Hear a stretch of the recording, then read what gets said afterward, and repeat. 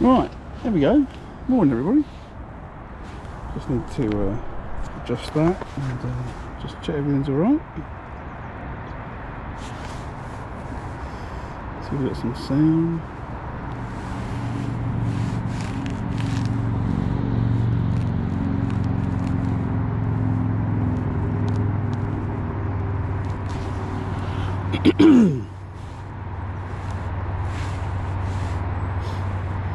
Oh yeah, what's going on?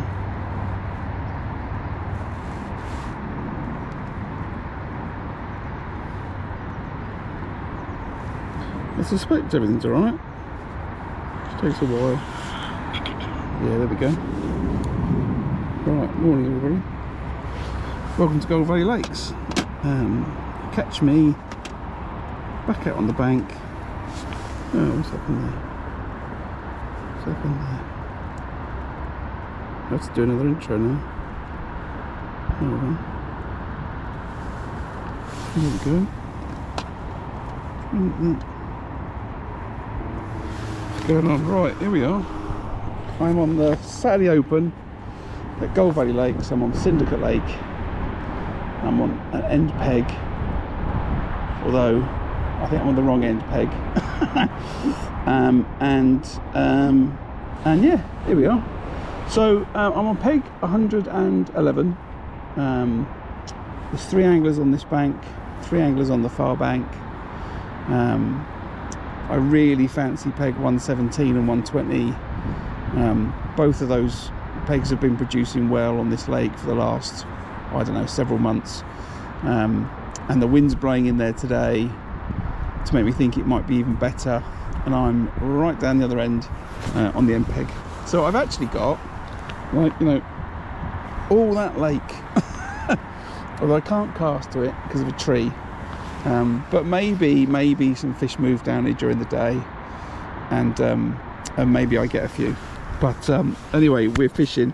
Moyes needed some help at the weekends, but he's on the mend now, so that's all good.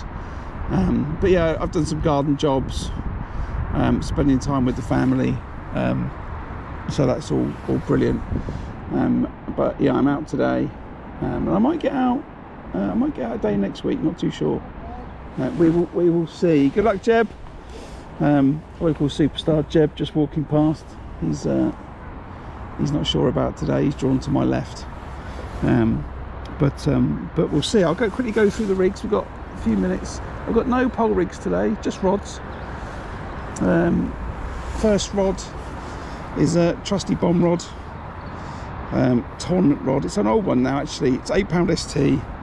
I've just got a little 3/4 of an ounce bomb, size 12 QM1 with a bayonet that's going to be used for wafter. I've got a method rod with a Guru hybrid. That's different, actually. That's £10 line, just because I couldn't find my other reel. So that's £10 line. That's got a bayonet as well. I'll fish a wafter on that as well. With some micros, that's going to the rope. And I've got a maggot feeder, trusty maggot feeder that everyone is using, or a lot of people are using at Gold currently. It's producing some fish, but maybe that's because everyone's using them. So a small little maggot feeder, £10 main, £8 main line, down to 019 to a size 14 SMWG. Tactics for the day. Well, not sure really. I've got a gentleman called Linus opposite me. Very good angler, fishes this place a lot. I suspect Linus will fish to the rope, but I think what I'm going to do is I think I'm going to start to the rope. I'm going to start on the maggot feeder. I'm going to start on the maggot feeder. I've got a line to the rope, and then if the maggot feeder doesn't work, I'm going to change that to a pellet line and just fire 8mm pellets on it. We'll just see what happens. Maybe nothing happens, or maybe it's a terrible idea, but we'll see. Side tray, new fancy side tray today. Actually, got one of these new. I got one of these Super XL side trays. I've got so much space, I don't know what to do. I've got like my lunch, got some towels. I bought some sweet corn, Nigel, if you're watching. I've got some meat. I've got some wafters, 8mm pellets. maggots, some pinkies and some micros. That's the plan. So yeah, I think we'll start on maggot, and we'll see how we go. We've got about 6 minutes before they're all in. So yeah, and I think we'll start on there, like I say, start on the maggot feeder. Maybe the fish will back off to the rope. I'm going to watch Linus, see where he chucks first, and take it from there, really. I think that's the plan. Fish a couple of maggots and a fluoro pinky on the hook, looking to catch carp or bream. And it could be a day where I just end up watching, where's my hand, watching Mark Eves on peg 120. He could absolutely empty this place today. He's got a lovely chuck right into this bank, and the way it works at Gold, forget the halfway to the next man, but actually 120's got a chuck up the bank, even though 119's got a chuck up the bank, just the way the pegs are cut. You know, they're both facing towards the bank. So he's got a lovely chuck. It's long. He's probably got decent 12-foot rod to chuck it there, but he could absolutely empty it today. The bank is really undercut. Everybody knows there's a load of carp that live under there, and it might not matter what he chucks at them today. He might catch a few fish, but we'll see. We will see. As I said, morning Martin, you know, there might be a ton of fish that want to move down here during the day, and I have a great day. Linus is indicating that we're going to cast that way. I've got a tree in the way. So there we go. Hopefully everything's going to be all right. I managed to leave one of my batteries at home, so I've got to run the camera and the phone off one battery, so it might be a bit tricky, but hopefully I've got enough juice to last me the 5 hours. Fingers crossed. Just seeing that this side tray awning gets in the picture, doesn't it? It was raining. Well, it is raining, but yeah, I'm impressed with that. Impressed with that. I'll take a picture of it. You can work out what it is. So yeah. What have we got? 3 minutes. Is the maggots ready? I was just saying to someone earlier, I was just chatting to Jeb. So hopefully I'm not going to have trouble today.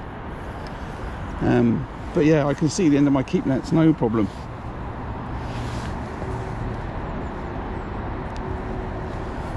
So yeah, water clarity.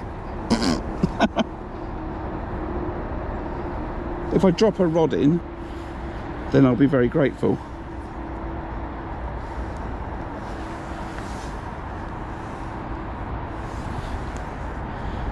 So I'm going to fish 2 red maggots and a pinky.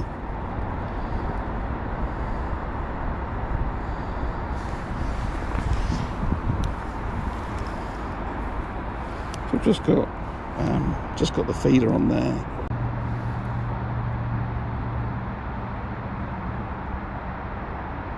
I don't know why that's gone, connection lost again. It's lagging, I don't know why. Shouldn't do. Got a lovely signal here today.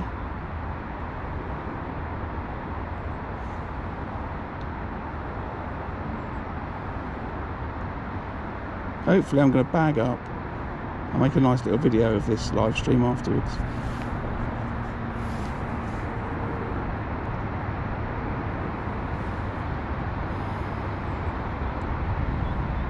Just wait for that whistle.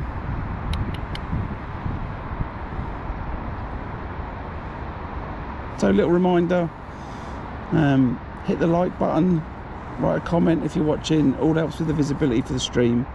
I might not catch a lot today, but if all else, we'll have a little chat, you know. We can have a little chat as the day goes on. Talk about all the great fishing that may be coming in the future. Oh, there we go. There's a hooter. Watch where Linus casts.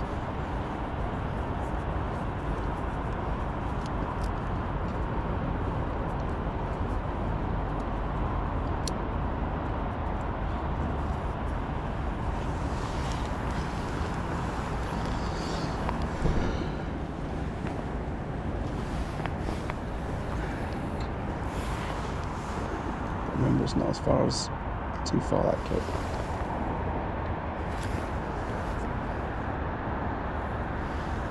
I've also got to remember I've got a clipper, which is unusual for me at this venue. Right. Hopefully everyone can see that.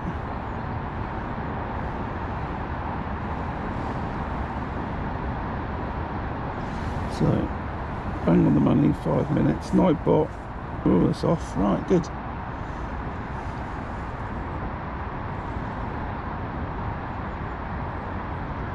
Just tighten up on that. I've got my hand on my rod and my eyes glued on Linus.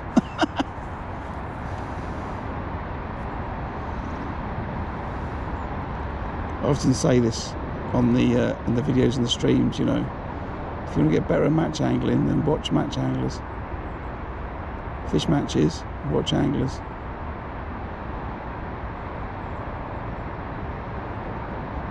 Let's see where he's taking his time. Makes me think it's not a maggot feeder. Makes me think it's, I don't know, pellets with some goo or something, maybe. Method feeder.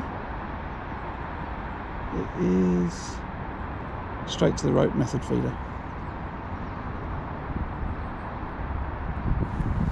Let's see what happens. Let's see what happens. Mark's chucked straight up the bank. Not sure of the gentleman's name in between them.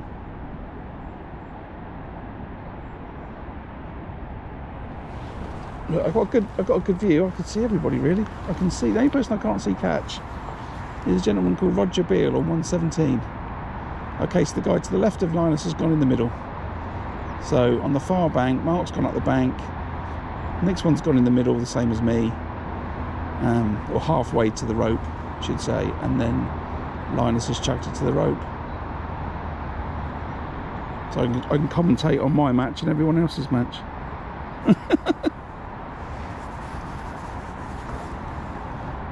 Let's see how we go.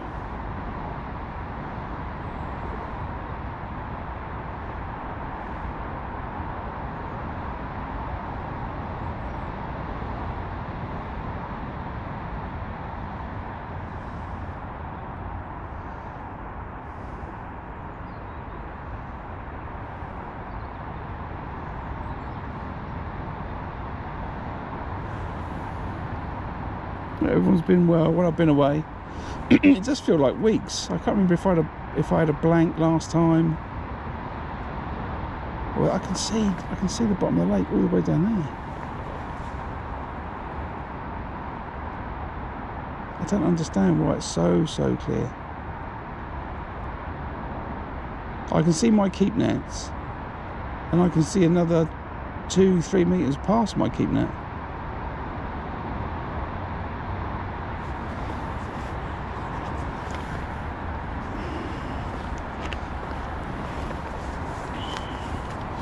Very clear.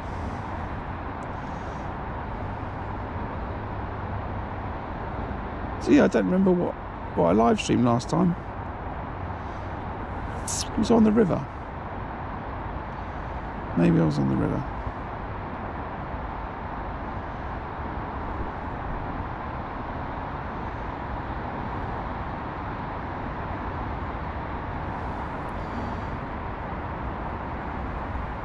Morning all, if you've just joined.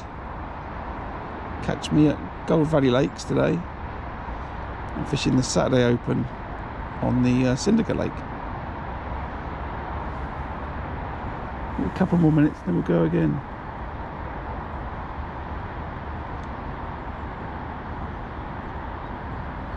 I absolutely, yeah. Horses for Courses. I absolutely love the Ringers chocolate orange wafters, John. I think with many wafters, if you've got confidence in them, you use them, and then, you know, ultimately you'll probably catch. You know, whether I was chucking out a orange wafter, white wafter, rhubarb and custard, multicoloured, red one, you know, when the fish are having it. I think they're having it. Right, nothing for Mark. He's brought it back in, which makes me think he's fishing a maggot feeder up that bank. He's right. That's 5 minutes. Time for a recast. Yeah, I absolutely love them. And that might be because I absolutely love chocolate orange. You know, maybe that's what's swaying my opinion, but they're my go-to wafter.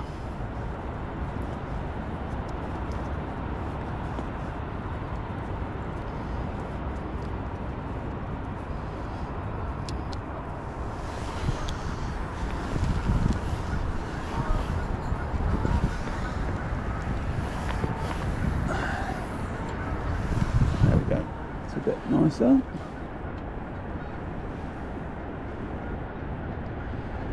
Morning, Alan. Well, you can't see. No, not currently on the Thames. On the Thames, it's chocolate brown currently. My stretch of the Thames, anyway. Hopefully, I can get back out on the river again before the end of the season. My club's got a match tomorrow, but it's on the. Wait till the train goes past.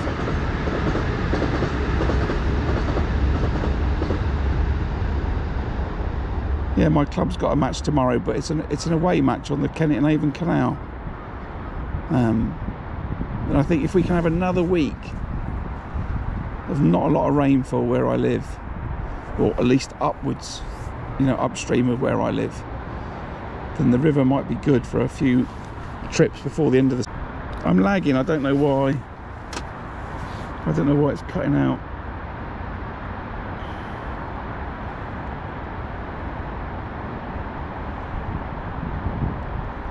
It's a Feederland side tray. I just got it. It's its first trip out. It's an extra large Feederland side tray.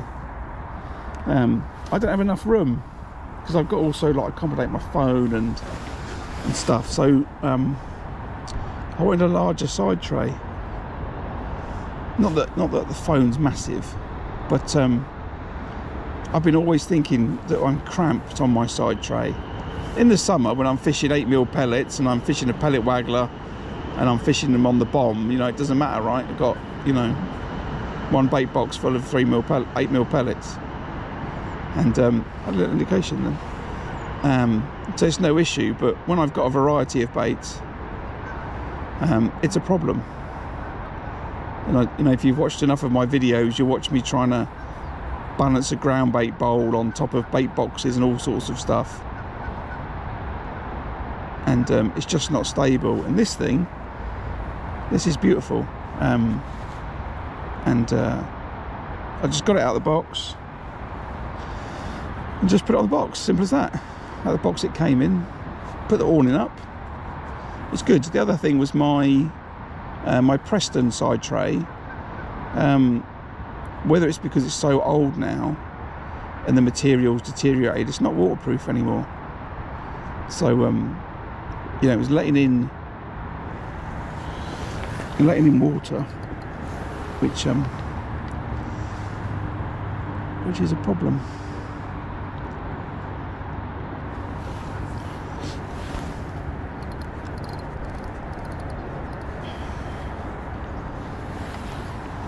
So it wasn't waterproof anymore.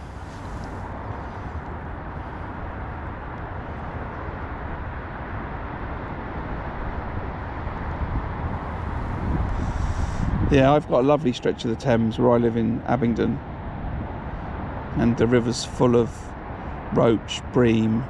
It's got loads of dace, big perch. It's got barbel in it, chub, carp. And I'm going to do some different sessions actually this year. You know, I'm going to go carp fishing in the river, and I'm going to go barbel fishing in the river. But that is against the backdrop of me saying I've got loads of other fishing to do, so hopefully I can get all of that done this season, or this coming season. But we'll see. Right, so where are we? It's nearly 10 minutes. I'm going to leave this longer.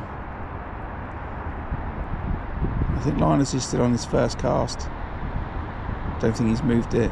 Mark's definitely had, I think he's just had his 3rd cast. I don't think he's caught any fish. So he's on a 5-minute rotation up the bank. It'd be interesting to see what Linus is doing. I suspect he's sitting on his hands, waiting for a bite. I'm going to keep going with every 5 minutes on this maggot feeder.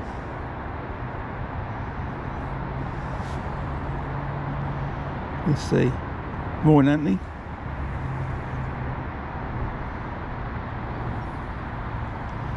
Oh, I think you're upriver from me, Martin, aren't you? That's not good news.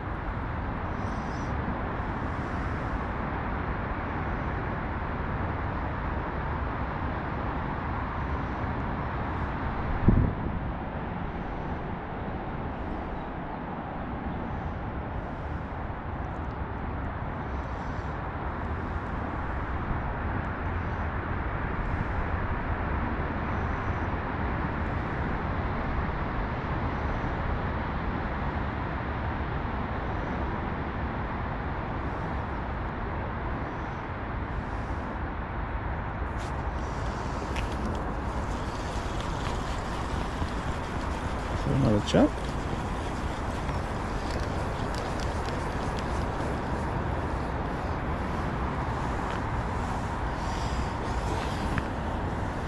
No, Nigel, no worms, mate.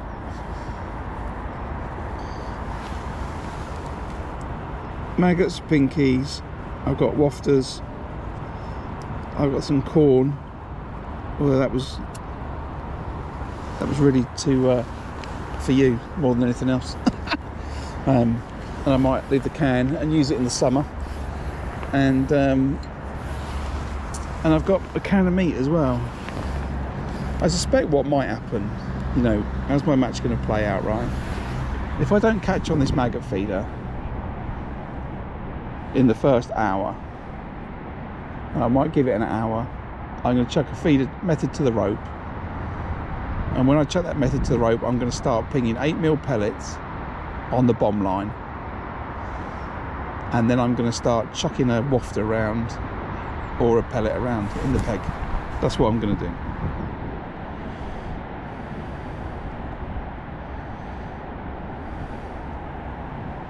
That's probably how it's going to pan out.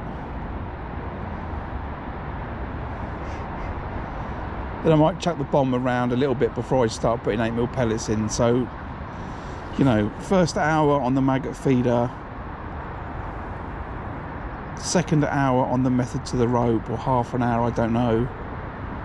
Let's see if Linus catches. He's fishing to the rope. And I might chuck a waft around, you know, plop, plop, plop, plop, plop all over the peg. I don't know.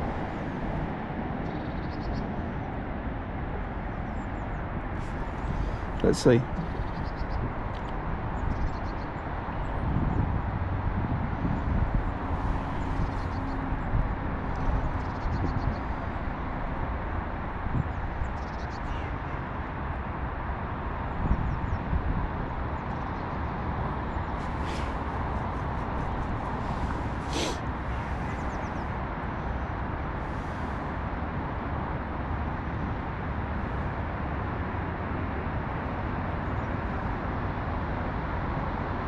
I think what we'll do is while I'm in between bites, right?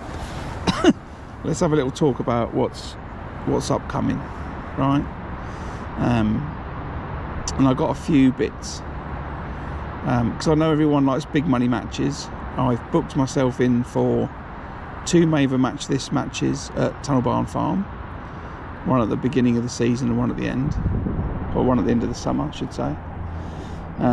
I've booked in for the Fishermania qualifier at Gold Valley here, and I'll probably buy another ticket for another Fishermania qualifier at Tunnel Barn Farm.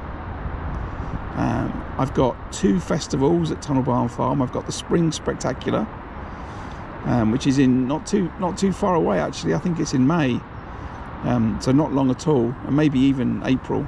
I'll have to check the dates. But so I've got the Spring Spectacular coming up. That's a 3-day festival.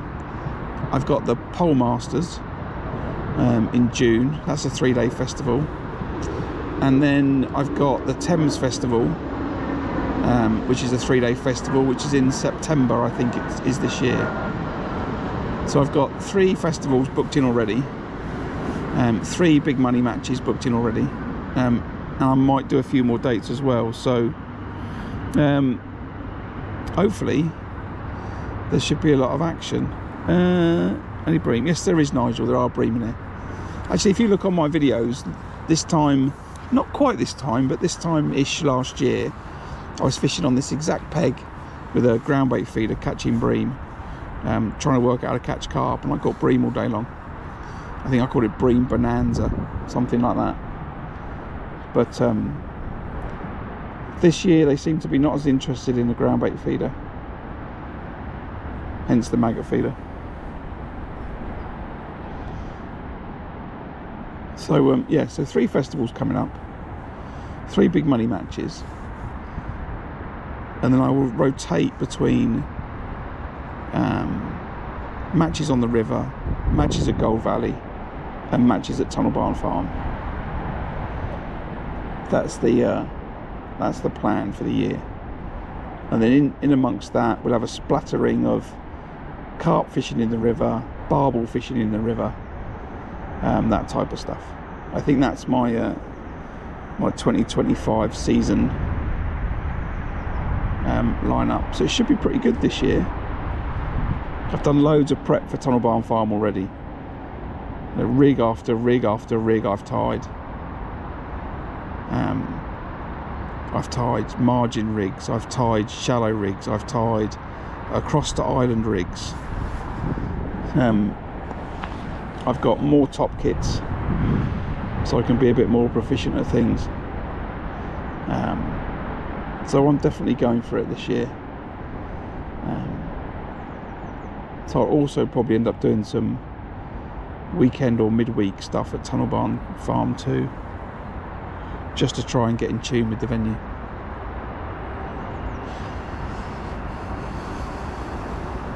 That's the plan anyway.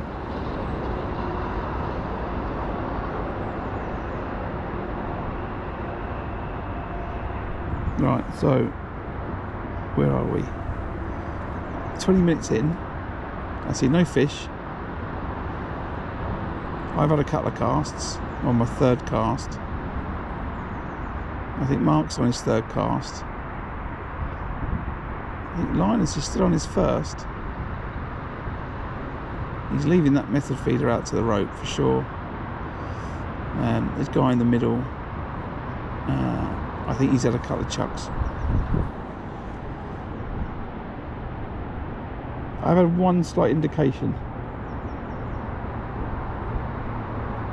Just a little movement in the tip, but nothing to write home about.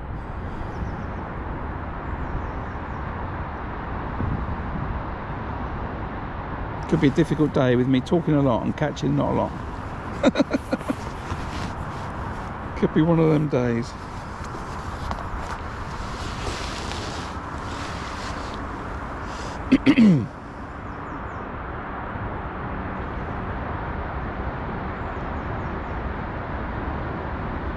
But yeah, as I was saying earlier, it is really clear. Don't know how well you can see that, but as I was saying earlier, I can see my keep net plus a few metres past it. And I can look down that bank. What's that? Top kit plus 1, like a long size kit plus a long 4. I can see the bottom down there to my left. I don't think I've ever seen it this clear, to be honest. Interestingly, the bungalow lake behind me has got some colour in it.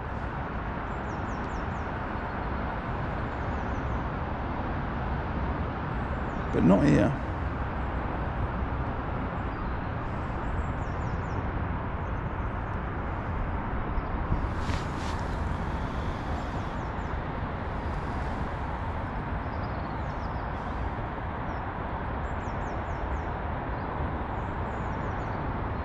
Right, while we're talking about those matches that are upcoming, I have a relatively, I don't know what words I'm going to use. It's quite difficult to stream at Tunnel Barn Farm because out of the different pools that are there, I only really get a good signal on house and parts of extension and parts of new.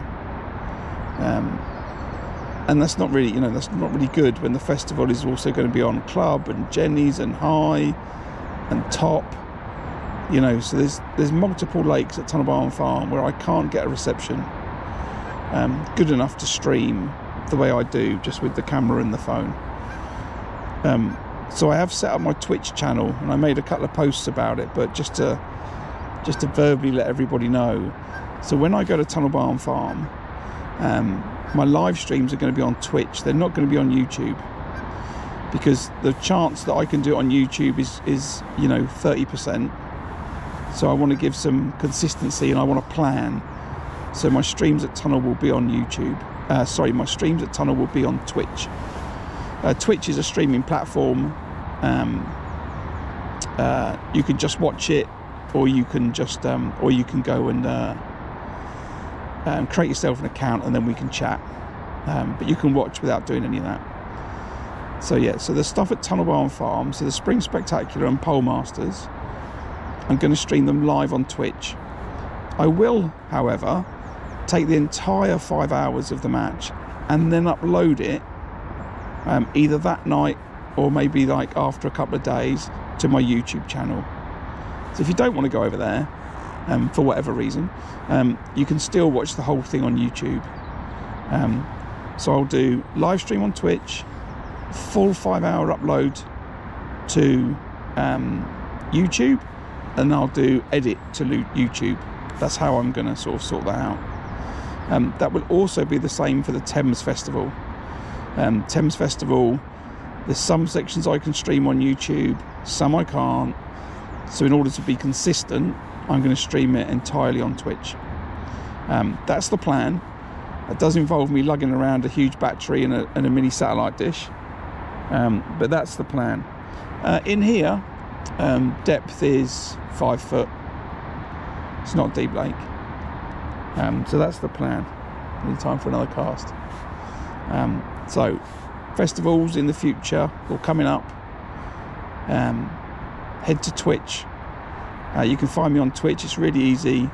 Web address is twitch.com, and then my stream, my channel is called The Fishing Stream, just the same as here. And you'll see a picture of me and all that type of stuff, and then you'll know it's me, so it's all good. Not that you see me very often. I just thought, but it's got the same name, so you'll be able to find it.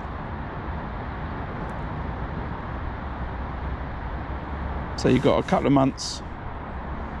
Get yourself over to Twitch.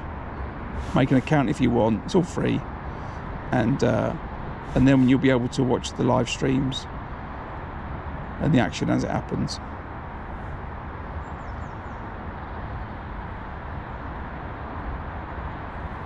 So that's the plan.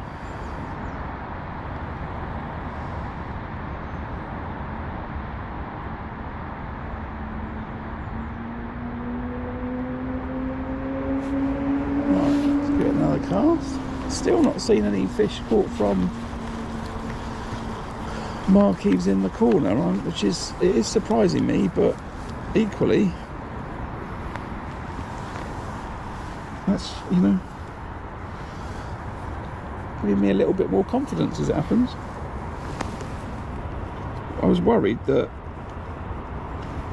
Mark and or Roger would chuck in. Roger's on 117, and they were both just catch immediately. And I haven't seen Mark catch, and I haven't seen Roger catch.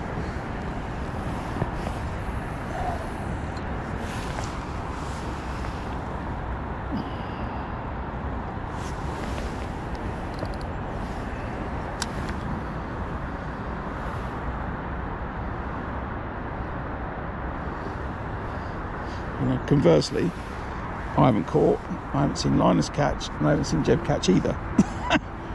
So could be a bit tricky.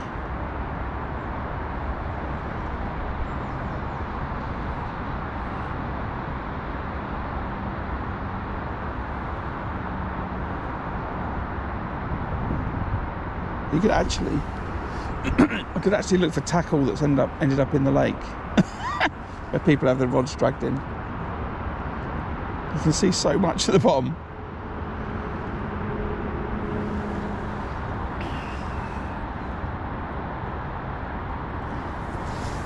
All right, we're good.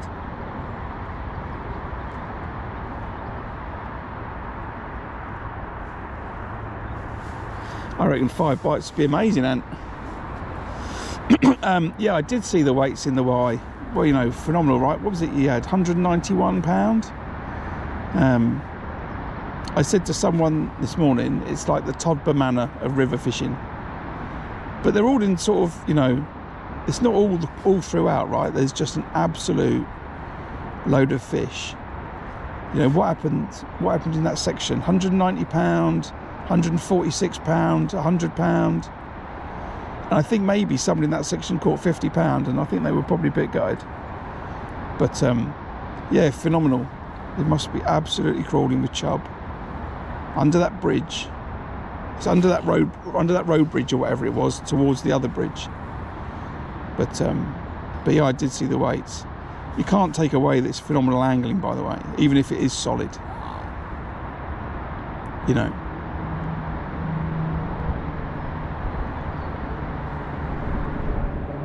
Whether you've got to do much to keep the fish there, I don't know. But he was slinging in balls of ground bait over arm in the clips that I watched. But it was, you know, trot the float down, hook 'em, you know, wind, you know, net the fish, £2 chub.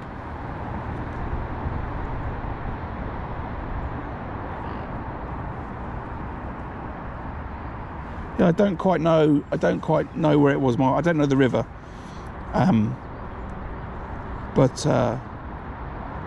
But whatever angling club has got the rights to fish there, I'm sure they're going to get a few people trying to join their club this year. It's crazy weights.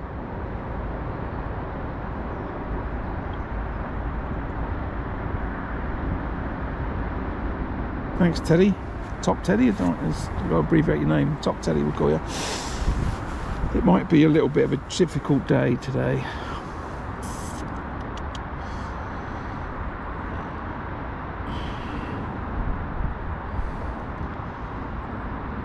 Jeb's already shouting at Roger to my left. Probably asking him why he hasn't caught fish yet. I haven't seen Mark catch a fish.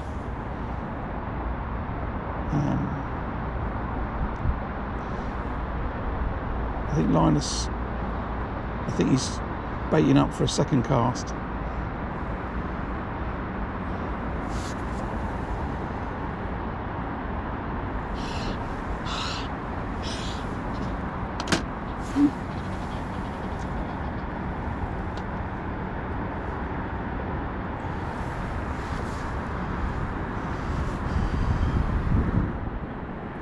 So yeah, this might be more of a social talking day today than an actual catching fishing day.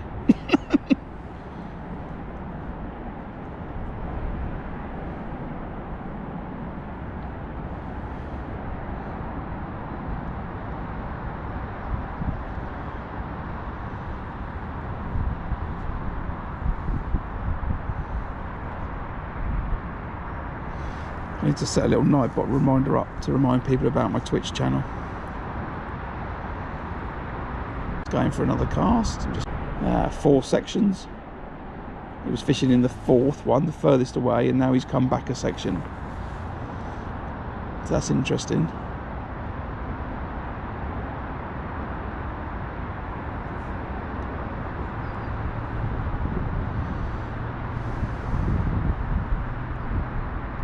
See what happens.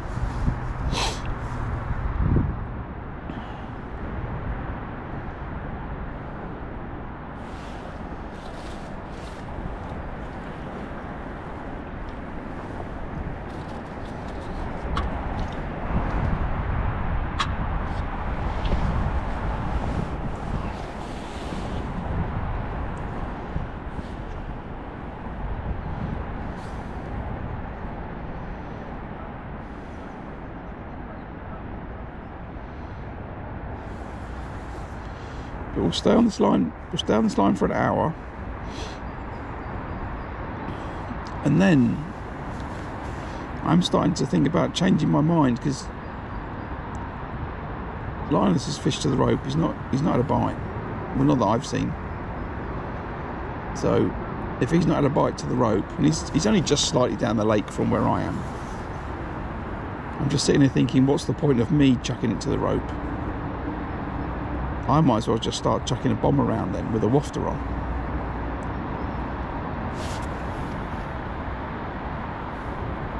And he may be thinking exactly the same thing, watching me fish a maggot feeder halfway and I'm not catching either. He might think the same and start chucking a wafter around. Not a lot there. There's only 6 today. 6 brave anglers. I think it's they've got back-to-back. I think it's last weekend and this weekend Rushmore matches. So there'll be loads of anglers fishing tomorrow here. 80 odd anglers, something like that. So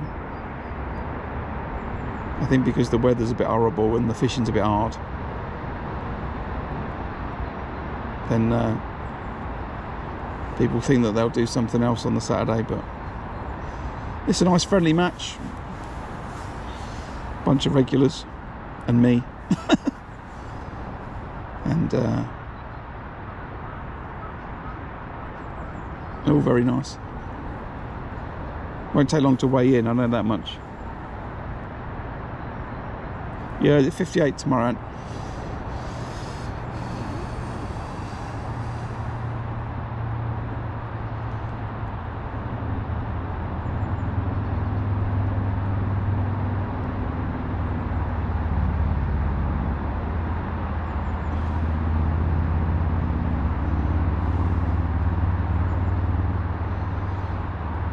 I've never seen this lake as clear as it is today, Anthony. Maybe it's been like it for the last couple of weeks, but it's crazy. Not crazy, that's, I don't know, but it is really clear.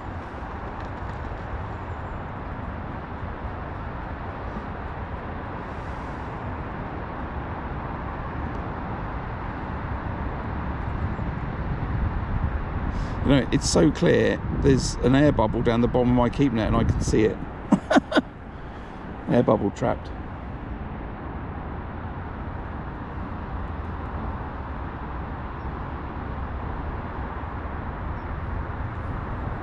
No signs of any bites on the far bank.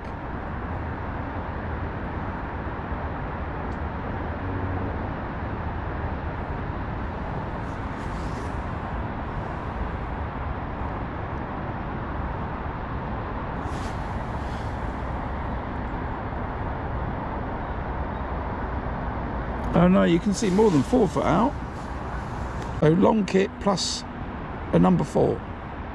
Long 4. It's really clear.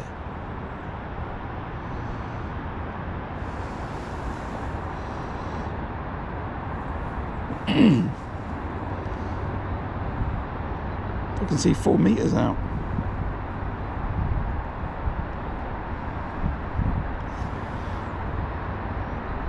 Uh, 111.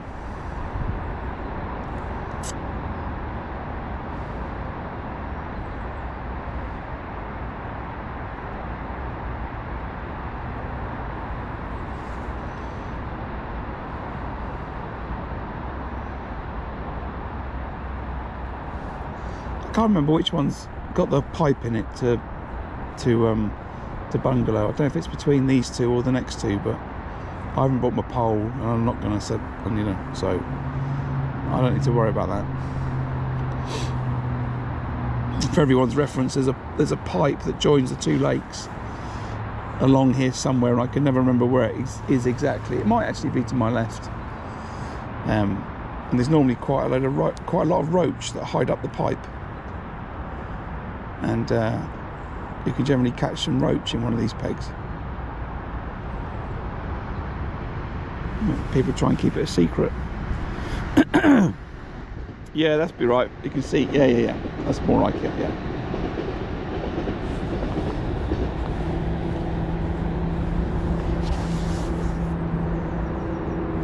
So time for another chuck, I think.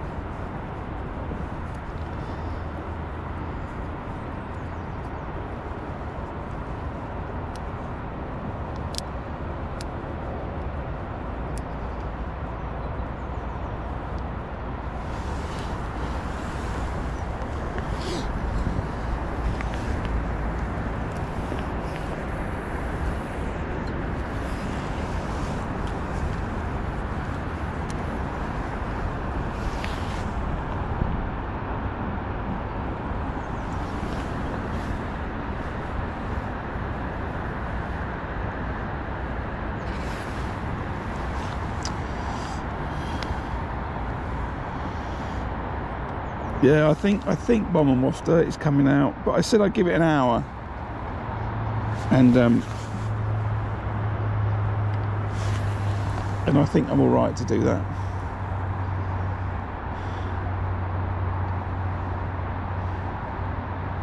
I just want to see, you know. Linus is fishing to the rope. He's not caught. He's not had a bite, I don't think. Mark's fishing maggot feeder up the bank on 120. I don't think he's had a bite either. Well, I haven't seen him have a fish. Put it that way.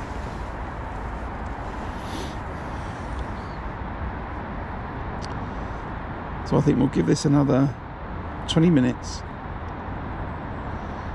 Just so I've given it the hour that I said I would. And then I think I'm going to start chucking a bomb and wafter around the peg.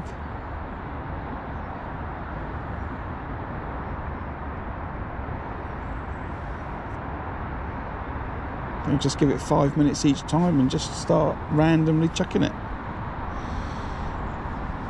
Well, I would say randomly. I think I should sort of try and systematically work my way around the peg, but see if I can just drop it in front of a fish and hope it just decides to grab it.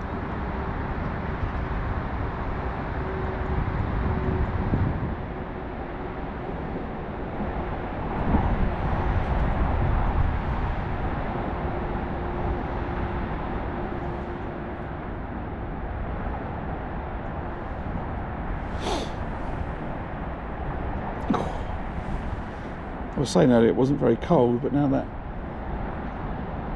wind is starting to bite a little bit. Must be time for some chocolate.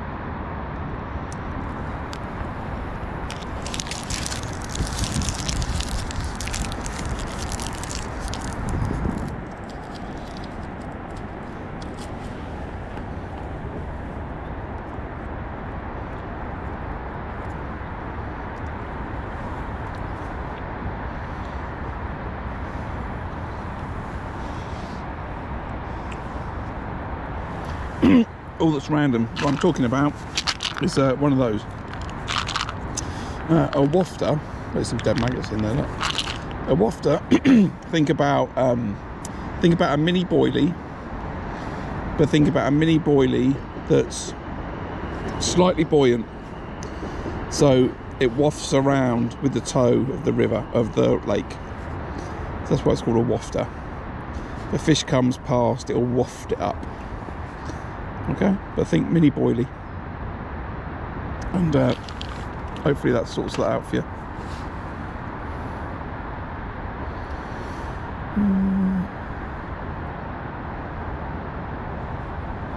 All that's random, I love it.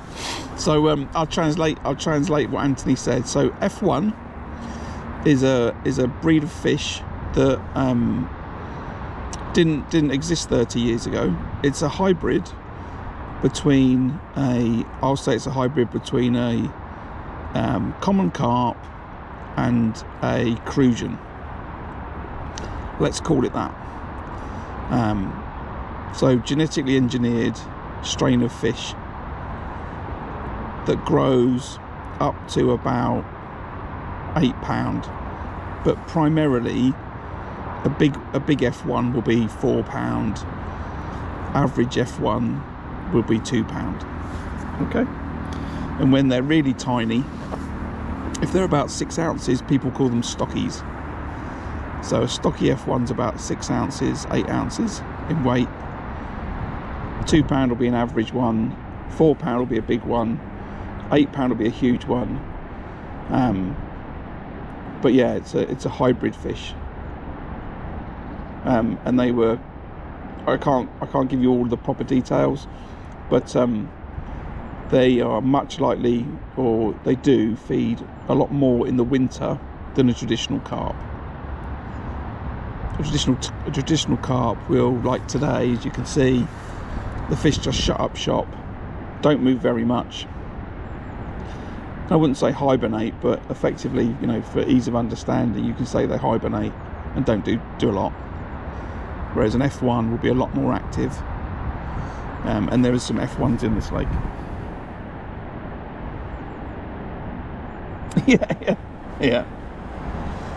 yeah. If you type F1 into a Google search, you won't find a fish. You'll find a Ferrari probably. And the edge, when Anthony says the edge, he's referring to whereabouts. So he's talking about the edge of the lake. So F1s, when the water is really clear, they like some cover. You know, they want to be near those reeds. And where he's talking about in peg 107. I think there's some reeds on the edge of the lake, and the fish are seeking some sanctuary in there, because they don't like, you know, clear water. You know, they don't want to be seen by any predators.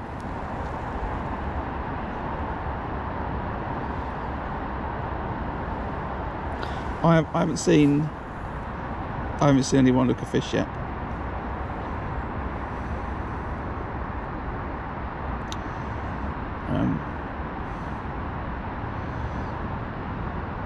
So that's not great, is it?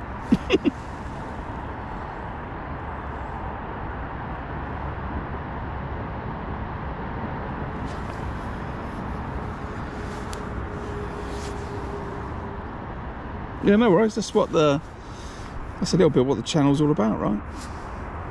The difference between live streaming fishing and just making videos. You don't get to ask that question really on a video, but generally if I don't answer the question, someone else in the channel will. Alright, so what we do, we're just after quarter past. And I'll have one more chuck and then run that to the top of the hour, and start chucking and waft around, I think.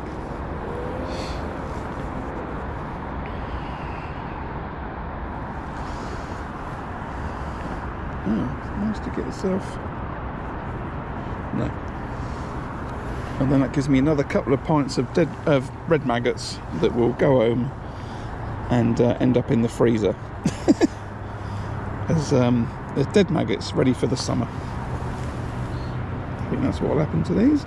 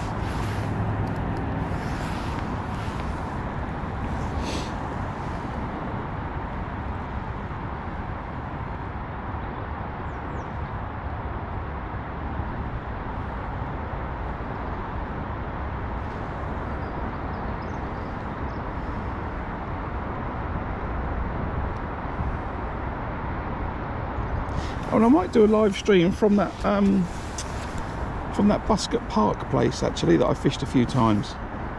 I've got no signal there, but I should be able to get a signal on my Starlink, so I might do that. Yeah, I don't know where Neil is, Martin. I've not heard from him for a little bit. He's probably sitting in a bivvy somewhere in Goring trying to catch a chub.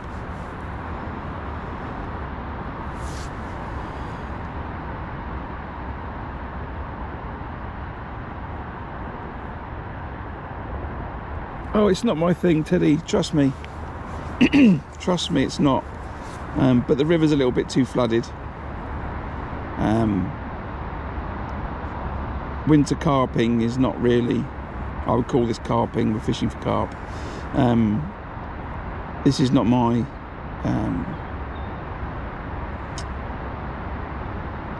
I'm not living for this. If you ever look on my channel, you'll see plenty of other videos of me catching 20-pounder roach or on the river, or 50-pounder bream on the river, and catching 100-pound of F1s, and you know, in competitions and stuff like that. This is fishing and chatting. that's what this is.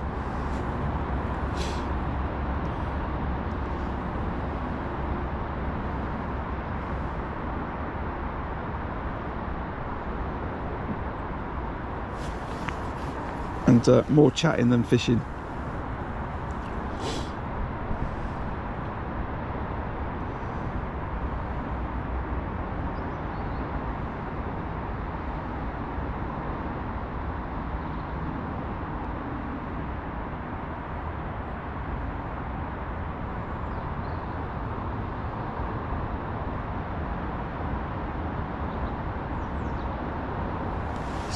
It's fascinating how I've never seen this much of the lake before. And it's really uniform. I was saying that there's a little boulder out there. The rest of it's all dead flat. Well, it looks flat, you know, it's probably not, it's probably very bumpy, but there's not a load of, you know, bricks and rubble.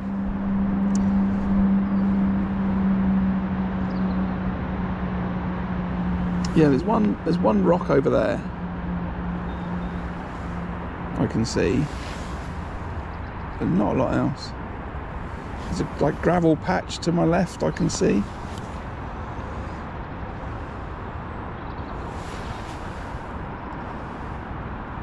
A few boulders in the edge to my right, but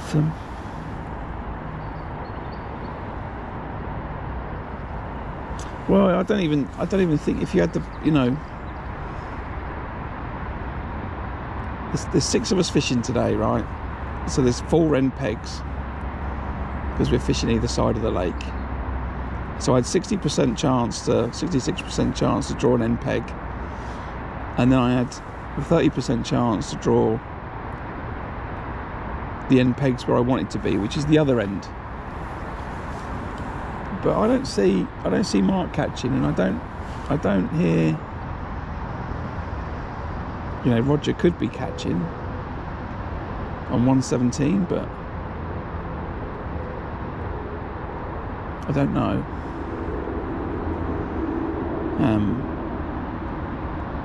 So I want it to be down that end, if anything. I've drawn this end,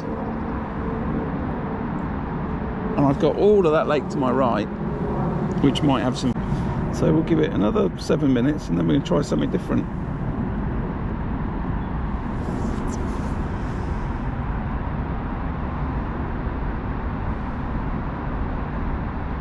Yeah, it's extremely clear. The thing about, I don't know if this is going. There could be no truth in what I'm going to say, or there could be plenty. Originally, this venue was called Spring Lakes, and I want to say the reason for that is because in the main lake, in the big lake, it's called Gold Lake now. There's a natural water spring, and I think that spring brings some clarity to the water. And all of the lakes are connected by pipes. Whether that's got anything to do or not, I don't know. But I've fished this venue for, well, since it was a venue, really. I think I first probably came around here when I was probably maybe I was just 20. And that's quite a while ago now. And I don't ever remember seeing it quite like this. But, you know, it could change in a day.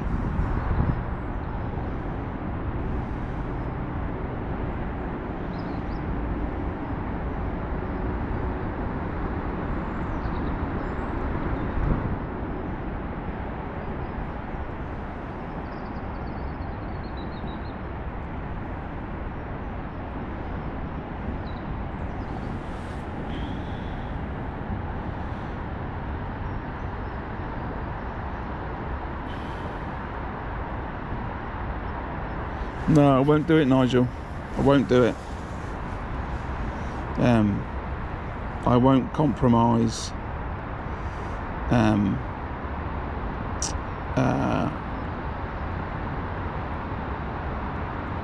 strength for getting a bite in this case.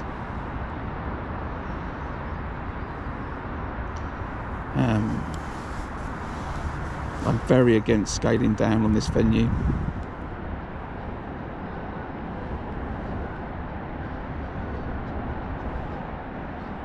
Yeah, I'd really, you know, if you know, I'm trying to catch an 8-pound carp, right, plus, and I don't believe that an 8-pound carp cares whether it's a size 18, 16, 14, 20, 10. I don't really think they care that much. I'm not here to catch a bream. Maybe one fish will win you the match, but I'm not here to catch them. I think the size of the hook is fine for the size of the fish, and I'm lying on the bottom, and I don't think that scaling down does too much. So I'm very against scaling down at this venue. I will scale down on other places, but you know, I think that the phrase is you fish as light as you possibly can for roach and as heavy as you can for carp.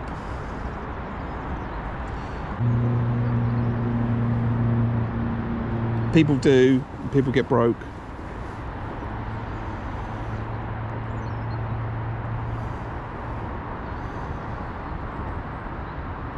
I've got a clip on, you know, fish will tear off, just break you on the bite.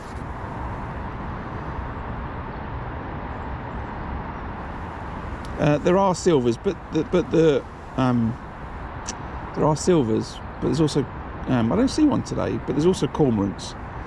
So the silvers do not like this colour water when it's this clear. So they will be held up somewhere, probably in the bank. They will not be swimming around in this clear water because they're just basically food. If a skimmer goes swimming around right now in this water, it's going to get eaten. Simple as that. It's not like it's coloured. If it was coloured, then I would probably have the pole out. You know, I'd have done something different for the day, but I knew it was going to be clear. I didn't know it was going to be this clear. Yeah, and the idea of, yeah, it is.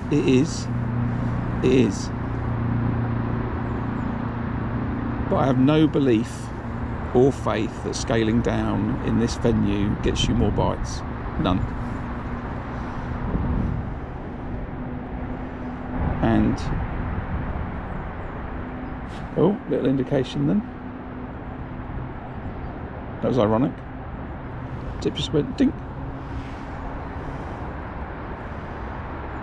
We have to leave this out for a bit longer. So yeah, so I don't think that scaling down when it's this clear will get you a bite. I think you either get the bite or you don't get the bite. That's me, you know, that's my view. I know other anglers will scale down, you know, they'll be on a 0.15 bottom, like you say, on a size 18. I don't think it makes any difference.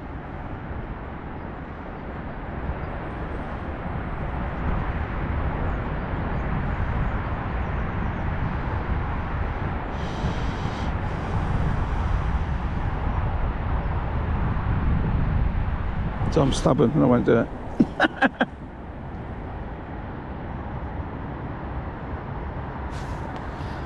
What's that you're saying? You're not really selling the... Oh, the place is fine.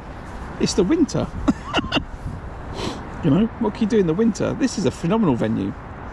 You know, weights in this lake in the summer, I think, are up to £300. But the reality is that it's really cold, and it's been really cold for a long time. And the water temperatures, I don't think, is going up. And it's really clear. But no, this is a phenomenal venue. So yeah, all commercial carp venues that don't have huge silverfish populations end up in this situation in the winter. It's not just here. But if I was fishing in the summer and I was fishing with a pellet waggler and a bomb, there'd be a bite of chuck. There's lots of other videos I've got on the channel. If you go back and you look at stuff in the summer for Gold Valley, you'll see I catch plenty of fish here.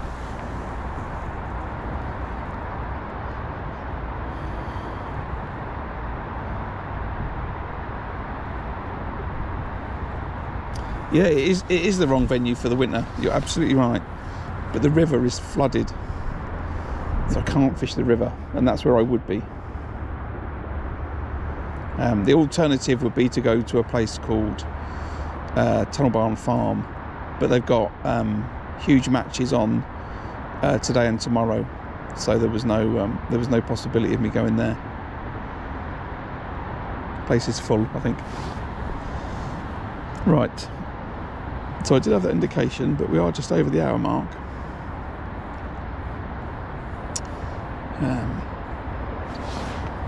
Let's have a little think. I think I'm alright to leave it there for another 5 minutes. I will do so.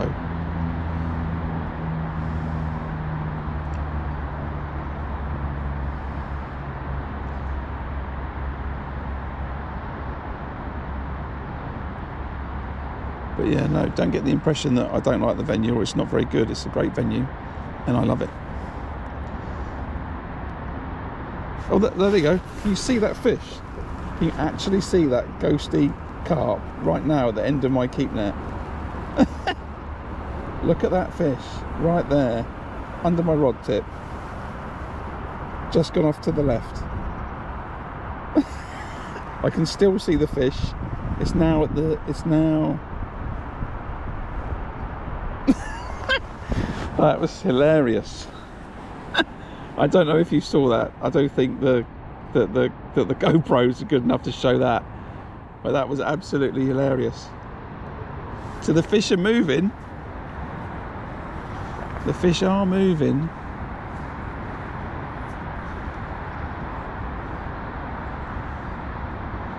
And just in case anyone wonders, no, I didn't have enough time to reel this rod in, grab another rod, neither of them are baited, and then drop it in front of the fish. I couldn't Could you see it, Martin?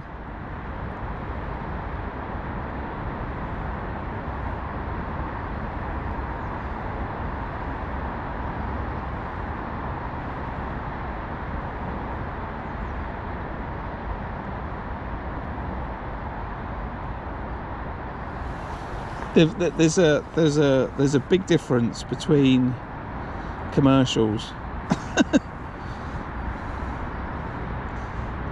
This is a predominantly carp venue, commercial. Tunnel Farm is predominantly F1. There are other ones that are silverfish, roach and perch and skims and bream. But yeah, maybe there is. But anyway, we're here and we're fishing a match. So that's enough of that.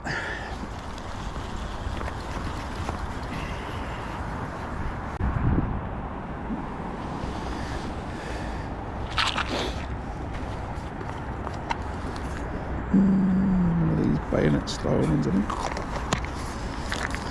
Bayonet? I don't know if the word's wrong. Right.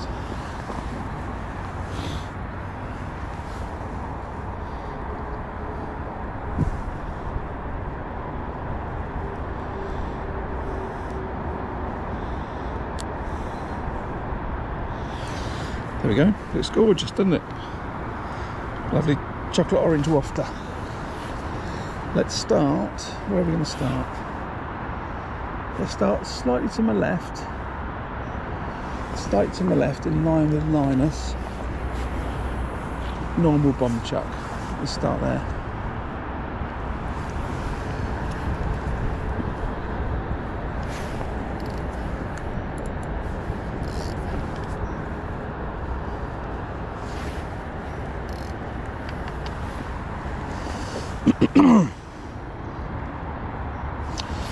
And what I aim to do is I aim to chuck it around.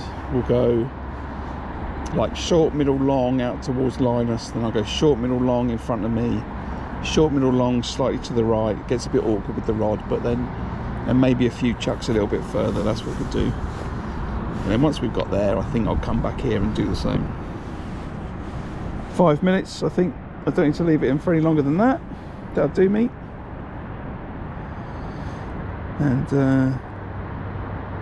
And there we go. Yeah, tunnel's been hard. You know, even you know, I think I saw a write-up from John Arthur the other day that there was people in his section that had £5 and £7 at Tunnel Barn Farm. You know, it's just been this period between Christmas and now. You know, if you look at the video that I did on Boxing Day, no, Christmas Day. I fished on Christmas Day. I caught, what did I catch? £60 on Christmas Day, and I was having a bit of a mess about. And then Boxing Day, I think I had £40 in the match. Came nowhere. And then since then, it's frozen 2 or 3 times, snowed a few times. You know, and the water temperature has just plummeted.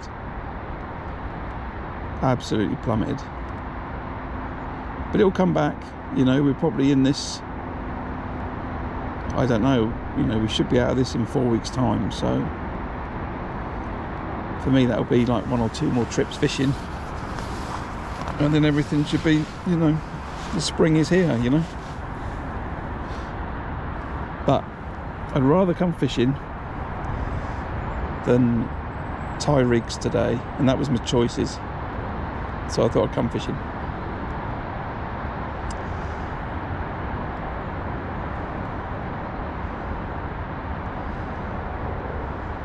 My kids are all out doing stuff, by the way. I'm not abandoning them. They're all out and about.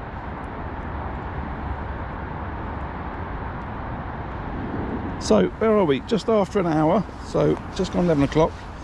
Nothing on the maggot feeder. A couple of little indications. I saw a big ghosty carp swim along in front of the rod tip, which has convinced me and inspired me. I've now chucked a little orange wafter out, and I will start searching through the peg to see if I can drop it in front of a fish. The rain's just started, so that's a load of joy. And I'm just going to put these maggots somewhere where they'll be a little bit drier.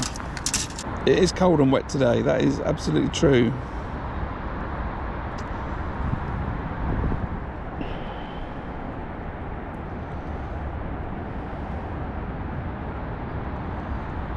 And there is no amount of selling, but you're never going to convince me to watch a football match in person in this weather.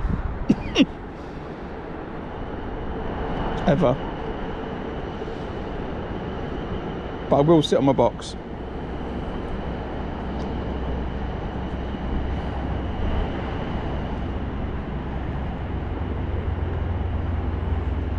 Yeah, I'm glad you saw the ghosty, which means it will come out on the it'll come out on the camera okay for when I do a little video of it.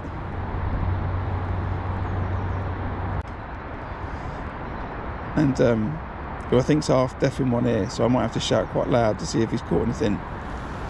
Jeb! Jeb! Not loud enough, clearly. Linus!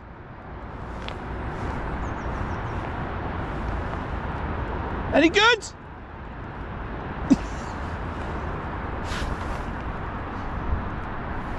No fish for Linus.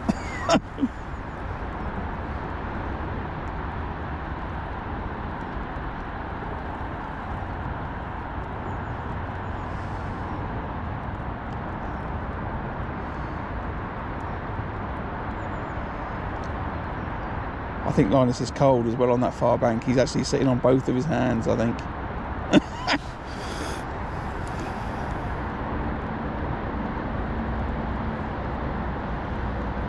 I wouldn't, Teddy. My 13-year-old plays football. He can do that with his mum. He does fishing with his dad.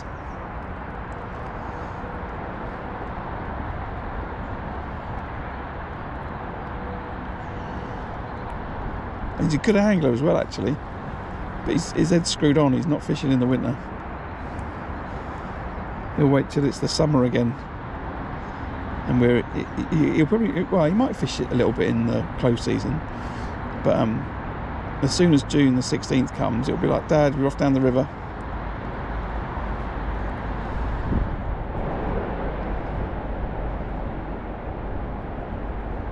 Although I think this year he needs to start fishing the bomb and the pellet waggler. I think that's going to entertain him. So yeah, I'll probably edit this into some sort of a sentence. So yeah, after the first hour, no signs on the maggot feeder. Just a couple of indications. It wasn't no signs, but no bites. Just a couple of things where I think a fish has bashed into the line. And nothing else. So yeah, one ghosty in the front of my peg I saw, so I've now switched to a bomb and wafter. I was talking about fishing to the rope in the second hour, but I've been watching Linus, and Linus has been fishing to the rope with a method feeder for the first hour, and he hasn't caught, so I don't see the point in doing something that's not working for him when he's so close to me. You know, if he fishes to the rope, I fish to the rope, there's not much difference between his peg and my peg. So we're not going to do that. Right, a couple more minutes in this spot and then I'm going to recast it.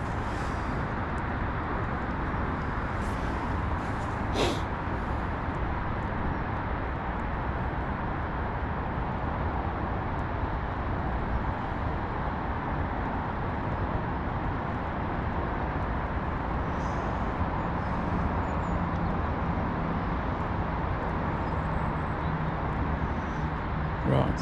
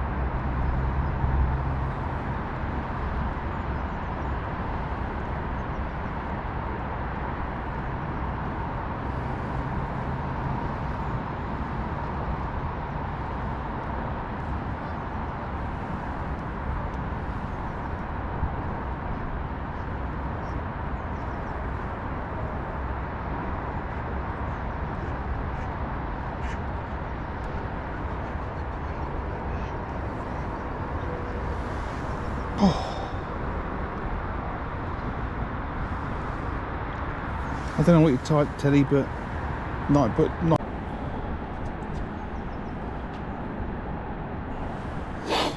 Oh, well, this is pleasant, isn't it? I got my left hand. I've got left hand in my pocket or under my leg, but my right hand I've got it covering my rod. Because you're a fool if you don't have your hand near your rod at this venue, and the wind's got up. Now it's quite cold. It's quite cold.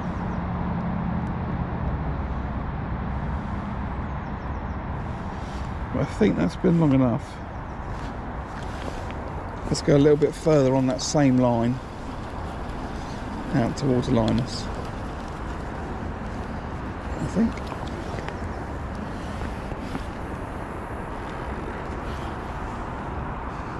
Yeah, we'll do that. I'll go short, middle, long, and then move along and go short, middle, long again. I think that's how I'll work the peg.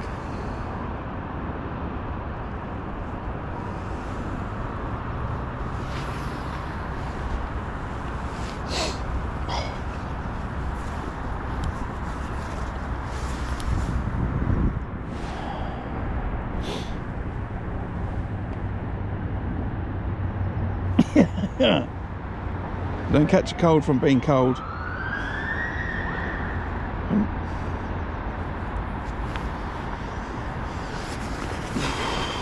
Come on.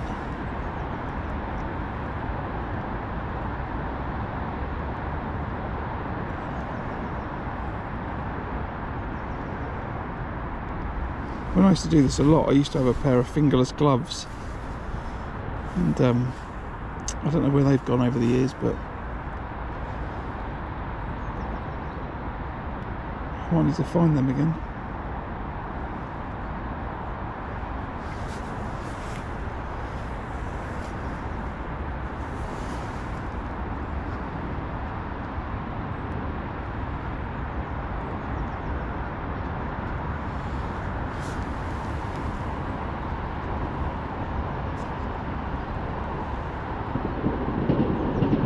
Yeah, interestingly, when just before the match started, I was waiting for the train.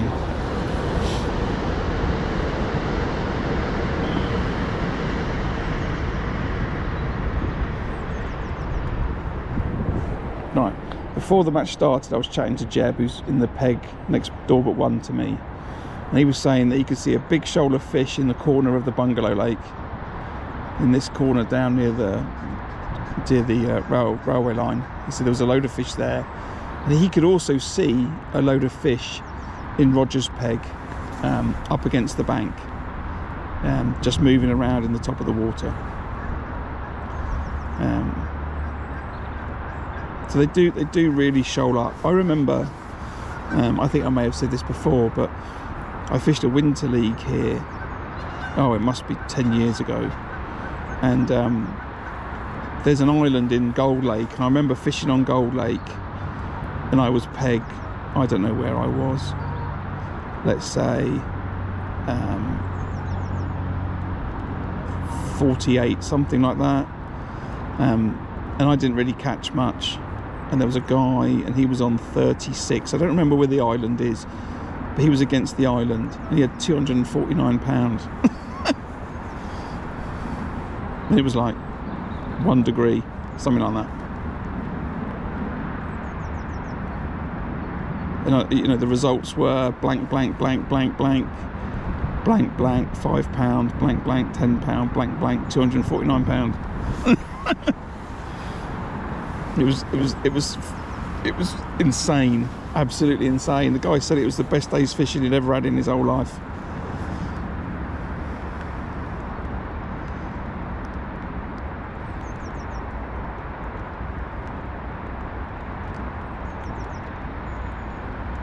The thing is, they will eat, but they just generally don't want to move. I appreciate we saw that fish moving a minute ago, but that's what happens. They just don't want to move.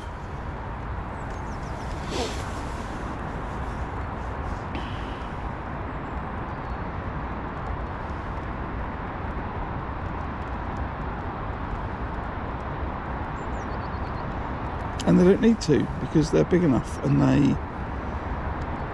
you know, don't need to expend the energy.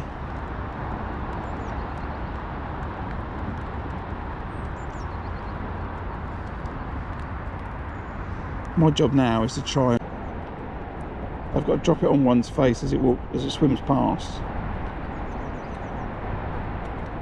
Or hope that the plop grabs one's attention, you know.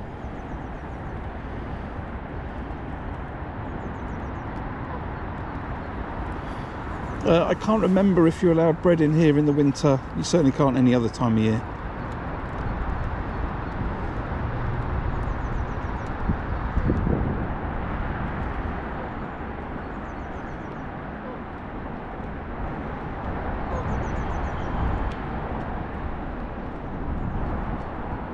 I've used it in the past, but I'm not sure what the current rules are, but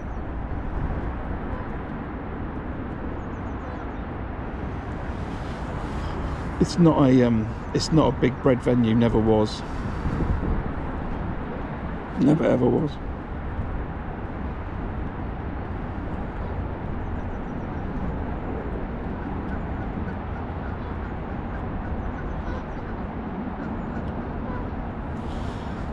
So we'll give it, what, 4 more minutes, then I'll have another chuck a little bit further towards Linus.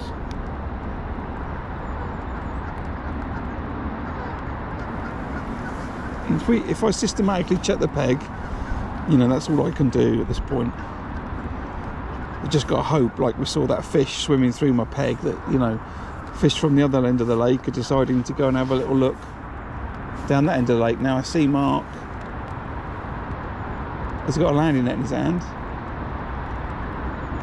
and something's not quite right because he's standing up. Or is it because it's so big? What's the issue? Okay, he's got a huge lump.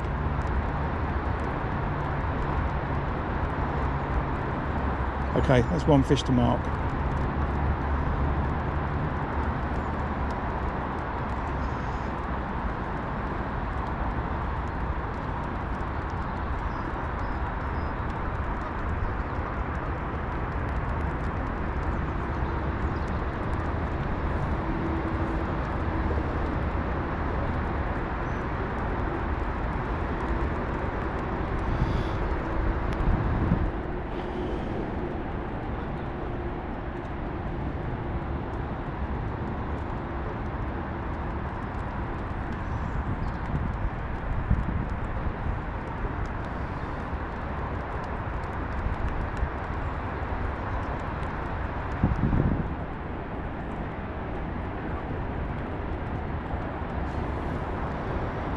Right, 2 more minutes and then I'll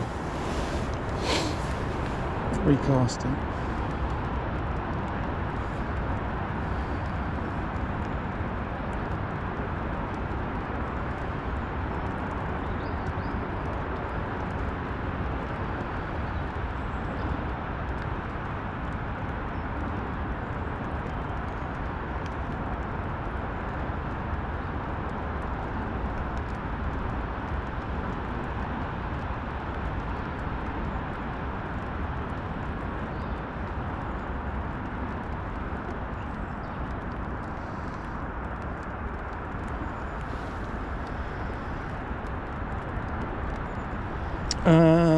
You missed a ghosty swim under my rod tip, Anthony, and Mark's just had a lump.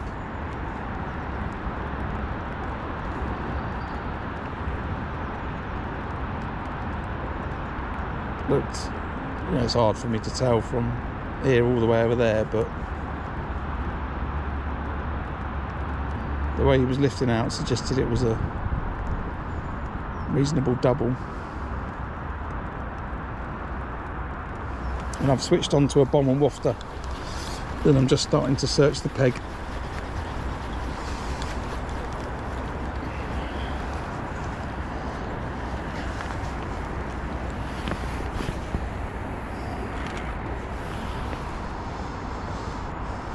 Further than that.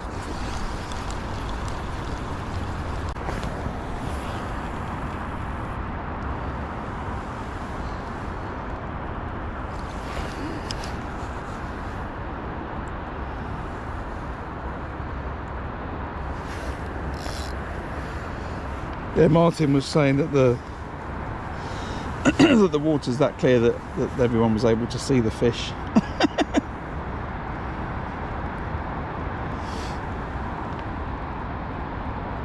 It was like being at a garden centre.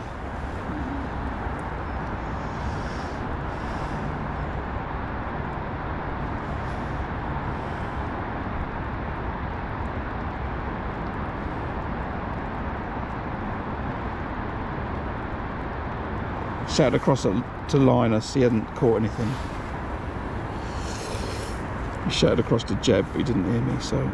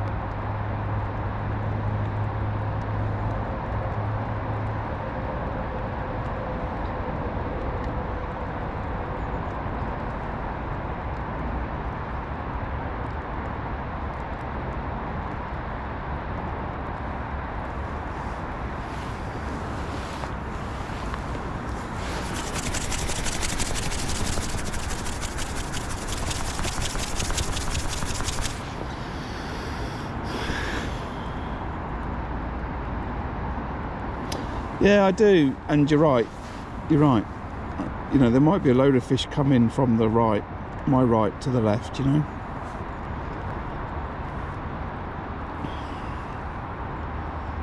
Let's see.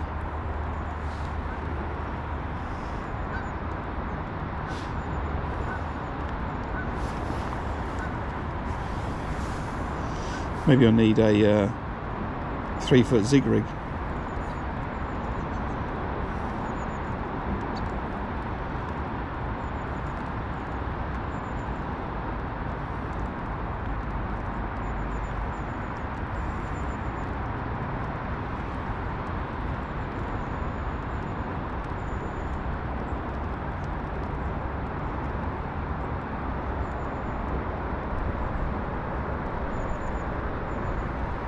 Maybe I should have brought a pallet waggler.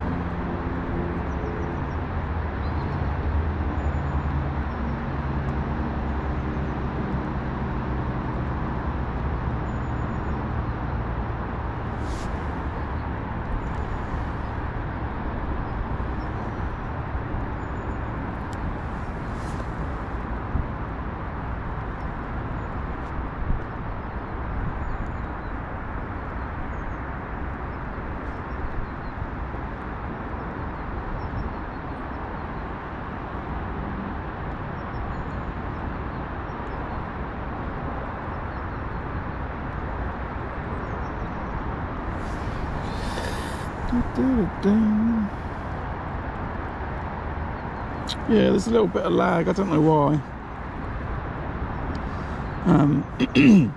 Over the course of the last 2 years that I've been streaming, I think GoPro is a different way of handling breaks in the connection. I think they're trying to just not like sever the connection, but give it a little bit of time to reconnect. And I think YouTube allows it as well, so when the connection drops for whatever reason, it keeps trying to reconnect, and then it manages to do it, and then carries on.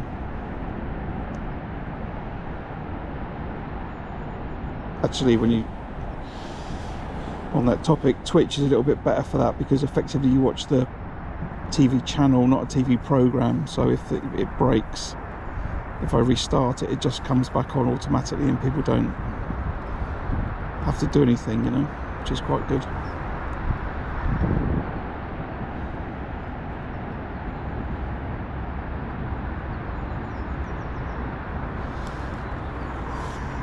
Oh, excuse me. Oh, it's cold today.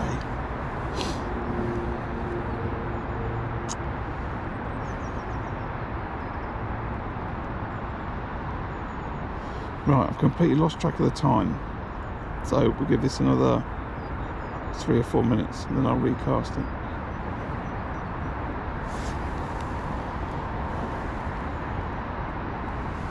Ooh.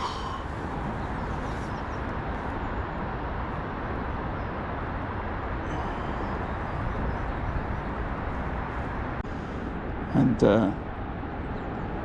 the more audience participation that you get on a live stream, the more it pushes it to other people. So in the absence of catching any fish, we should just see, you know, how far we can push the stream and get it in front of more people with similar interests, which is all about hitting the like button, typing something in the chat, saying hello, that type of stuff. On this very cold and not very action-packed day, Linus is now standing up on his platform, which is a clear indication that nothing is going on in his peg.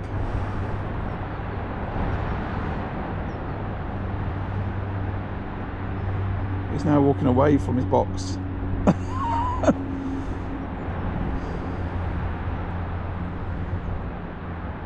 I might have to have a cheese sandwich in a minute.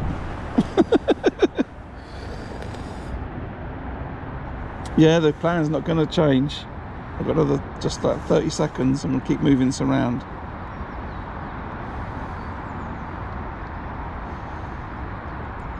I think Linus's approach is keep it in the same spot and let the fish come to you. And I believe Linus is relatively successful at that. And I'm going to wait until the fish swims past. Probably safe in the knowledge that fish swim along that rope line, you know.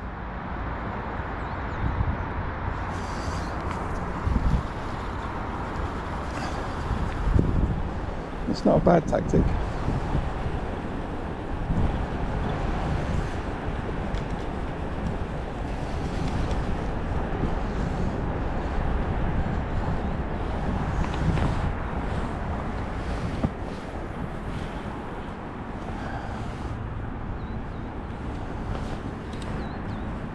And it might actually be a better idea, you know, if Anthony's viewpoint's right, that the fish are swimming about in these pegs, then you might actually be better just with a static bait and just wait.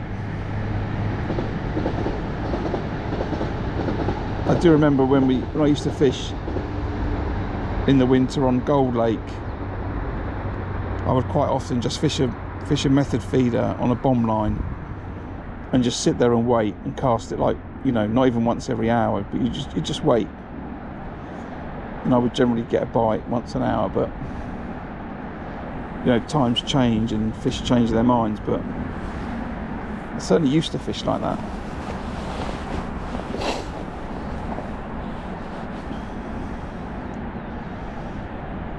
You know, I'm chucking it around because I'm trying to find a fish that's stationary, I guess, or not moving too much, or a few fish that are sitting there together.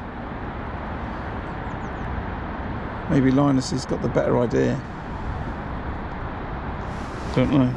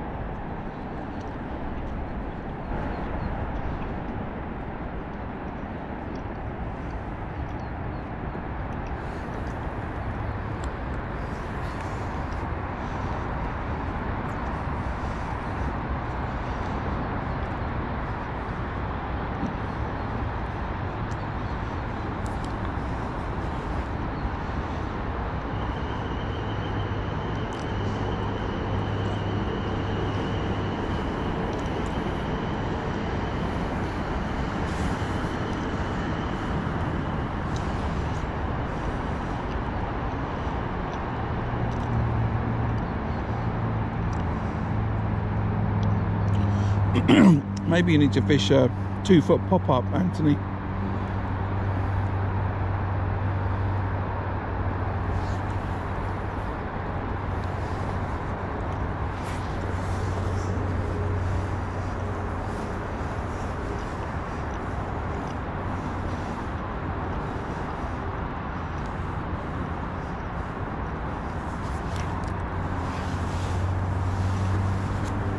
Yeah, I watched a couple of Joe Caras's videos that he was doing at Boddington, but I think he's given up on it now, isn't he? Didn't I see that he's jacked it in? He's given up with Boddington. He's going to go and try and catch a chub on the river. Just no consistency in the approach.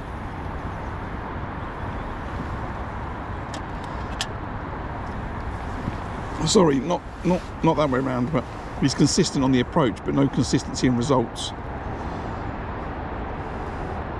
Apart from blank. But it's tricky, you know. Carp venues, winter, you know, that's what it's like. Which is, you know, pretending you're busy and then hopefully you'll get a bite.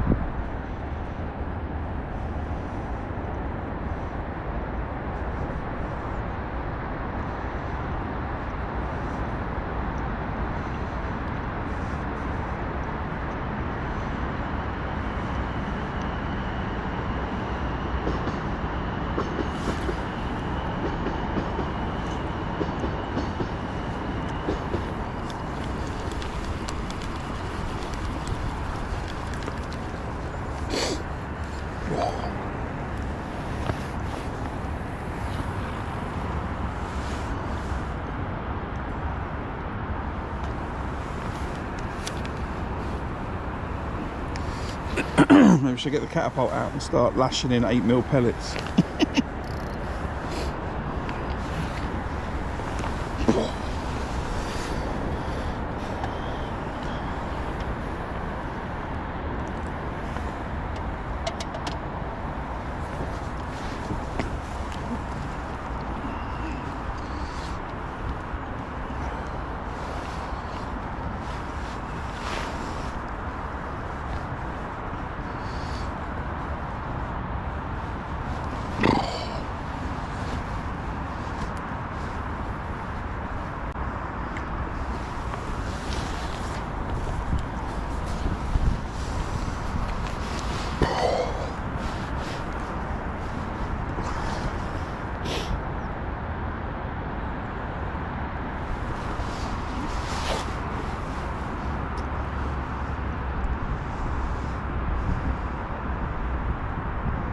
So I think it's a good time to take this opportunity to say, you know, if you're enjoying the stream, maybe not this one, but you're enjoying the channel, and get some entertainment out of the videos that I post, then make sure you hit the subscribe button. Make sure you can find your way back. It's a free way to support the channel, and I really appreciate it, and it gives me a lot of motivation to keep coming out on days like today and making some content. So good times are coming in the spring and summer, but for now we'll deal with this winter fishing and keep plugging away and trying to catch a fish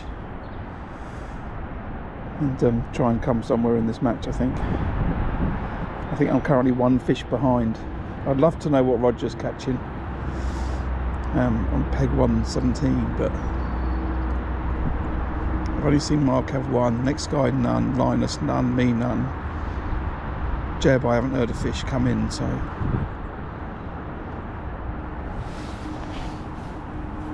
looks like it could be a low weight day. I think what helped a couple of weeks ago was when they had a really bad stormy day. I think a lot more people caught. I think it churned the lake up a little bit, changed the air pressure. Temperature was probably a few degrees more.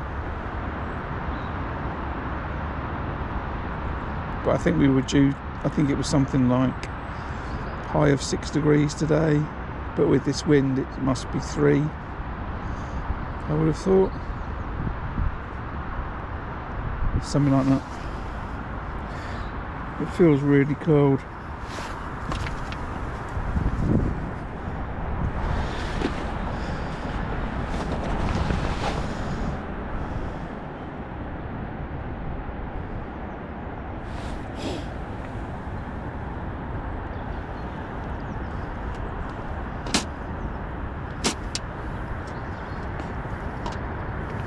Now, I've just realised we have a slight battery power problem. Oh, what's going on?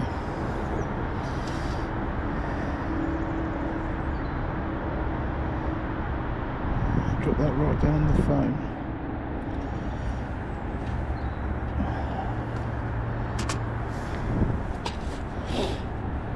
I have a battery problem. No, I only brought 1 battery today. I've forgotten the other one. It's in somewhere in the house. I don't know why, but I thought I grabbed them both this morning, but I didn't. And I've been running the phone and the camera off the same battery, and I've just noticed it's just gone down to 2 bars left out of 4. So I've just unplugged the phone, turned the settings right down on the phone, so I can't see the text too well. But it'll make sure that the camera runs for longer, because we've still got 3 and a bit hours of the match to go, and I don't think I'm going to make it.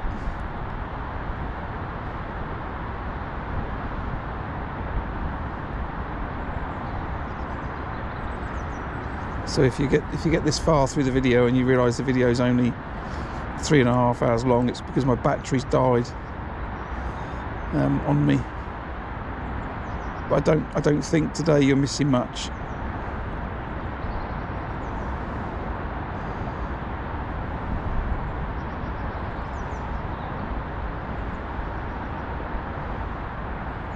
But I will. I've disconnected the phone, so the phone uses its charge.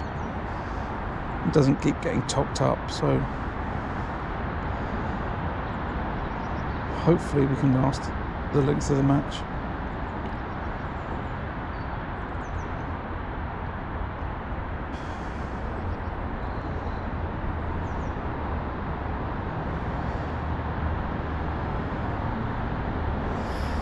Technology, eh?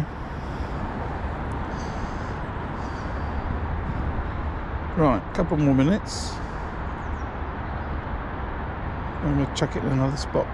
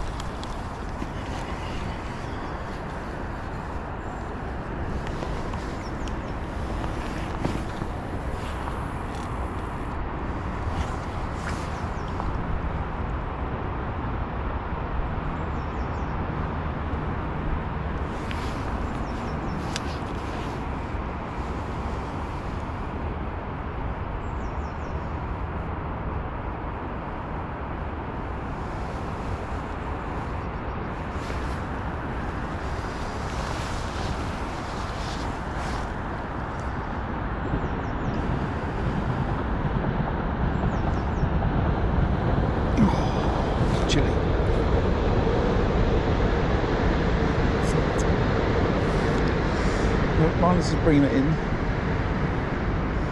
Now I'm going to keep an eye on Linus. See if he chucks it back out to that rope again.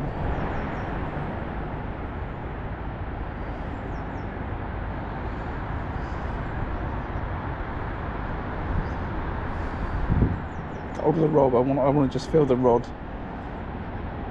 get pulled round while I'm watching Linus.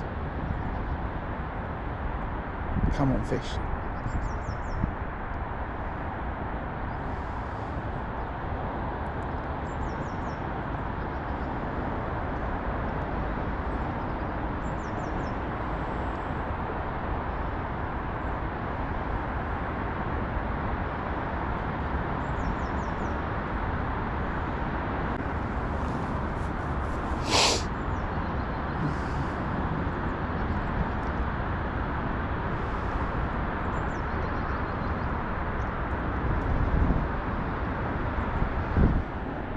Right, here goes one. To the rope. Further along the rope though. So Linus is working his way along the rope. He's got two spare pegs to his right. I think he's trying to move more towards the bank. And I don't know if that was Jeb's going in then. I think it was a halfway chuck with a method feeder.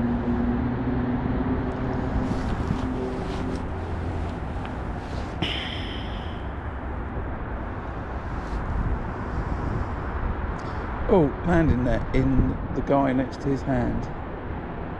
Has he got something out of the net? Was that a fish? Or did he just pick his net up?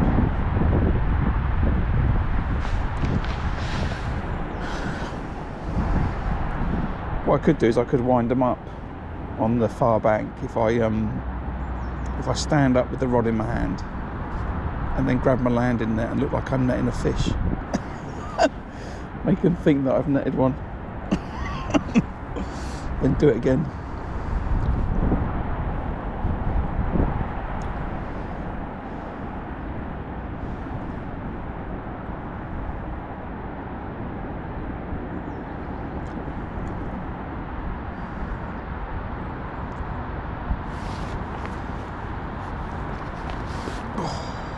Chilly. Come on, fish. I've got that wafter.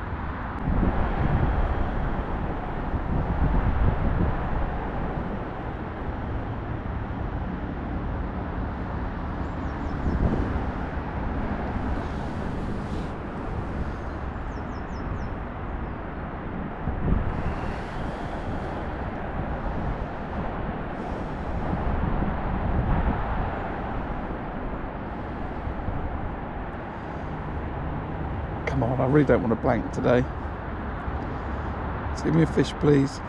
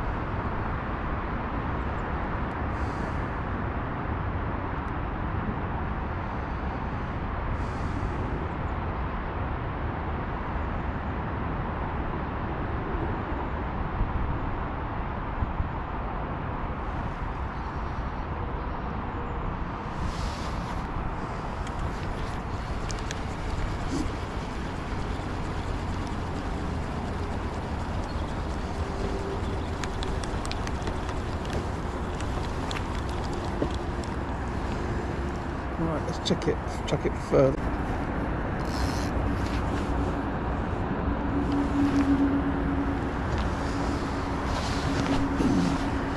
We'll chuck that a bit further to the right this time.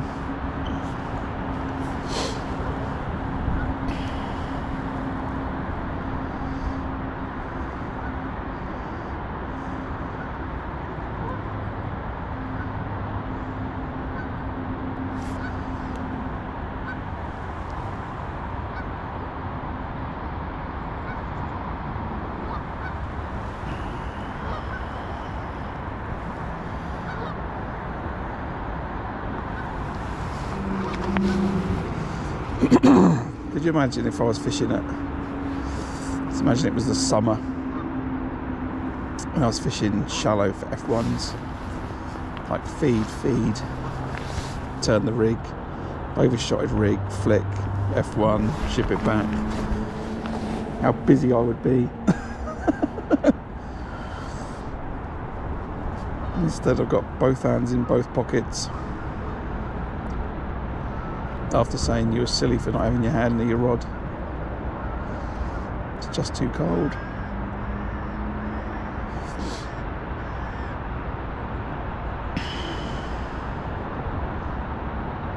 And I'm pretty quick on the draw. So I think we'll be alright. As long as I don't take my eyes off the rod. If I do, I've got to take my hand out.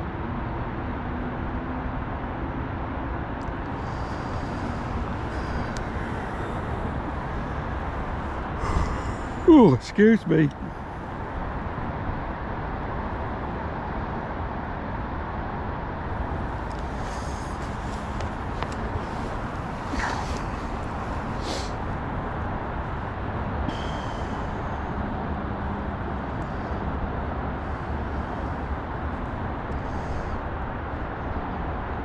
So I'm not sure chucking it round the peg is the right idea if they're moving. I don't know.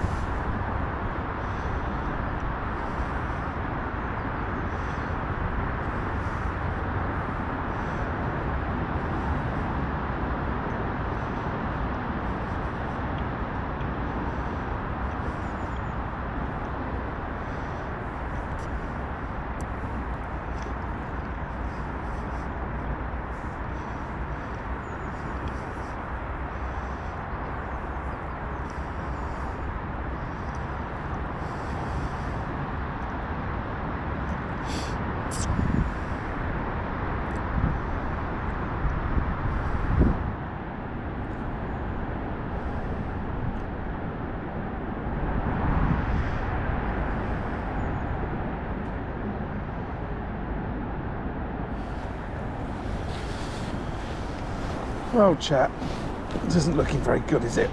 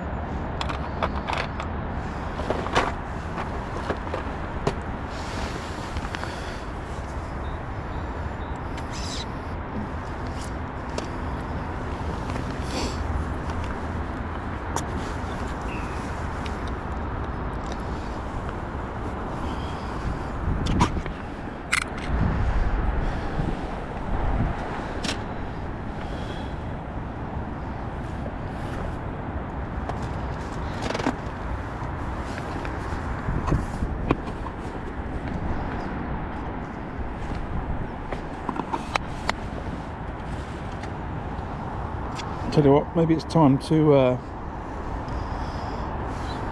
shine with Nigel's corn.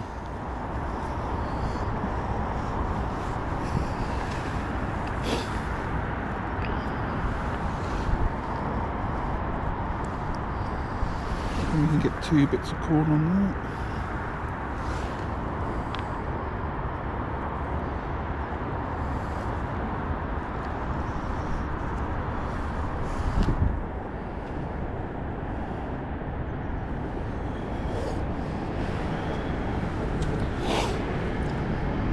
What do you reckon? 2 bits of hairy corn?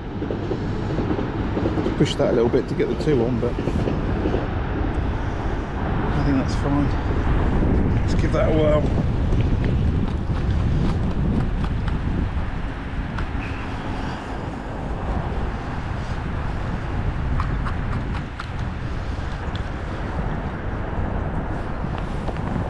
It's just getting colder and colder. This wind's getting up.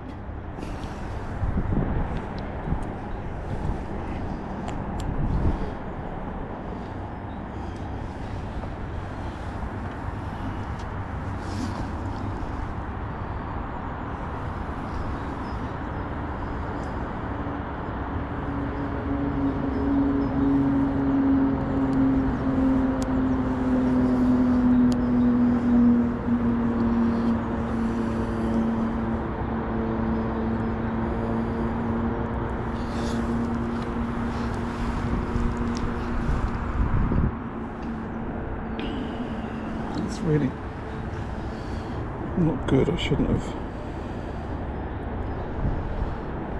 put that corn on like that.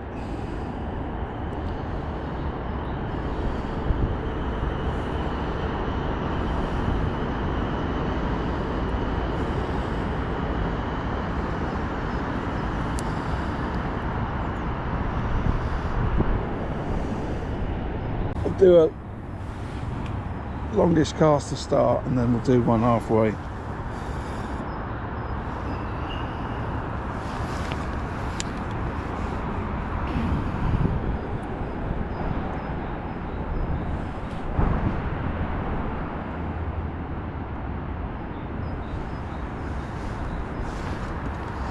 If anyone wonders why I keep saying Nigel, one of the viewers on the channel, Nigel, we had a big chat a couple of weeks ago, a couple of months ago maybe now,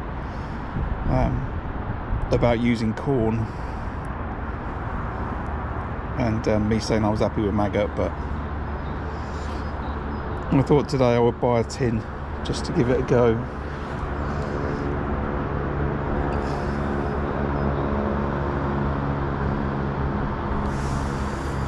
See if I can get on a catch on a couple of bits of hairy corn.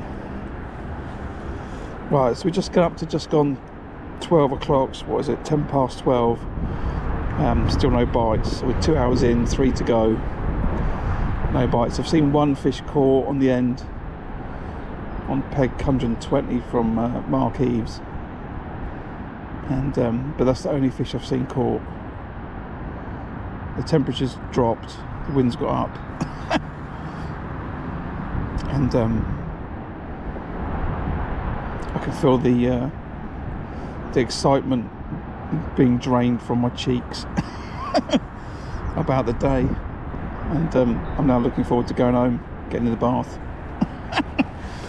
So I don't know what I'm going to be like at 3 o'clock, but I've chucked the wafter around a few times, and to no avail. So I've just gone out long with a bit of hairy corn, 2 bits of corn, just to see if I can get a bite from something that looks a bit different. And the working assumption is that the fish are swimming around, they're not eating very much through these pegs. So the question is, how do you get their attention? I'm not too sure,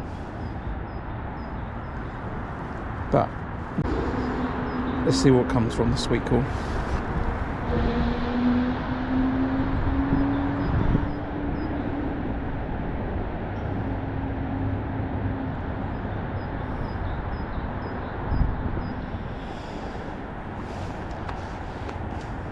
Oh well, my batteries might die, so I might disappear at any point. But I think we're good for another hour at least.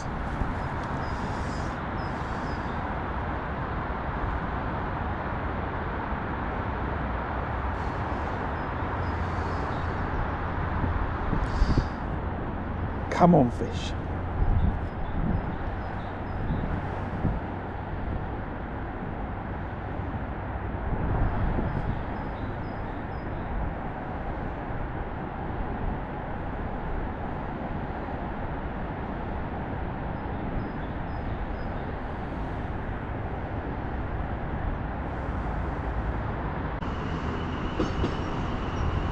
Look how clear that corn would be if I chucked a little bit down the edge.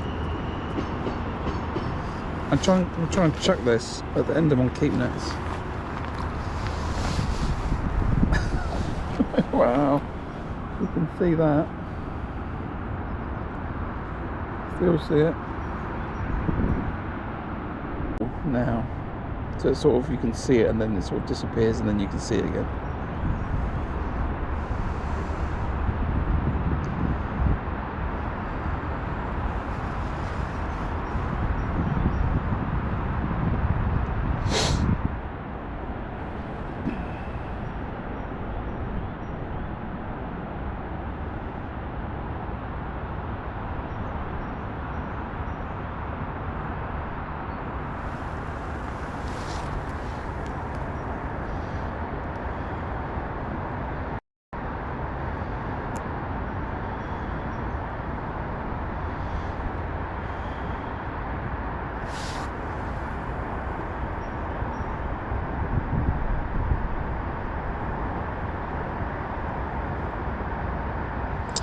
Yeah, maybe in for a bit. It's just, I think that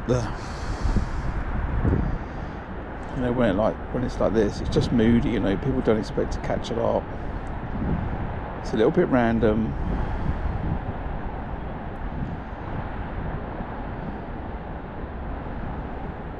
You know, people aren't too sure what to do. But you know, speaking to people who are fishing the venue all the time, and you know, there'll be a few fish caught on a maggot feeder, someone will have a few fish on a couple of lumps of meat, a few people catching a wafter, you know.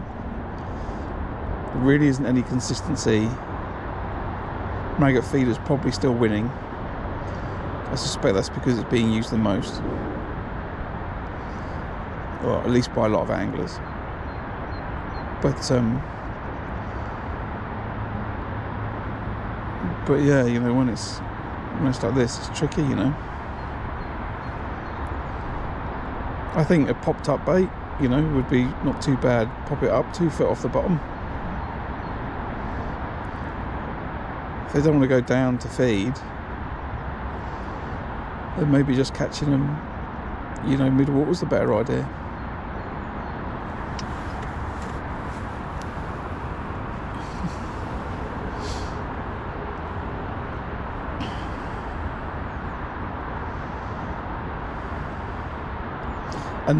And to that end, you know, instead of pop it up 2 foot on the bottom, just bring a pellet waggler and chuck a pellet waggler around, you know, with a 1 metre tail.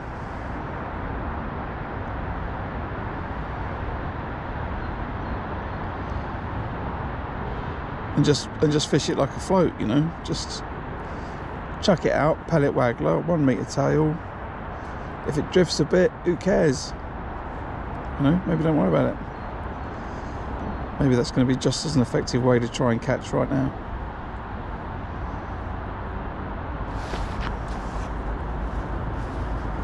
Maybe.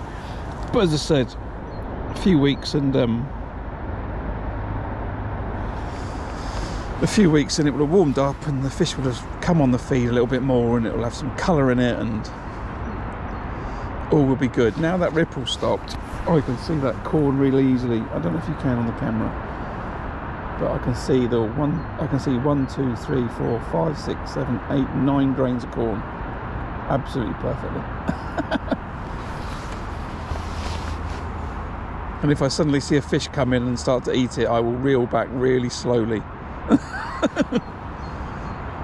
try and drop some bait in front of it. There is a fish. There is actually a fish. That's hilarious. There is a fish that's come along. It's swum past the corn. It's not interested. But there is a fish that's come to the end of my keep net.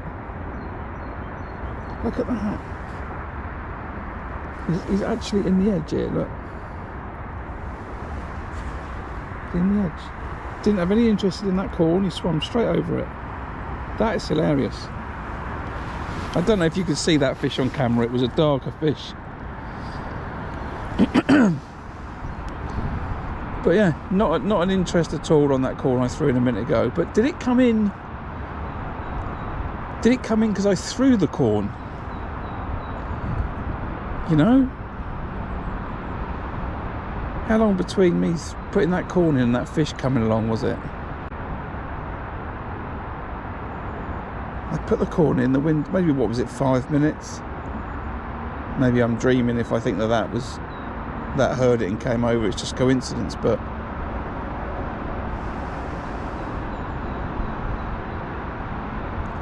really makes me wonder if I should just put a pellet on or put that wafter on, chuck it on the bomb line and catapult pellets over it. Really makes me wonder.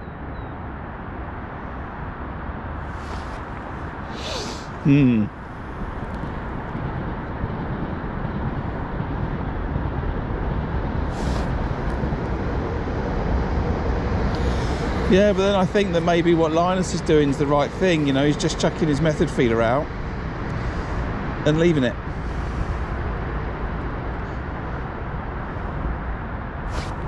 Did that tip move then, or was that because I didn't watch it properly? I spooked myself. I think I spooked myself.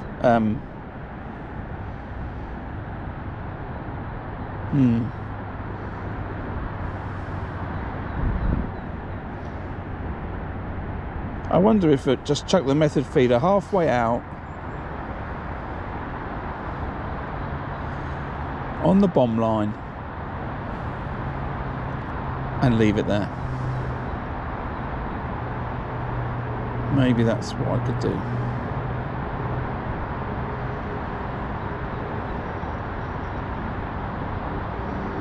Hilarious that fish came along though.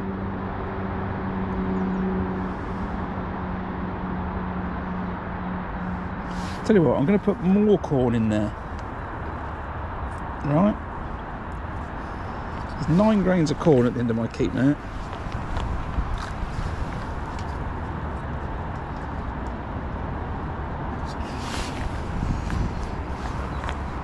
Now there's a load of corn at the end of my keep net. I want to see if a fish will come along and eat the bait.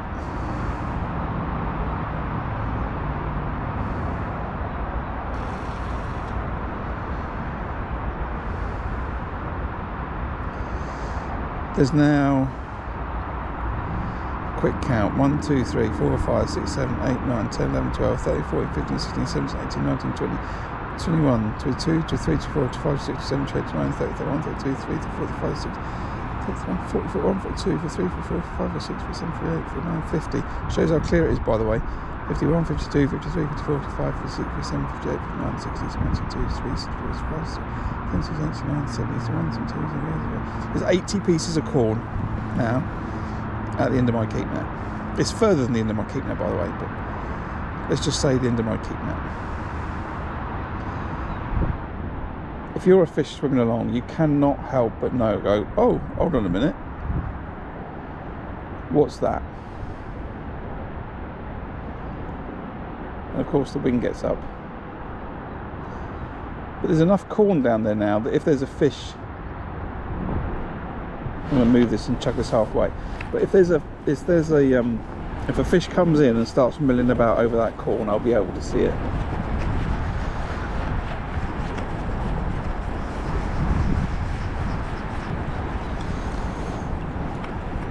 I'm just going to chuck this on the bomb line.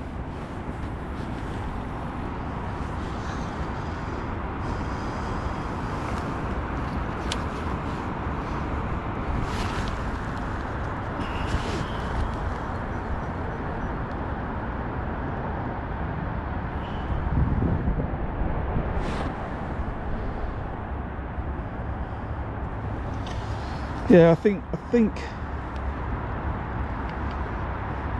I'm going to end up on the method feeder on the bomb line, just, you know, halfway lazy chuck, I think. What's the time? Nearly 12:30.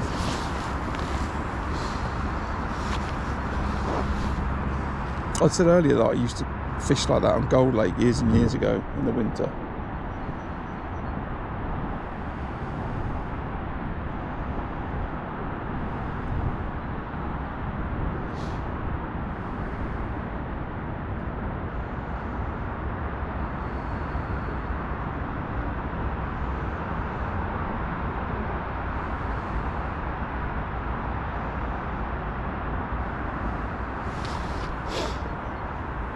But yeah, I think that could be exactly it, Martin.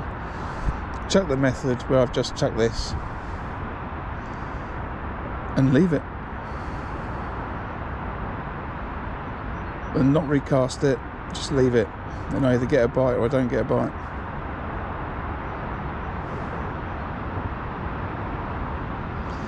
I would love to see a fish come over that bait now.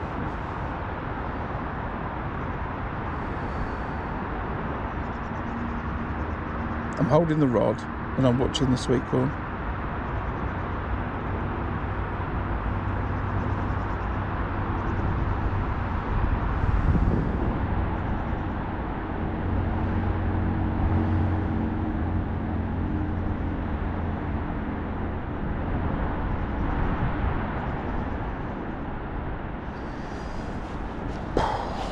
So much shame I don't have a different setup on the GoPro. I could just sling the GoPro in the lake.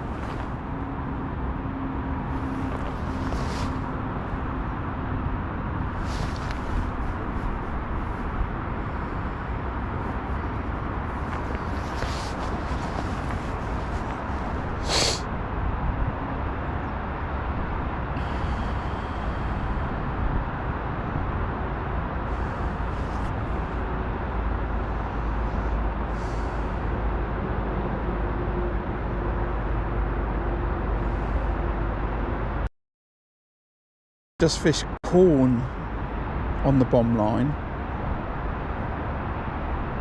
and corn on the hook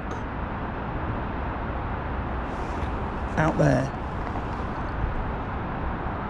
It's extremely visible in this water, extremely visible.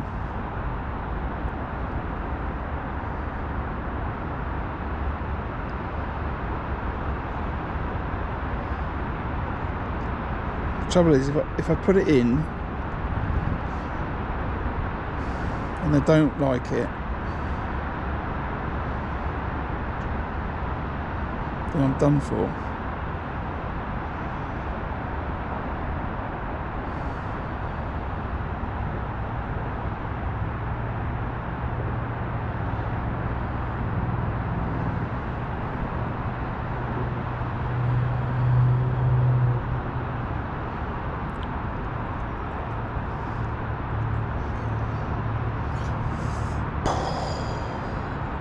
I've had days where I've caught on corn on a waggler here as well.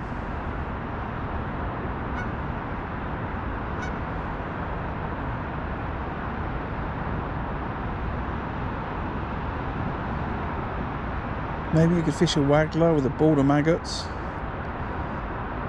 Just spraying maggots over the top. I think these are probably all stupid ideas for the winter, but it's giving me ideas for the summer. Ooh.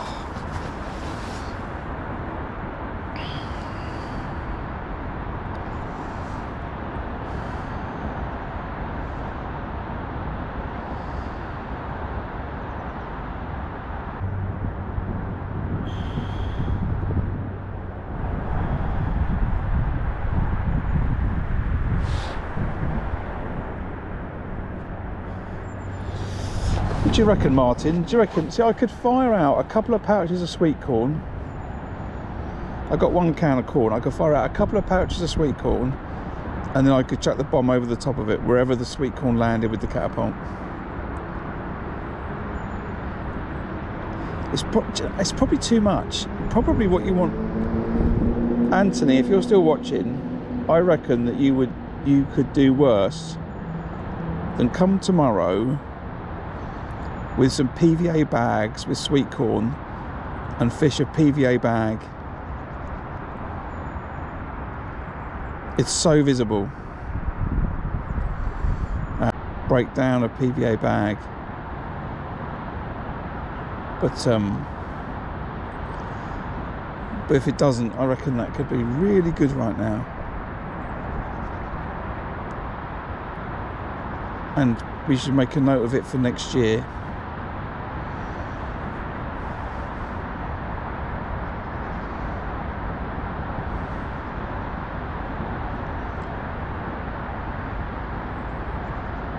It's extremely visible.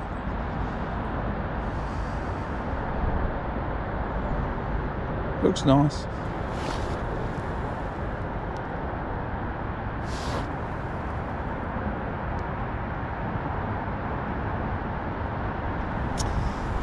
Yeah. Or yeah, like a cage feeder stuffed full of corn, capped off with micros or something like that. Maybe that wouldn't be a bad idea either. Assuming they're not shied away from it, right? Assuming they don't get spooked. Which they might do, by the way. They might be like, no, mate. 80 pieces of corn in the middle of winter? You having a laugh, Graham? Swim on by.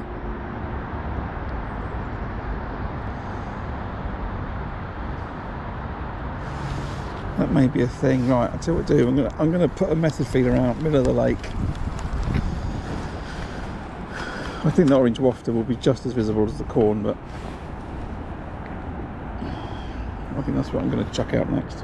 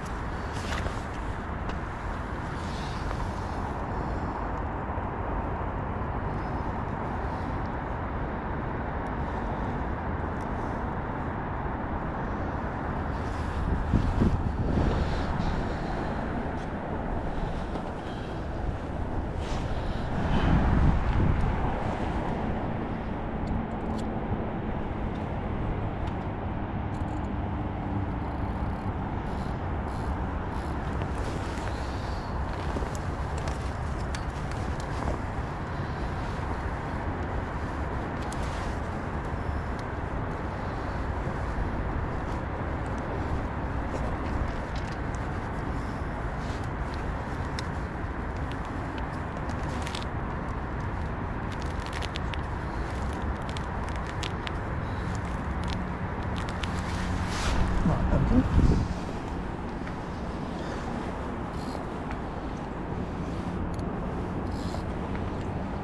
So I've got this clipped up to the rope, but I'll just chuck it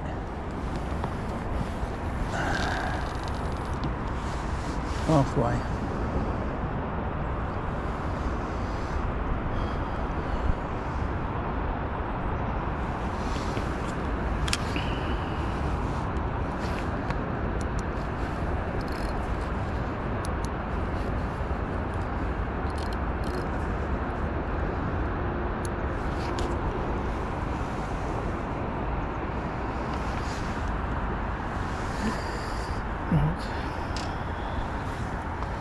Half 12.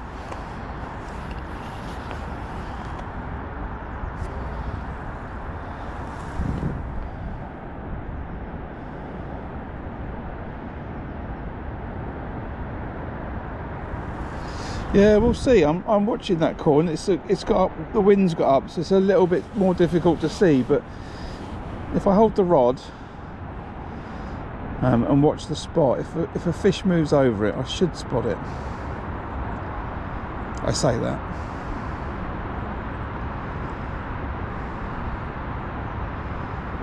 What we want to do is we want it so I get distracted, and then I turn around and I turn away and I look back and all the corn's gone.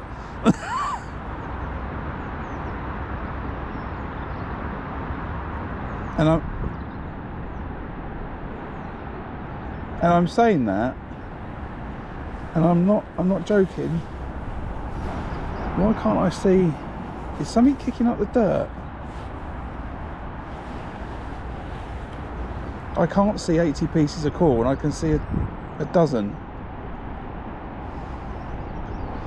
Right, can the wind stop, please? Because I'm being absolutely genuine with you all. I've just chucked a load of corn in. I could see it. The wind has got up. I'm really struggling to see it, and I think that there's a cloud in the way.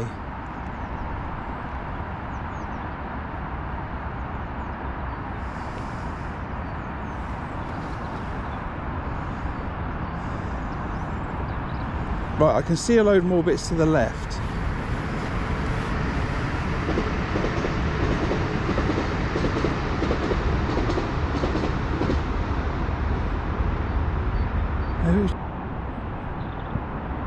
I think that, I don't want to sound like a waddy now, I think there's a fish on it. There is actually a fish on it. There is a fish on it. There is a fish on that right there, and now it's swimming away.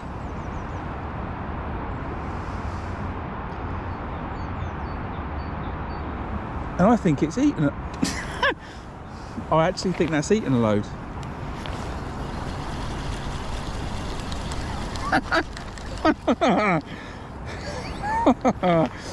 Right. This is the most stupidest match I've ever fished. Right. There's actually been a fish munching away at that sweet corn.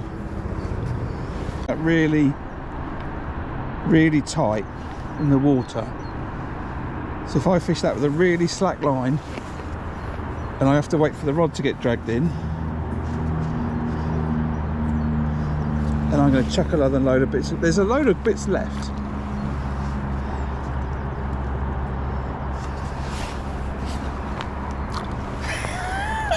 This is crazy. This is absolutely crazy. Right, so I've chucked another load of corn in. I've got my bait on there. I've got my Arrrgggg corn. I don't know how many pieces there are there now. I was just looking and I'm thinking, I suddenly can't see it. And the fish has come in and it's kicked up a load of dirt. I wish you could see what I can see. I really do at this point. There's a load of corn there now. It's not eaten as much as I thought, but it's definitely come over it. So I've chucked some more in. So I think that's what you want to do. I think if I was to fish this match starting again, and I might start this match again in a minute, although I've gone and chucked that method out there, that feeder out there, I think you might just be good firing a few catapults of corn in front of you and then chuck the bomb straight on top of it.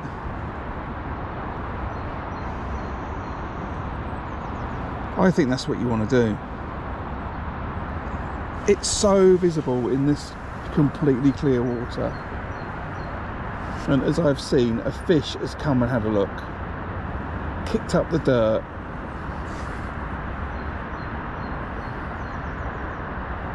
and that's 2 fish that I've had visit that patch of corn, which, as you can see, and I don't know if you can see, it's off the edge of my keep net. And probably the only reason it, well, I don't know. There you go, comes back again. Well, it's coming back again. The fish currently is at the back of my keep net, right? And now the fish is going over the bait. Now it's kept on swimming, but I wonder if that's because it can see me.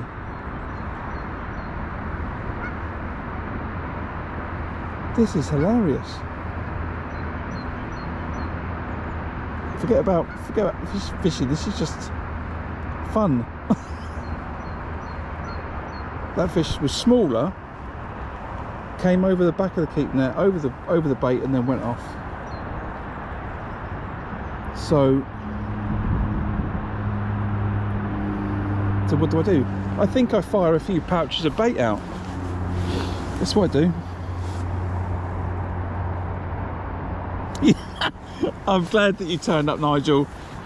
This is a different situation on a different day. However, on this situation today,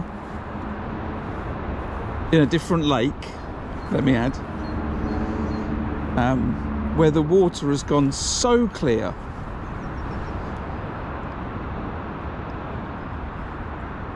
I have chucked bait at the end of my keep net and fish have come and had a look.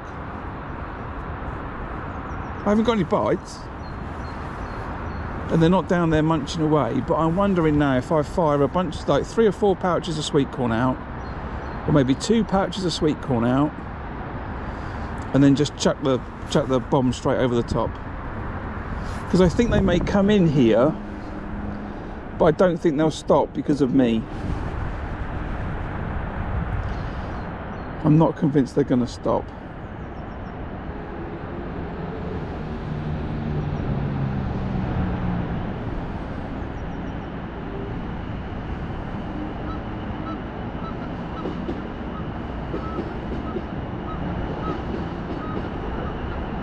Right, there's more dirt kicked up now. There's a fish feeding there.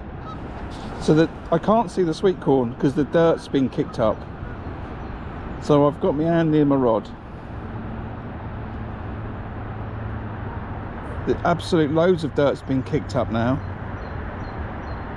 Like I've got a running commentary going on. Right, I know I sound excited.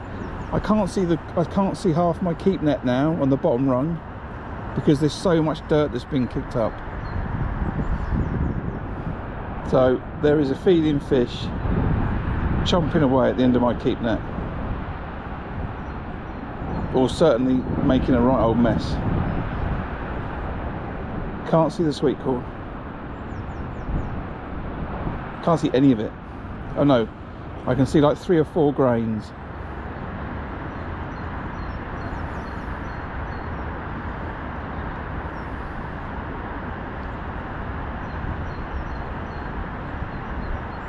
Starting to clear.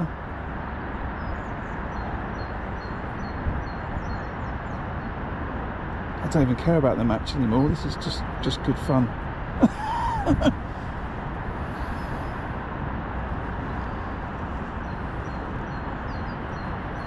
Starting to clear. I can see more bait appearing again.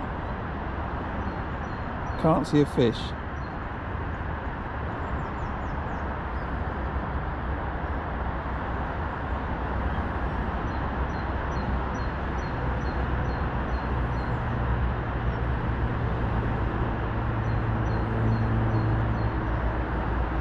wonder if I should just wait now. Just let these fish keep coming back till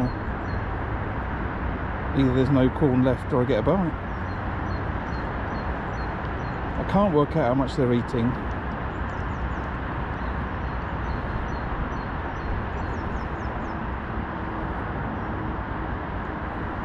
I can still see quite a lot, but definitely there was another fish in there feeding me. What's the chat saying? Get a bait in there, Graham. Did you see the fish come into the swim? Yes, Lee. So, let me kind of recap what's happened. I chucked a load of sweet corn, 10 grains of sweet corn. I chucked them just past my keep net to see if I could see them, and then 5 minutes later a fish has come over the sweet corn, not stopped, and then carried on to my left. It's come from the right to the left, and then I threw 2 more handfuls of sweet corn in. I counted the grains, there was 80 grains of sweet corn, and then I couldn't see, the wind got up and I couldn't see all the corn. It was because there was a cloud. A fish had come in, and then that left. Then another fish came from the left, and then that left. And now another fish has come in after I put in 2 more handfuls of corn and kicked a load of dirt up. And now that fish has left because the cloud is now settling and I can see the bait again. So it's just it's just awesome. There's another huge carp, absolute monster carp, that's just rocked into the peg. 15 pound. It's not a monster carp, it's not like it's like called a video, but that was a 15 pound fish. It just came and sat over the bait and then went to the right, and that's the rock. This is nuts.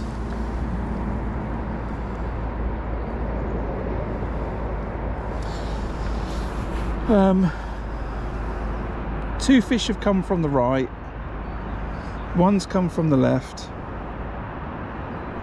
one sneaked in without me seeing it, so it must have come from in front of me. That big carp didn't stop then, but I wonder if I should still keep here or whether I should just do it in front of me, you know. I am messing about, although it's like fishing an edge, waiting for an edge fish to come in, but it's basically in front of me. Because I don't know that they'll want to be comfortable here. You know, if I can see them, then they can absolutely see me. But now it's all clear again. It's all down here, the bait, from where you look. So I can see all the bait there again now. But that is absolutely nuts. So I'm not fishing tomorrow. But Anthony, if you do fish tomorrow, mate, bring some cans of corn, fire a load of corn on the bomb line and chuck it over the top.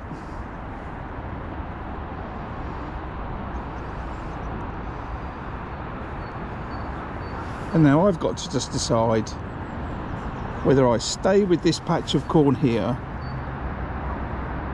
and hope that more fish come in, or whether I should fire out some corn more towards the bomb line and then chuck it over the top over there.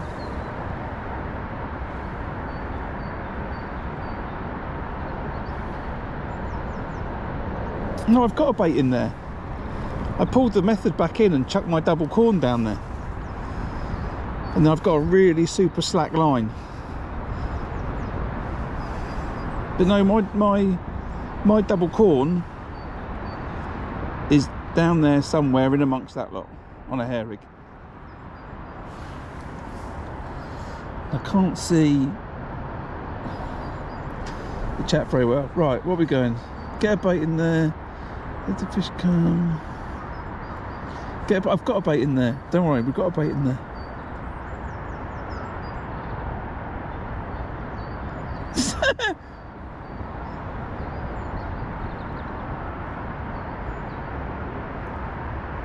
I don't know if it's the noise or... But that one's not responded to noise.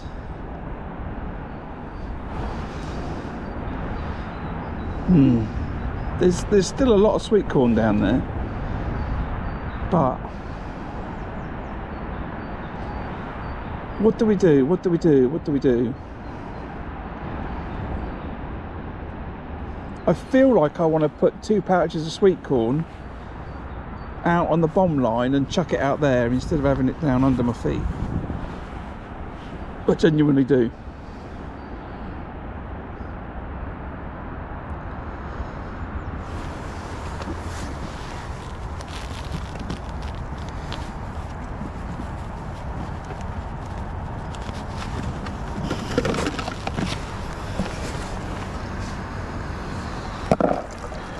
Right.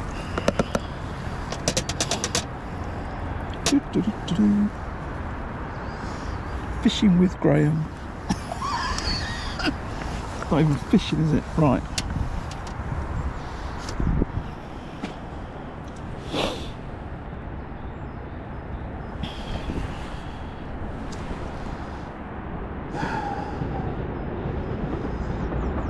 Right, I do need to go to the loo. I might lose you all.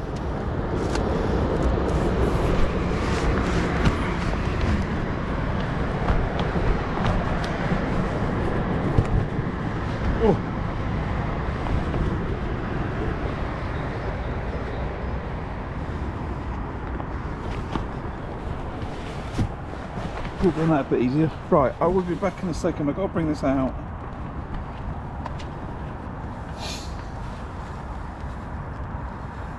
And then I'm going to catapult a load of corn in and I'm going to cast over the top. Right. Well, not a load of corn in, enough. Enough corn. Maybe 30 grains. Right, back in a minute.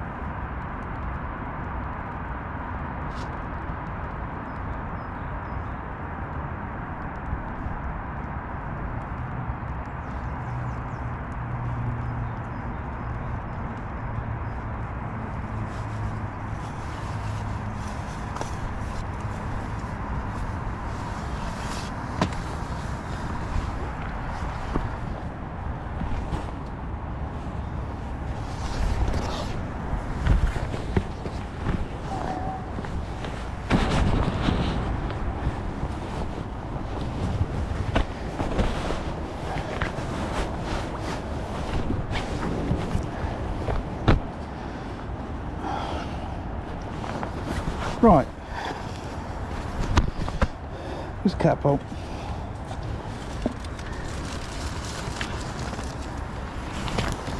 I think I'm going to go straight over the top of it.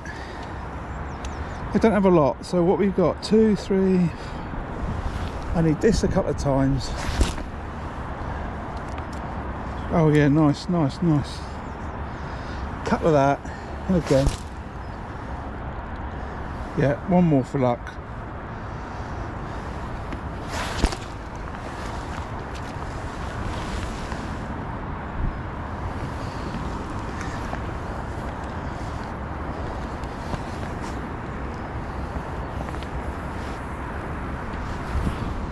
Get over the top.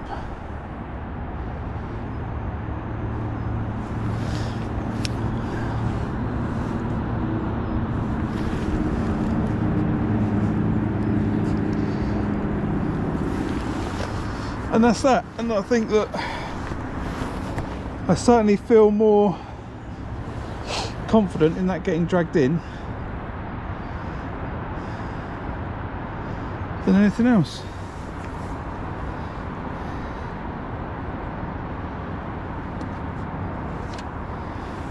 Well, I've filled it in. I've filled it in. I haven't filled it in. I've put in 3 pouches of maybe 10 grains, 30 grains maybe gone in, something like that. I've certainly never fed corn and fished corn like this in the winter. But oh, excuse me, that's absolutely awesome fun to watch. And like I say, that big one came in. I don't know that it's eaten anything, but you know, we've had 1, 2, 3, 4, 5 fish over that spot. And maybe they don't want to eat it, but at least they came to have a look.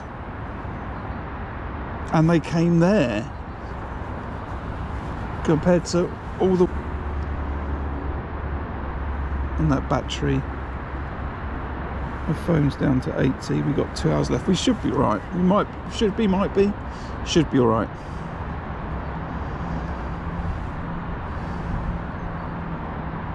I'm just going to leave that there now. I'm not even going to bring it in.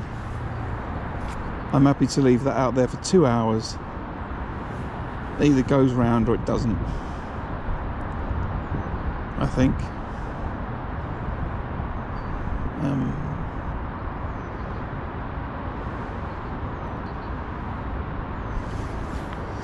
Maybe I could have done it like you said, 5 bits of corn, wait another 5 minutes, then another 5 bits of corn, another 5 bits of corn, just as if I was firing pellets in.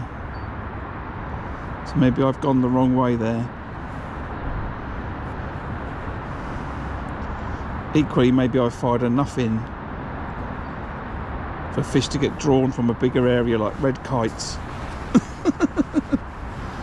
Who knows? Let's see. What's the time? 1 o'clock. I suspect this is probably my last trip to this venue in the winter. So it's not as if I'm going to be coming back again and doing this next week, I don't believe. So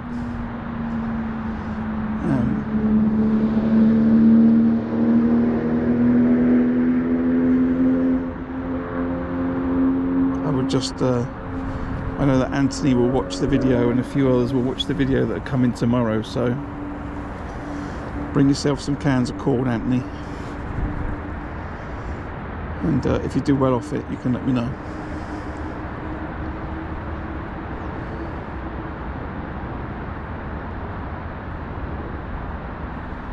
I've seen plenty of fish feeding before, but I've never seen them fishing like that far out and stuff due to the clarity. It's kind of cool.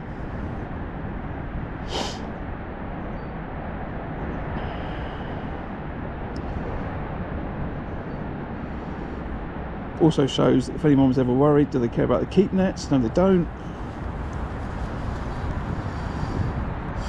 It's funny. Right. Oh, can that rod get dragged in now then? I want that big fat carp that I saw. There's a fish there again. I think that's that ghosty one. It's just gone off the back. So basically I'm going to hold the camera down there like that. I've got my hand in my rod. There's another 2 or 3 fish there now. Oh no, because that's the end of the keep net. No, there's 2 or 3 fish there. Wow, I sound super excited. Now I've got corn there and corn there. Hilarious. I was just looking at my keep net and I'm like, why is my keep net further than that keep net? There was basically 2 or 3 fish were at the back of this keep net. What you want is you want the wind to get up now. Create a little bit of cover between me and them. That's so funny.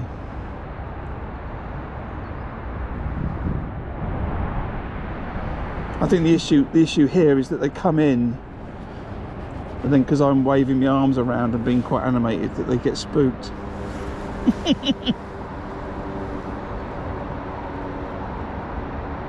Yeah, Rory, I'm seeing a load of fish. The water's really clear, so it's very difficult winter carping. on a match in these conditions, but I threw a very visible bait, sweet corn, down into the lake just off the back of my nets to see if I could see it, and fish have come in to try and eat it.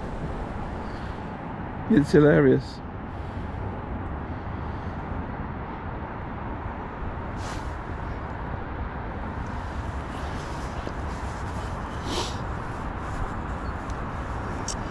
To be fair though, Nigel, I will stay. You never said throw 80 bits of corn at the end of your keep net. You know, so I've taken your suggestion, I've adapted it, made it work for the venue and the conditions, and now you can see the result. So it was good teamwork, good channel teamwork discussion that was.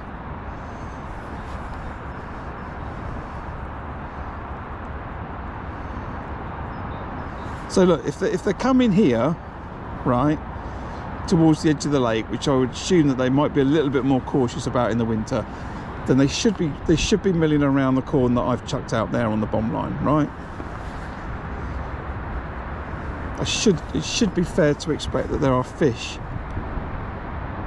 out there right now milling around as there was down here.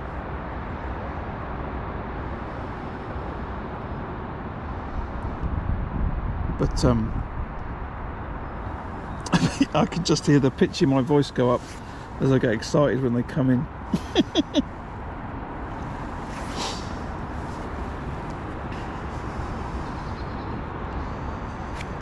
That's funny.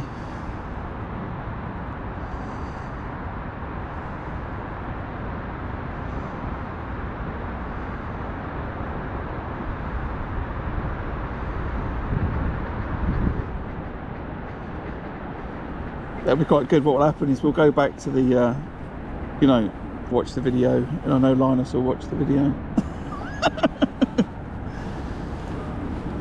But yeah, funny.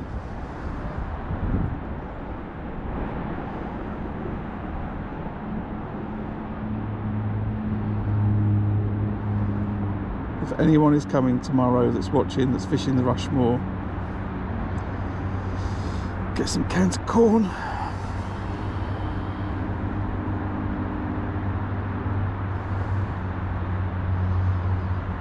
By the way, getting them to come along is one thing, right?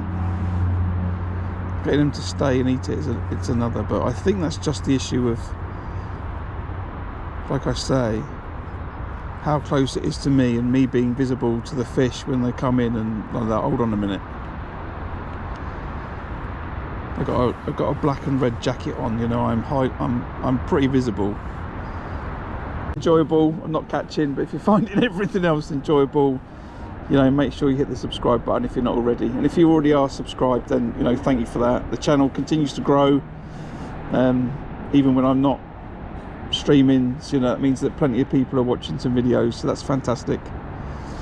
I think that because I put dates on the videos, people are able to go back and see what was happening at this time last year and things like that, so they get an idea of when the venue might change. From this sort of difficult type of fishing to more fishing, you know, bomb and waggler and that type of stuff. So it's always worth checking out the back catalogue of live streams and videos. So yeah, appreciate all the support, and hopefully that rod's going to go round. I've certainly gone from being cold and a little bit despondent to being cold and a little bit more excited.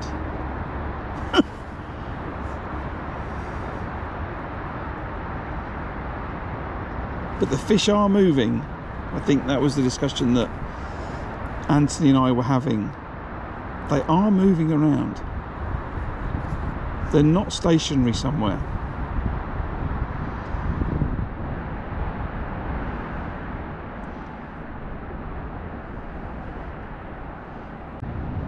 It's funny, but I think it might be. I think I still might be right. Maybe it's. I don't know if it's spread of bait's better, or maybe it's better that you fish a PVA bag with corn in it. I can't decide that.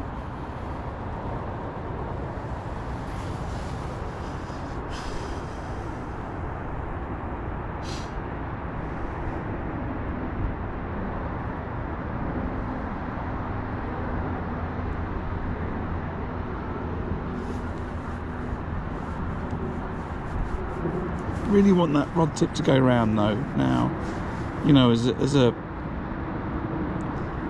you know, sense of achievement from working something out, you know, that might work on the day, you know.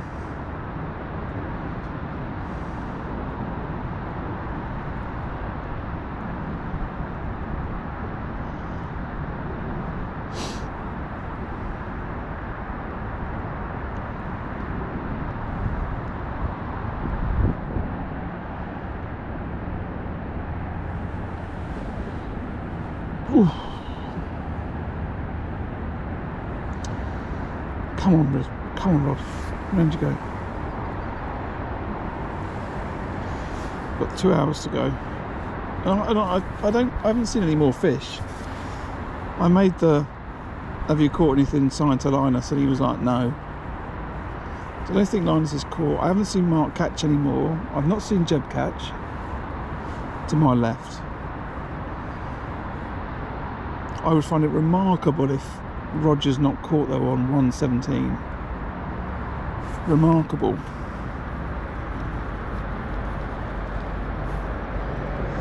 Equally remarkable if that's, you know, the only fish that Mark's caught on 120.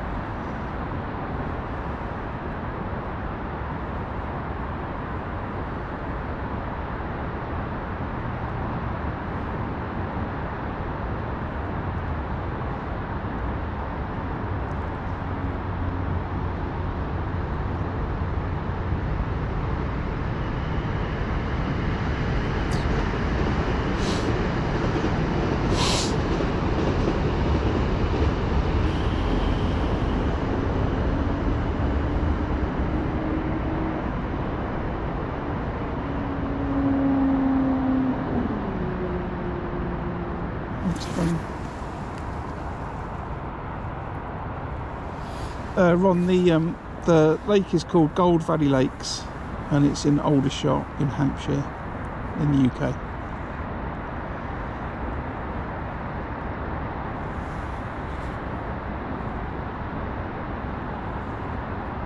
I'm on peg 111 on Syndicate Lake, and there's actually a video in my back catalogue of me fishing either 111 or 112 last year, catching a similar sort of time actually, but catching bream on a ground bait feeder, fishing halfway, but it wasn't as clear as this.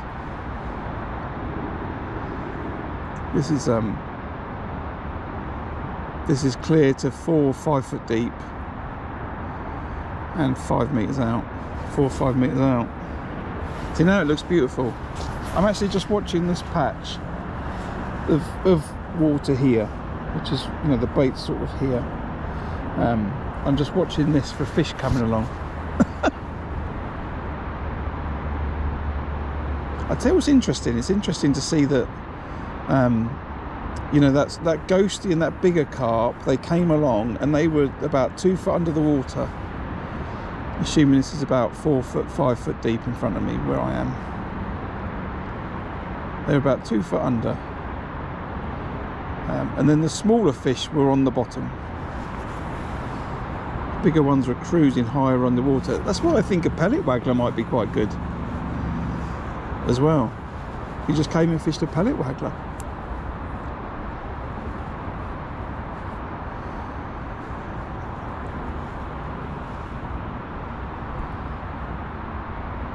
You know, making a bit of noise with a 2 foot, 3 foot tail on the waggler, on the hook length.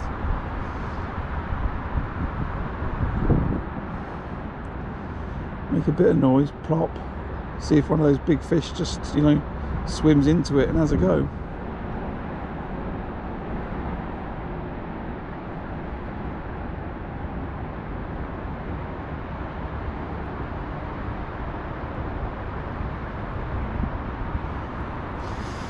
Makes me want to do some underwater margin fishing, margin video, you know.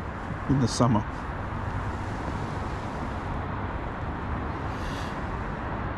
I think it would go down quite well, but I don't think I'm ever going to get the clarity of picture because of the coloured up water.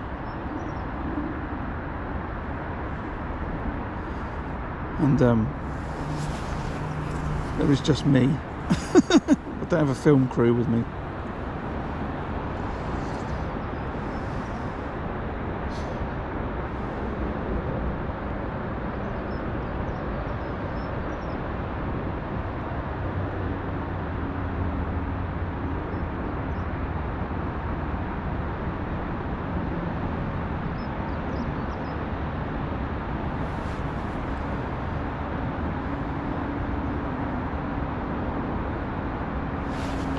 I think what I might do is I might just put a couple of grains in. I know I've got quite a lot out, but you know, 2 more in isn't going to do any harm to the total amount that's there. It might just create that plop plop noise to get some attention. I don't know whether it's 2 grains, 10 grains going in, 15 grains going in that was the original noise that triggered that first fish to come along. I don't know. I know I chucked in 10, but you know, would it have come if it was 3? I don't know.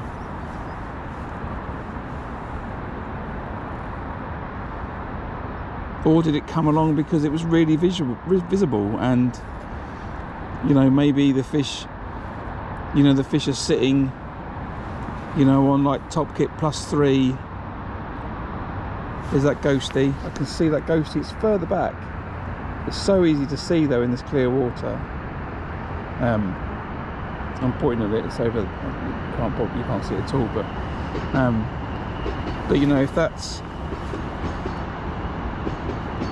10 foot out, maybe the fish are sitting 30 feet out, and then you know they can still see that bait when I chucked it in, and that's what brought that fish in. I really don't know. But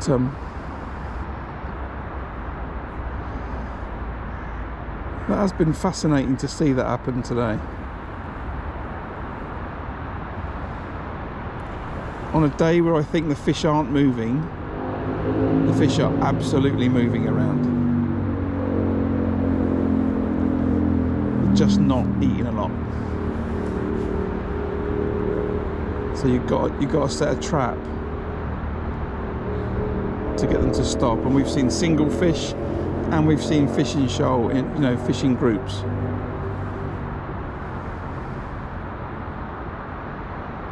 Fascinating.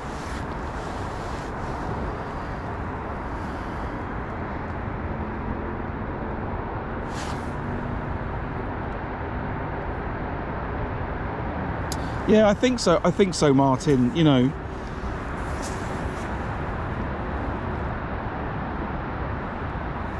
I think that, you know, absolutely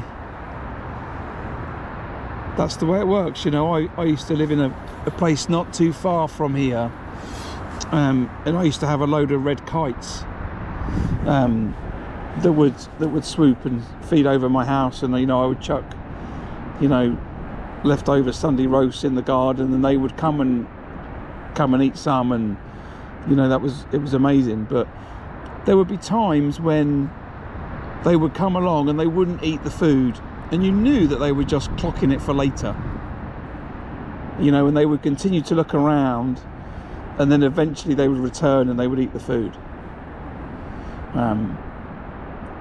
You know, I'm sure that, you know, it's the same with, you know, squirrel in my garden. You know, it finds some food and it puts it somewhere, and it, you know, it knows it's there, and it comes back later. And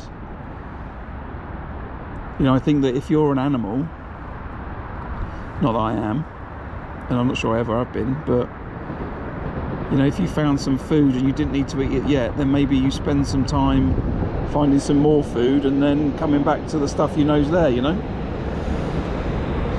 I absolutely believe that big lump of a carp is going to come down or come back later towards dusk and eat that lot.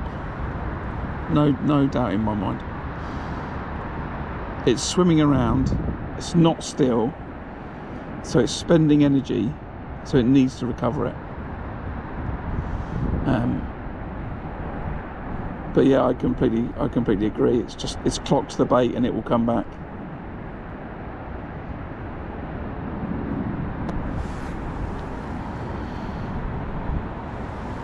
Ooh. So I'm not going to bring that rod in. I've set that trap, I've put that corn out, I've cast over the top of it. I've probably done it a bit wrong. I probably put too much in. But maybe I haven't, you know, maybe they're busy munching their way through it right now, but they just haven't got to my piece. But it certainly gives me a lot of confidence to just leave that bait there and not chuck it around the peg as I was doing earlier with that wafter. I don't think that's the right strategy.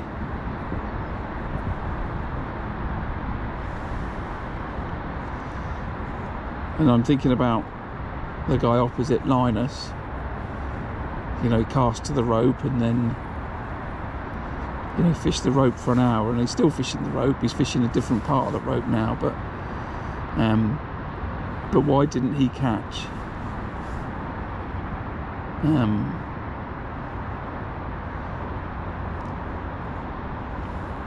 not too sure about that. Maybe it just wasn't visible enough. Don't know.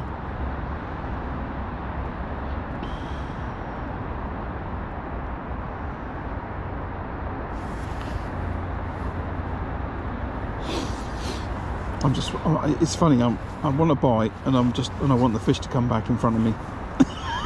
And I'm not too sure which one I want more.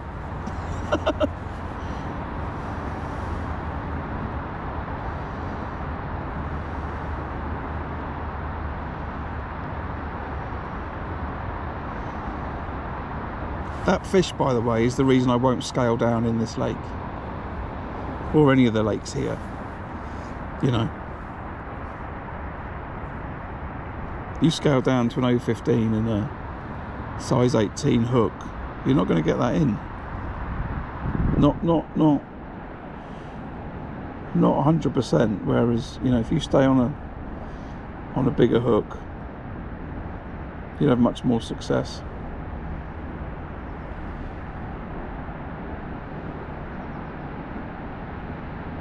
You need to fish with strong, reliable gear at a venue like this, in my mind. But even in the Whitnall, even though it's a match, and I should be trying anything I can to catch a fish right now, because it will probably put me in second place, I'm not worried enough. I don't know, Ron. Oh, air temperature. The temperature's about 5 degrees Celsius, but with the wind it's probably feels like more like 3. There's another big lump coming in. It's turning over the bait now. It's right in the middle of the bait and it's eating the bait. That's definitely eating the bait, that fish. And it's had a mouthful, a couple of mouthfuls, and now it's swum off. Definitely ate bait.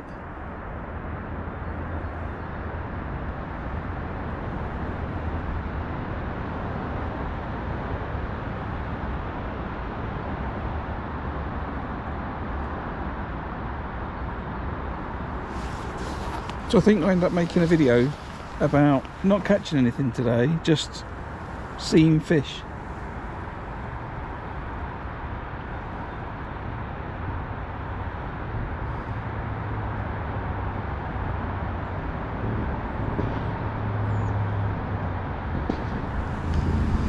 Is what you'll find in Gold, I think, like, you know, most lakes, the fish get used to the time that the match finishes and then they come in and hoover up everything. But you'll have fish feeding between your keep nets at Gold like you will at other venues. But if you think about when you're most likely to get the most bites, you know, you're most likely to get the most bites and catch the most fish towards the end of a match in the summer, in the edge, when they're big carp.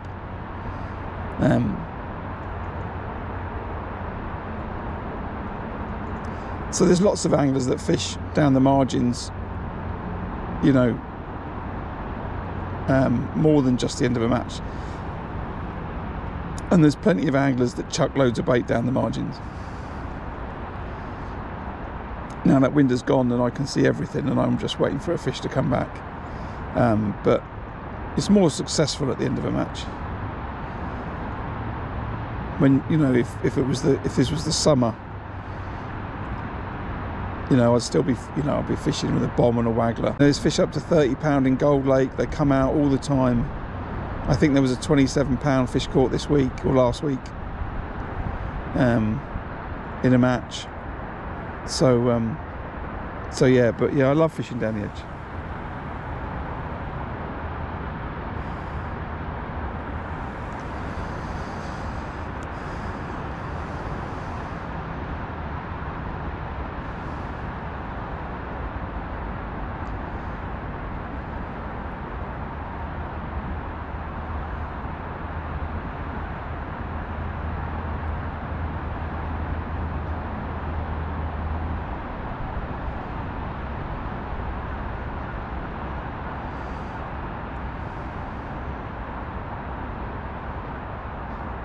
Most consistent anglers at Gold Valley over the past 10 years are, well, two of them are here right now: Linus Neal, Jeb Atwood, Charlie Dalton, Malcolm Bond, Grant Hellier. Those 5 anglers, I would say, are the most consistent in this venue for 10 years. They'd be my top 5, I think. There's loads of people that win loads of matches because they fish here, you know, lots, you know, as well. But they are very good at fishing this venue all year round. You know, if you're fishing Fishermania and you hear those names, you know, then, you know, when people say you've got to fight against the locals, then, you know, they're the locals. Great track records.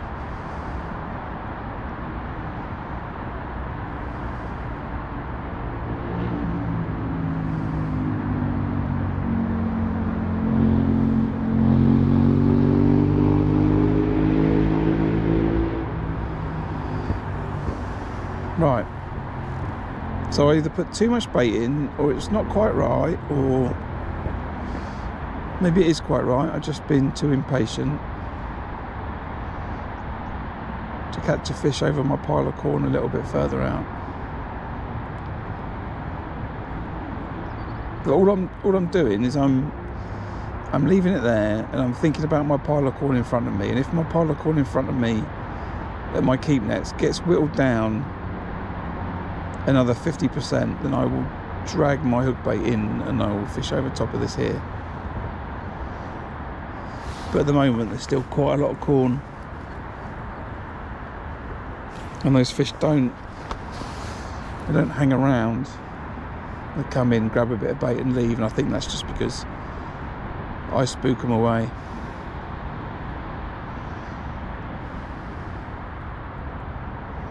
It's thoroughly entertaining though.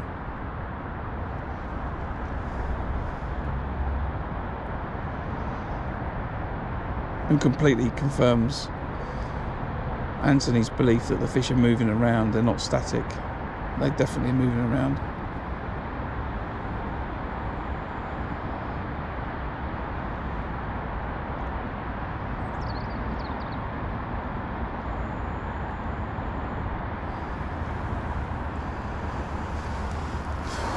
Come on, fish, grab my corn.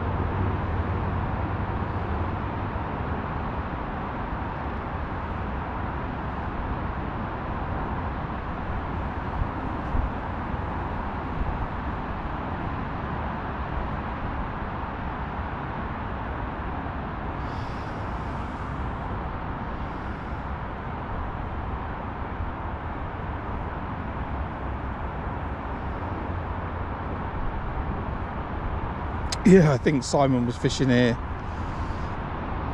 10 to 20 years ago.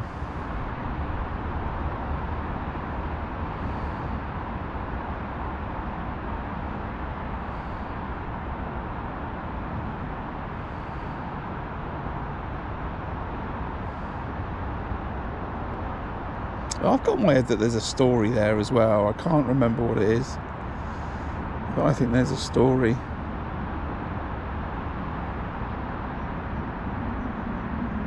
I have to have a little think. Anthony, have you been listening to the situation of what's been happening? Nathan, no fish.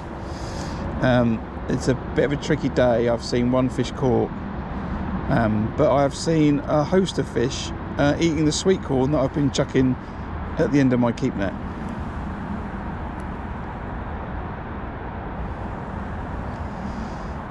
Yeah, maybe not. You should fish a match, Nigel.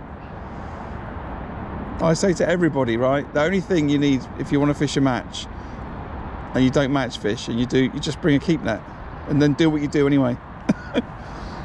Unless you think you can start spotting and fishing 2 rods, because you can't. But just come and fish a match, bring a keep net, meet some people. But yeah, Anthony, have you been watching the scenario about the fish moving and coming in for this corn at the end of my keep net and stuff? Because you definitely need to think about it for tomorrow,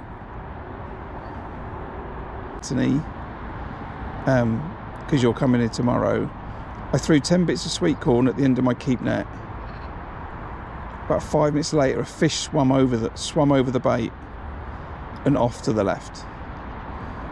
I then chucked in about another 70 bits of corn, because I counted out 80.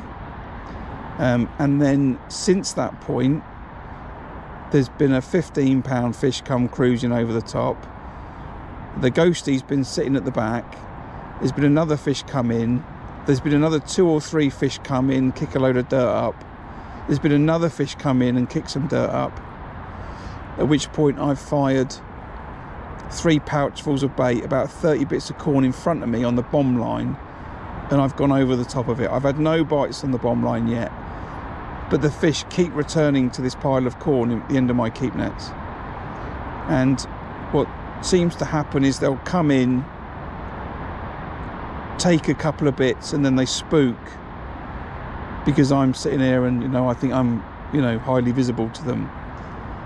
But what you said about the fish moving about, they're definitely moving about.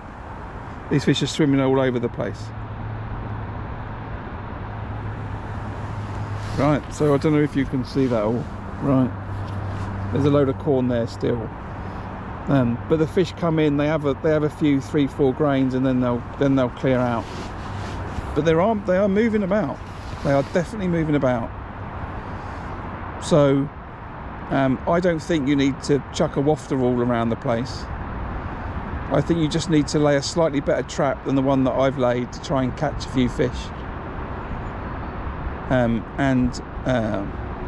Someone else in the channel, in for a bait, said something that could well be right, which is just fire 5 bits of corn, and then 10 minutes later fire another 5 bits of corn over the same spot.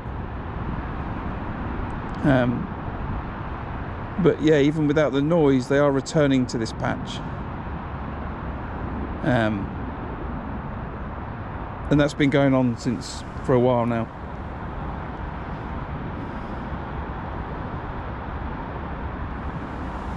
They're definitely swimming over it.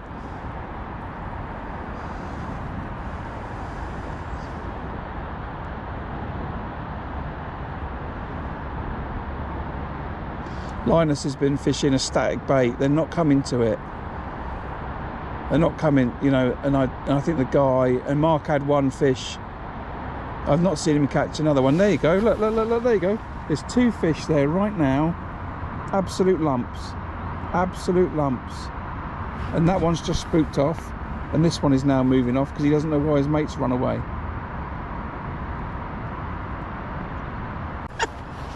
And now it's going to pour down.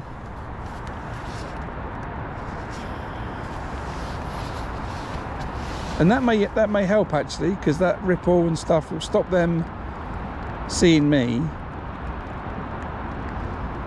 I don't think I can put a bait down there, because what happens is they and I did for a bit, but I don't think there's much point, because they come in, see me and spook off.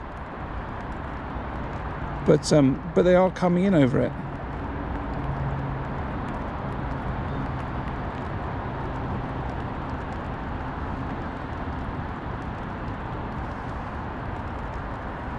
I've put 3 pouches of bait on the bottom line, I think I said, and I've chucked it on the top. It's not gone, but you know, they're coming on it there. It's really funny.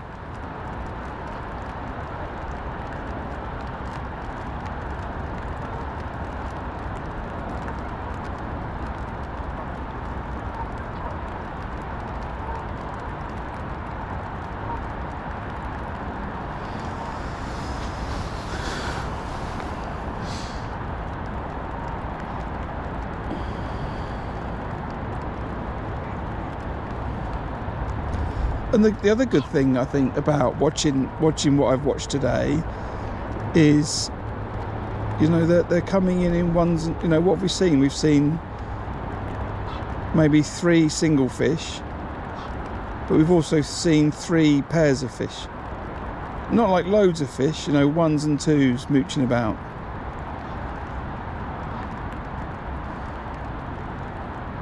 Really fun to watch. The rain's going to ruin it now because I won't be able to see, but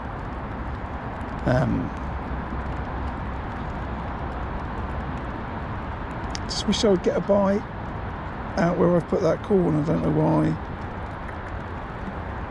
why they don't feel more comfortable out there. What I was thinking, just for everyone's benefit, was because they're happy to come over the bait here. Yeah.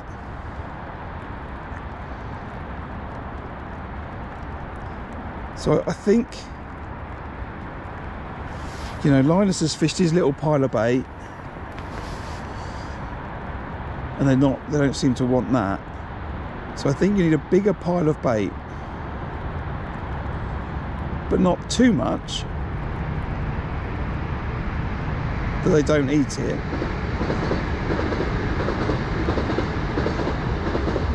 Or that they want to eat it, and maybe it's got to be spread out over an area. Maybe that makes them feel more comfortable.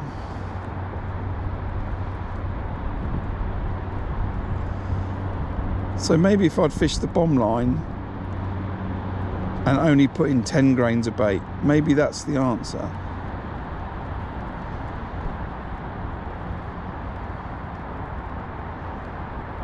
Maybe that's the thing to make it work. I don't know.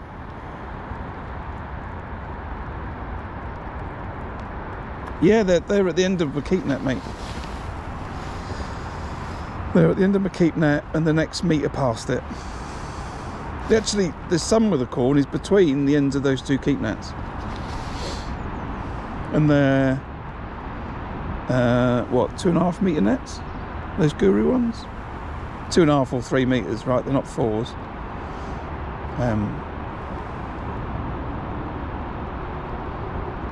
But yeah, no, it's been amazing to see, because it completely, you know, confirms your statement. I'm repeating myself, I know, about the fish are moving about. They're not sitting somewhere held up.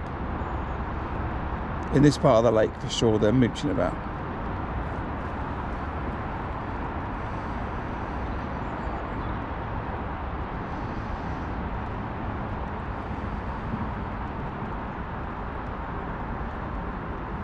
It's been entertaining for the last hour, I would say.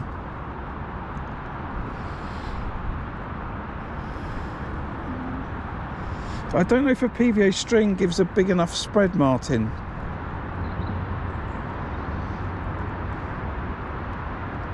I think maybe just, you know, fire 10 grains out of a catapult and then cast straight over it. It's not because I think that gives you a better spread.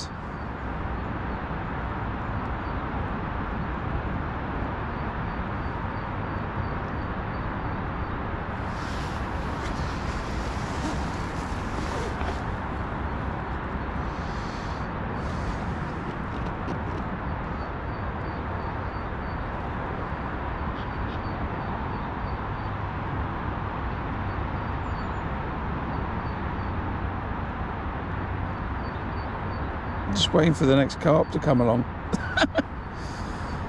I want that rod tip to go round. I want that rod to get dragged in. But something's not quite right. Something's not quite right.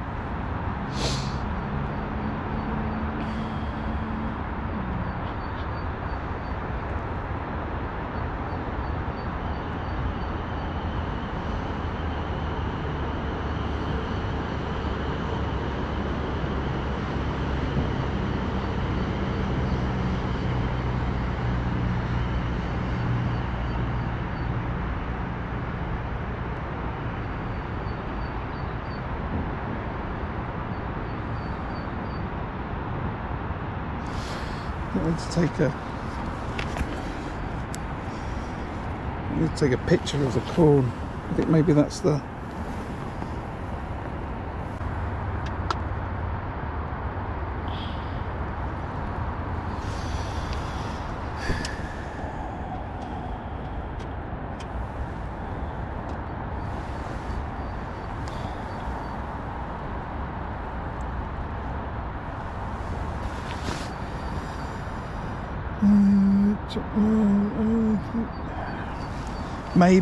maybe a corn, maybe a cage feeder with corn, maybe a cage feeder with corn and ground bait, and I don't know. I don't really see the difference. You know, you could fire a bunch of bits out on a catapult, chuck it over the top. You could chuck a feeder, but the feeder's going to concentrate the bait too closely. I think that's... I don't think that feels right. Maybe it's more like in for a bit said, you know, in for a bite, in for a bit. Fire 4 pieces out every 5 minutes. I think you want the spread. I think you want the spread, but I don't know. Maybe a ground bait feeder with corn and micros, or corn and ground bait.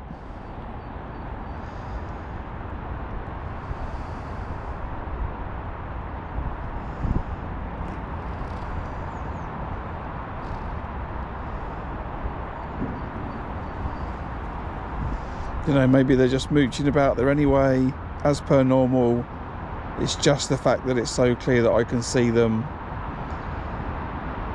and it's the fact that I've put some bait in that makes them stop, you know. All of these sorts of thoughts.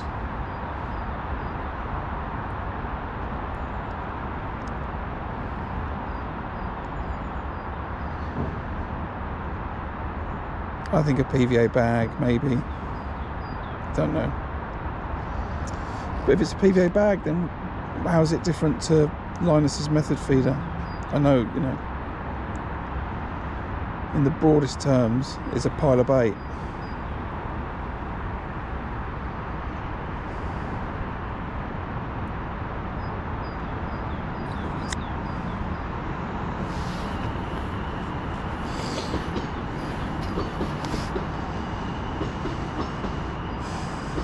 It's tricky.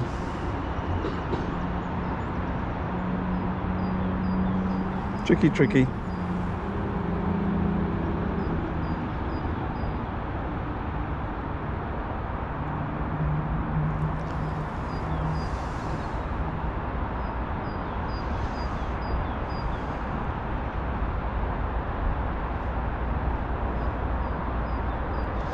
Yeah, I think the reason, Martin, is I can't work out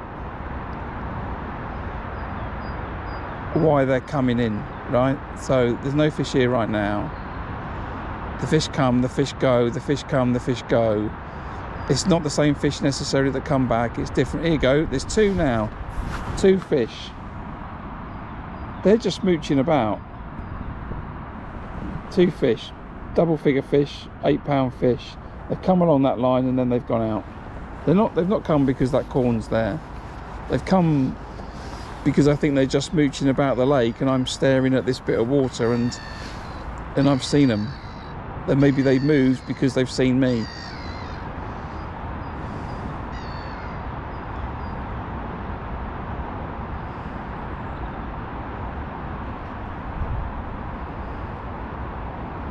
But you know, that tells me there's little groups of 2 and 3 and single fish swimming around all over the place.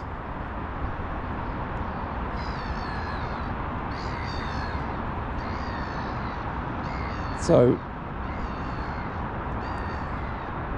what's bringing those fish to that patch? It's not the noise, 'cause there's been no noise there for ages. There's still a big visible patch of bait.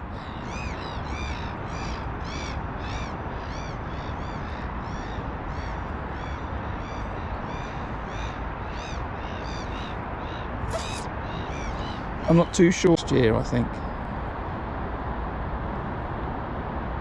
And then it could be completely different. That's fishing, eh?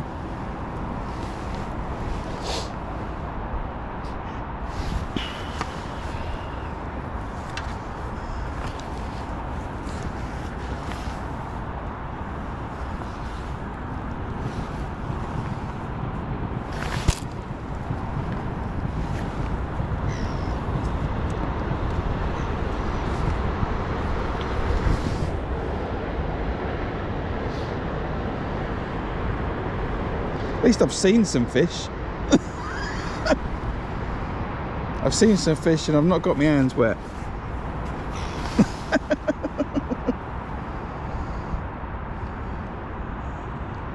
Could have gone to a garden centre.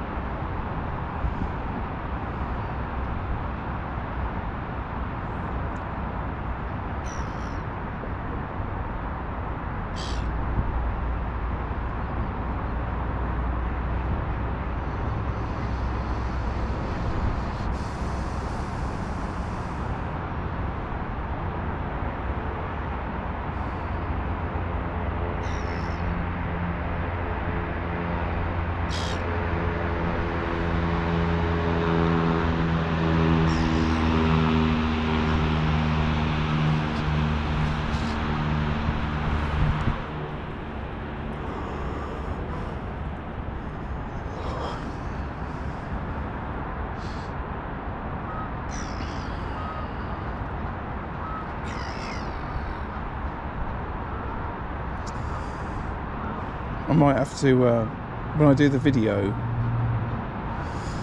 I might have to just do a little prefix and go, you know, hello, I fished the match at Gold Valley. I didn't catch, but, you know, I had a great time spotting some fish. So that's what the next 10 minutes of video are going to be about.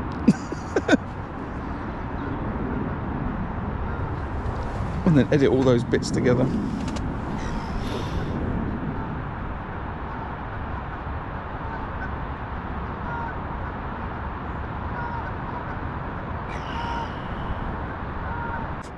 I'll read what you've written again in a second, but I think they're all different fish. The 2 big carp, the single big carp, the 2 then, the big carp and the small carp together, the ghosty, the 2 small ones. They're definitely all different fish. Definitely all different fish.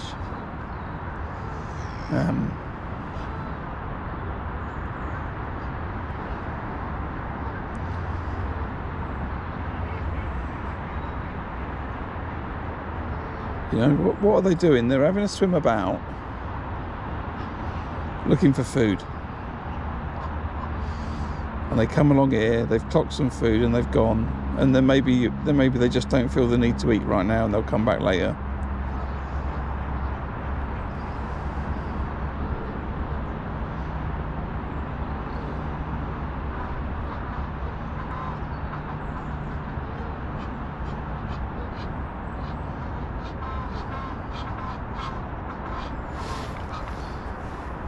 I don't know.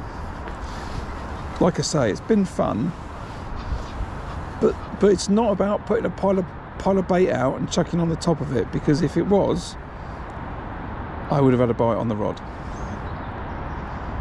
So that's not the secret to success.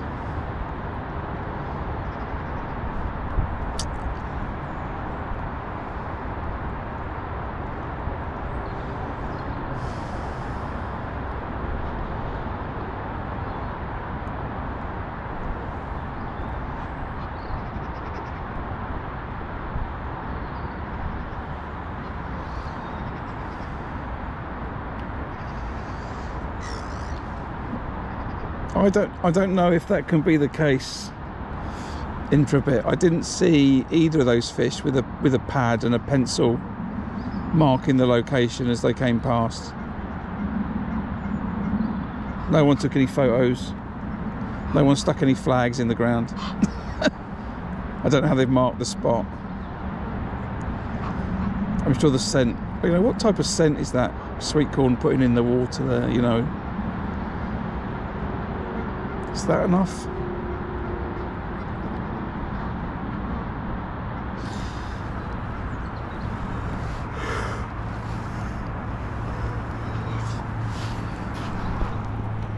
I feel like I should just turn the camera down like that. I wonder why I haven't had it down like that most of the day. Yeah, could be. Could be. Why haven't I had the camera down like that? Then I could have done that a lot easier and you might have seen the fish.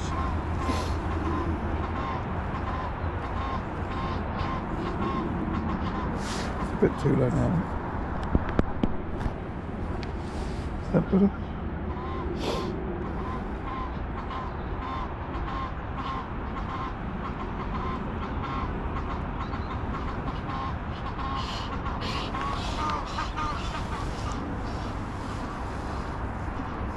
Ornamental geese attacking each other behind me.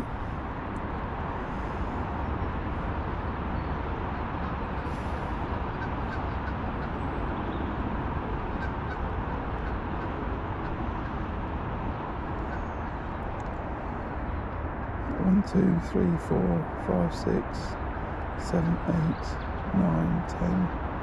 Yeah, did you catch, Graham? No, but I saw 10 fish. But, you know, I wonder if that counts. If I think about the weight, Ghostie's 10, that one was 15, those two are 12, 10, 25, 30, 40, 42, 44, 50, 56, 60. I've seen 60 pound of fish in my peg.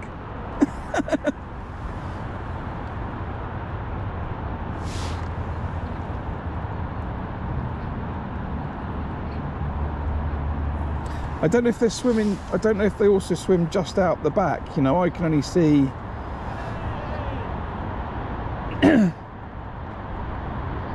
you get a fish? One? You?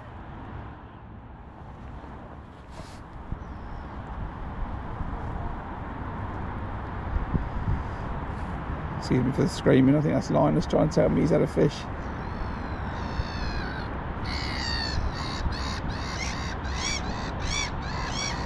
So yeah, I can only see the, you know, I'm between me and the corn. If you take the same distance the other side, you know, corn into the lake, you know, yeah, maybe they're swimming around on that far edge of it, you know. But there is a few pieces that have got, I don't know if I've ended up pushing them, throwing them there or before, but there's like a good 6 pieces at the back of the sort of pile of corn. And I'm sort of keeping an eye on those to see if they sort of disappear. And if they do, then I would drag this and, you know, chuck it in the back of the pile.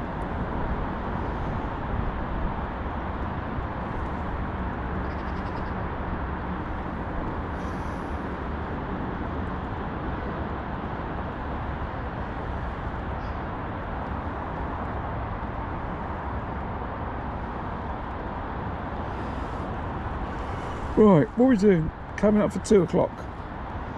So I've got an hour left, just 4 hours into the match. Still without any bites. I'm now fishing on double corn on the bomb line, in amongst a pile of corn that I've put out there. I've done that after I've seen a load of fish come to a pile of corn that I chucked in at the edge of my keep nets.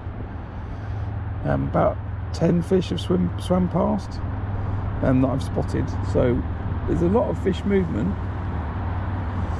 but I've tried to replicate the same pile out in front of me, and it's been no good. So there's something not quite right about the tactic. They could just be cruising fish coming in front of me and the water's so clear that I've seen them, and that could be a thing. It may be nothing to do with the bait, but a few of them have stopped on the bait, and you know, I would argue that they've taken a few grains, so you know, there's definitely something there in that. But I've got an hour and a bit to go. I'm not going to move that rod, I don't think, until the bait in front of me disappears or I get a bite. I think that's it. I'm going to leave it there. I don't think I've got any reason to move it. I don't think I've got any benefit to moving it either. So I'm just going to leave it where it is. Hopefully it gets dragged around before the end of the match. But let's see.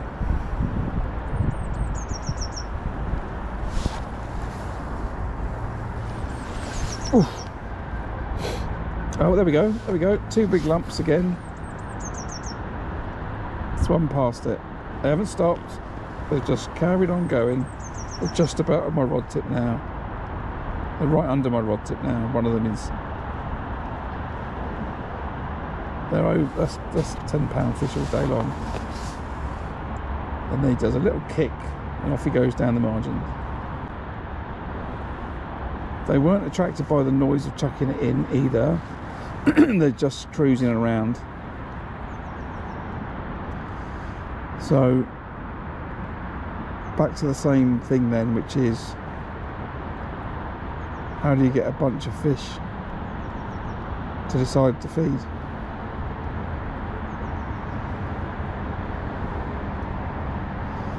Back to the same thoughts then, I guess, which is, you got to get a pile of bait, you got to chuck it in, and you got to wait.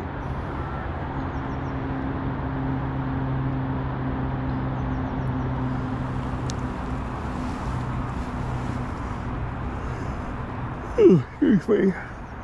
Tired all of a sudden.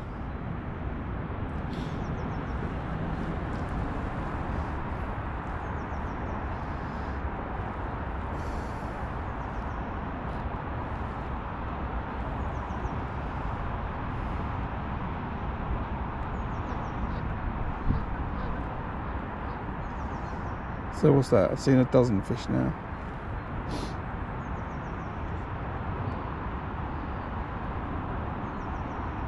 I think I've seen those 2 before though, maybe. They look familiar.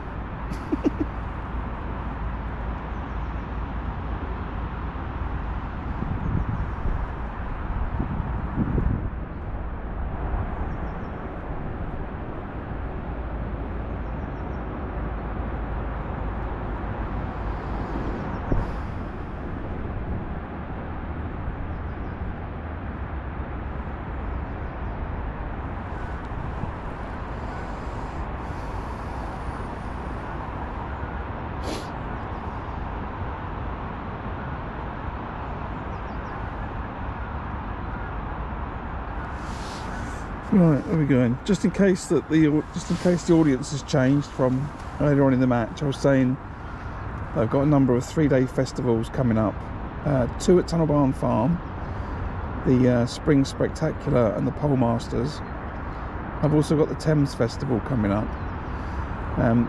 All of those matches, all 9 of those matches, I will live stream on Twitch, not YouTube. And the reason for that is that the signal is not good enough at those venues to broadcast directly to YouTube. But with my Starlink, I can get a signal to then broadcast to Twitch. So if you want to watch those competitions, those festivals live, then head over to Twitch, www.twitch.com, and search for my channel, which is also called The Fishing Stream. So it's pretty easy to find. You can watch without creating an account. If you create an account, then you can chat to me like you do here. Pretty simple, same as your Google account. So yeah, so those festivals. I'm also fishing 2 Maver Match This matches at Tunnel Barn Farm, and I would also look to live stream those as well.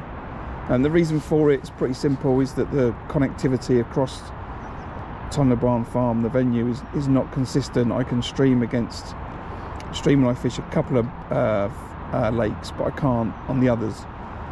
So because I don't know where I'm going to draw, and those matches are like random draws, then I want to do it in the same place. So live streams will be on Twitch. I will then upload the footage to YouTube either that day, or maybe the next day, or maybe 2 days later, I don't know, but I will upload the whole 5 hours as a video, and then I will also make an edit of the day. So you can still stay on YouTube and watch it, but if you want to watch the whole thing live, then that will be on Twitch for those events.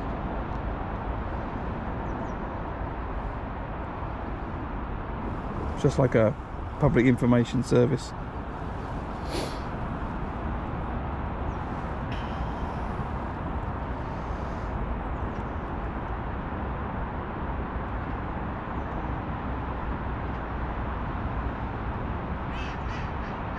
What I'll do is, if you keep an eye out on the posts tab, I used to call it community, but they've changed the name.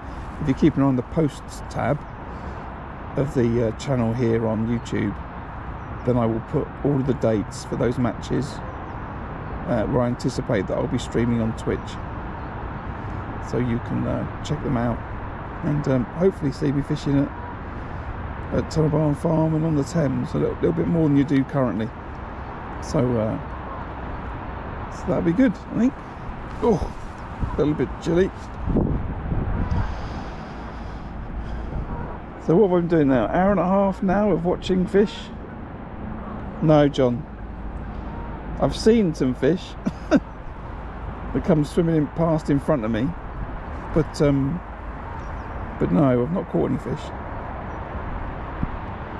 I've got my bait over a little pile of sweet corn that I've put out, and I'm going to leave it there. It either gets dragged in or I don't. It doesn't. So that's the plan. I'm staring down the barrel of a blank, but you know, it is what it is. I could go back to fishing a maggot feeder. I don't know, but I don't think it's what I want to do. I don't think there's any more chance that I'm going to catch over what I'm doing, so I think I'll just stick with this. Ooh.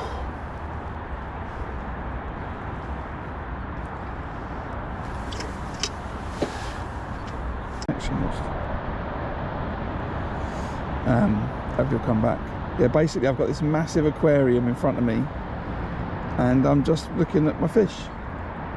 I've got some ghosties, I've got some big carp, I've got some smaller carp, and every 15 minutes or so one of them will come swimming past, and I'll get really excited and then it'll go and I'll be back to catching nothing. But it's certainly making the day go quicker. And I'm thinking a little bit less about how freezing cold I am. But sadly, it's I'm not actually catching any more fish.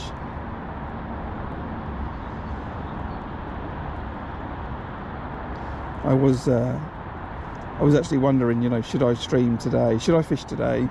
Should I stream today? I think I'm going to blank. I'm not sure it does much for my channel credibility if I keep fishing and I keep blanking, but I think that it just shows, you know, sometimes this is what it's like, you know. Yeah, I'm going to come back here in the summer. I'm going to fish a pellet waggler and a bomb and pellets, and I'm going to catch an absolute ton of fish. You know, some days it's like this, and in the winter it can get especially like this.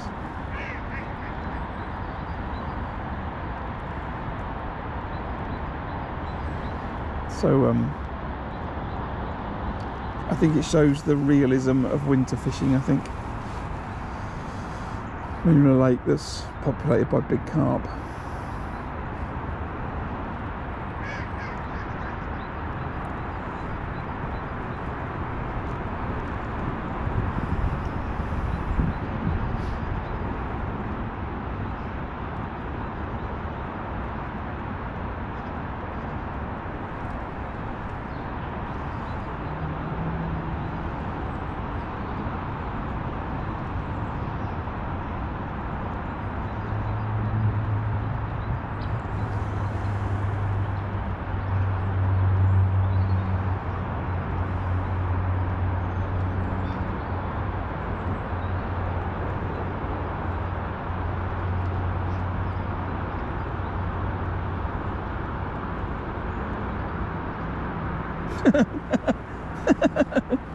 Good on you, Martin. Go catch something.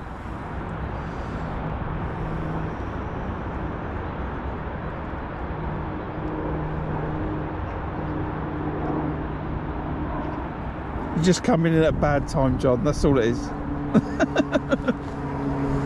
Just a bad time. This time last year, no, actually this time last year I couldn't fish the river. The river was blitzed. It was completely flooded. The river was flooded from, I want to say, late October, November, all the way through to March. We had one match we sneaked in at the end.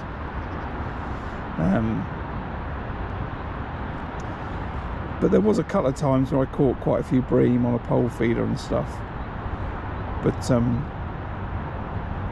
the river was a possibility for today, but I didn't fancy lugging all my gear up to where I wanted to fish, just on the trolley. So I thought I'd give it a miss. But yeah, we'll soon be back to catching plenty of fish, John. As I've said a few times, I think it's this is probably my last winter carping session this year.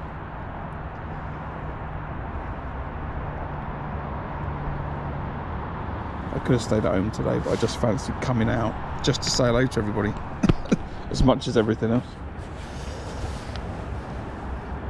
I still haven't seen anything get caught on the far bank. Linus just shouted to say he's had a fish. I've only seen Mark have the one fish, although I've really not been paying attention for the last couple of hours now. Jeb, I've not heard him land a fish to my left. He's next door but one. The guy in the middle between those two guys I've not seen have a fish. But they are moving about. And yeah, I'm wondering if a pellet waggler might be an idea. Just fish it with a couple of foot tail. Because that's where they are. They're a couple of foot under the water, under the surface.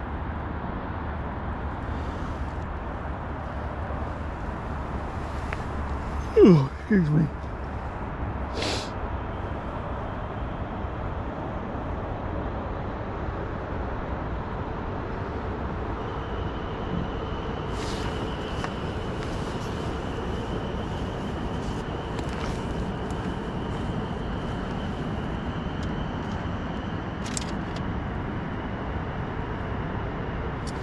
Buckley, I am fishing a open match competition today at Gold Valley Lakes in Aldershot in the UK, and it's essentially a carp venue, so I'm effectively winter carping to no avail.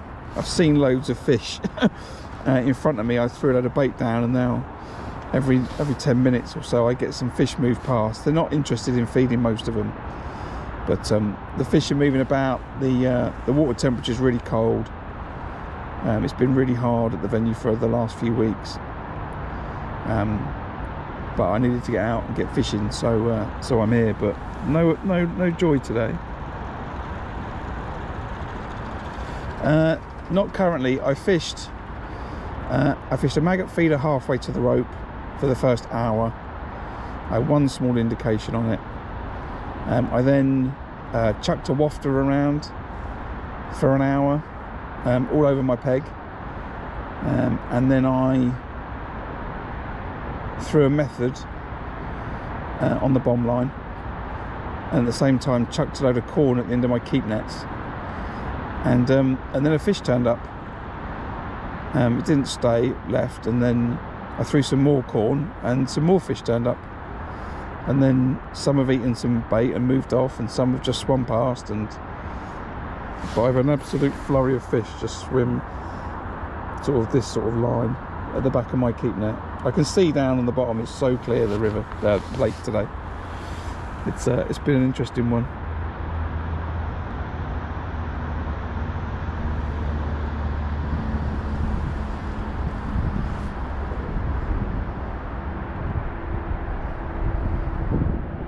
But I think I've got my Mava Match This qualifier.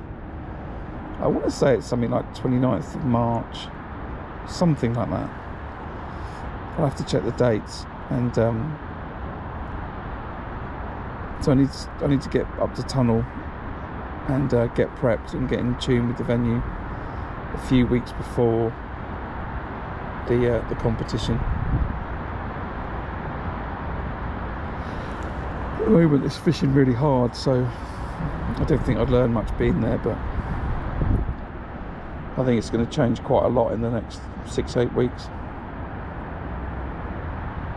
It should do anyway.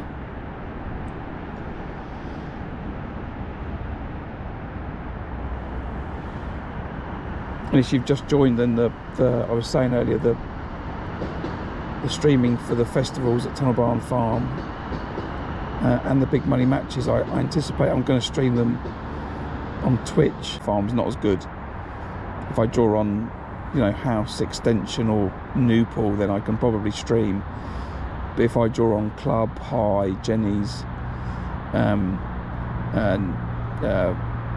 Top, then forget it. Whereas if I take my Starlink with me, I can pretty much guarantee to stream against the whole venue. The quality may actually, the quality be alright. I did one there before, so I'll probably do another test one before one of the big matches. But I think that's what I'm going to have to do this year. Last year what happened was I ended up doing like one day, and I had one day where I was able to stream, and maybe that stream was broken into like 2 videos, and then the other 2 days I couldn't stream. So I thought this year I'll just do the whole thing live on Twitch, and then I'll put the full recordings on YouTube, and then I'll do the edit on YouTube.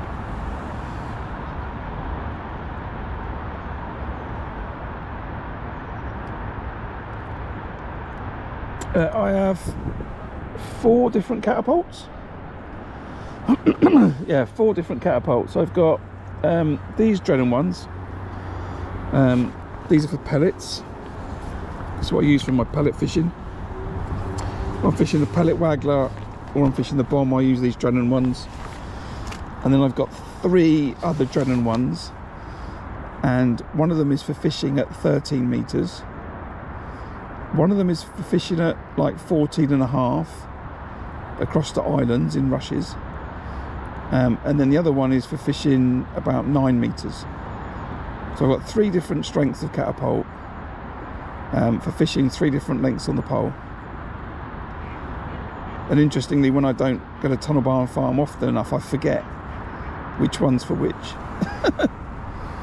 But hopefully this year we won't have that problem, so I'm going to go before and do some more practicing. So, but yeah, they're all Drennan catapults.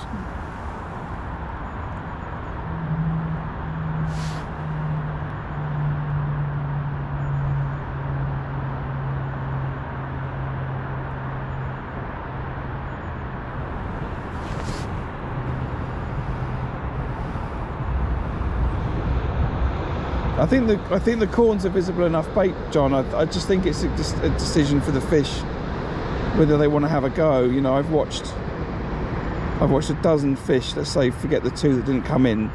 I've watched 10 fish over this sweet corn in front of me. Half of them have stayed to eat some.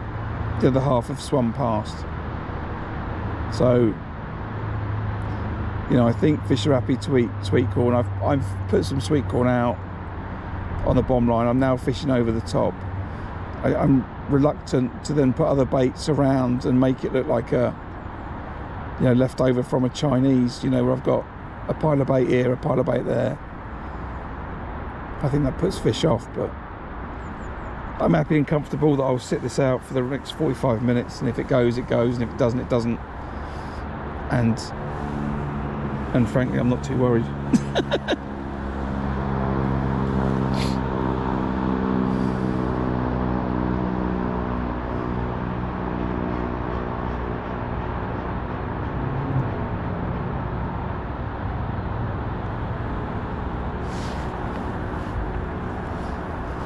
See, Mark's now standing up behind his... What's he doing? Has he got a fish on? No, he's turning around. I think he's trying the stand behind my peg and can have a bite when I'm not looking type tactic.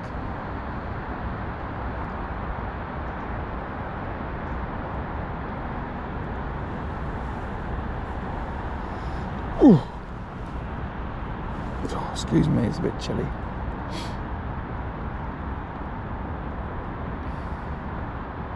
I fished with maggots, that didn't do it. I fished with a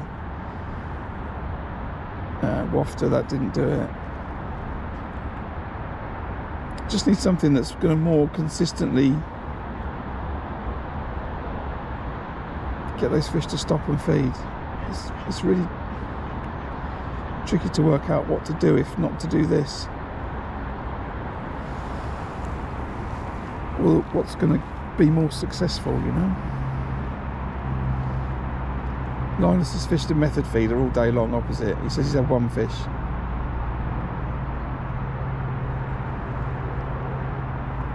Jeb to my left was chopping meat at the beginning of the match, so if Jeb's caught, then he's caught on meat. Oh, Mark's chucked it in the tree. That's what he's doing. He's trying to crack off.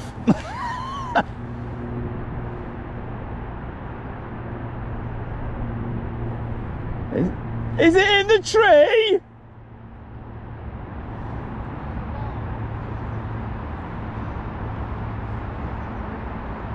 Did you cast it there?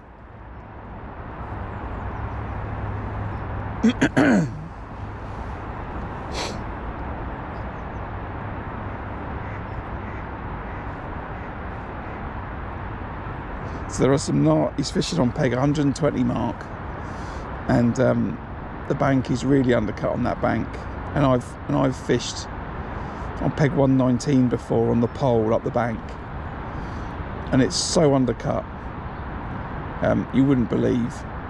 You know, I've hooked a fish on black hydro, and the elastic's close to bombing out, and you think the fish is just under the bank, you know, like it's going to be under the railway line. It's that undercut. So I don't know if a fish is taking him under there, or whether he's cast it. But either way, he's still beating me because he's got a fish, because I saw him net it.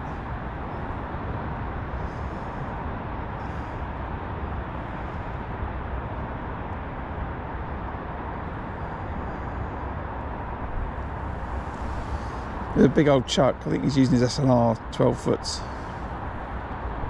He did some lovely cut. He threw that up the bank at the beginning of the match, like right into the epicenter of where I would imagine to catch. And that's a long old chuck. That's a long old chuck. And then I think he's worked his way down the bank.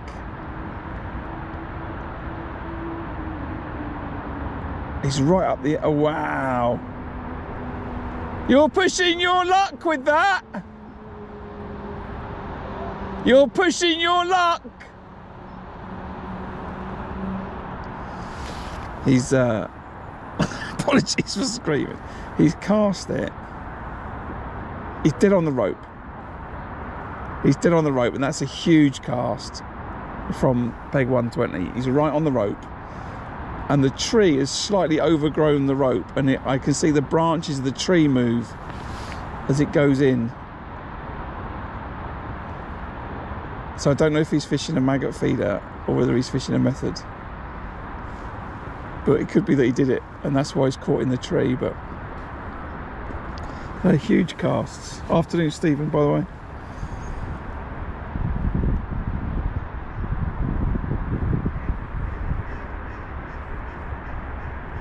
Yeah, I think he's after a birch.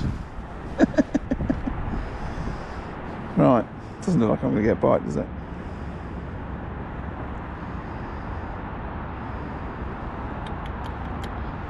I think I should recast it, even if I just cast it on the same spot with the same stuff,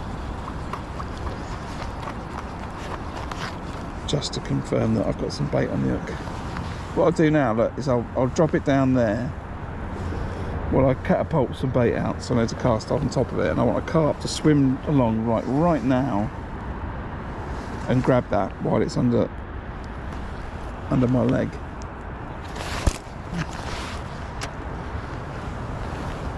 Didn't happen. Would have been a great video.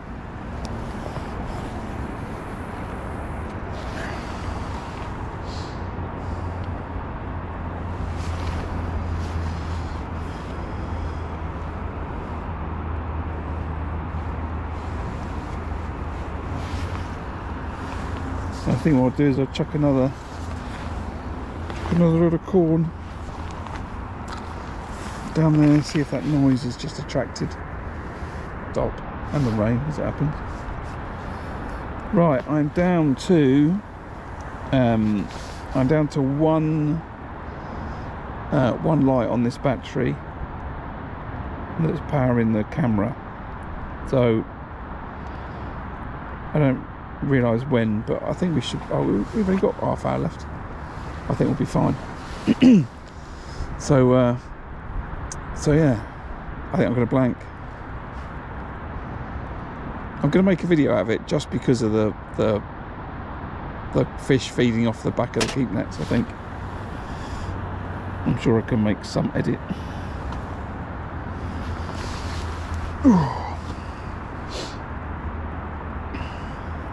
It's quite big, that awning. It's kind of in the camera shot, isn't it?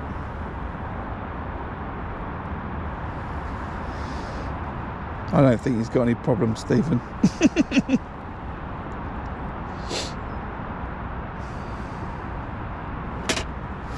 Right, that's twice that's dropped down there. It's annoying.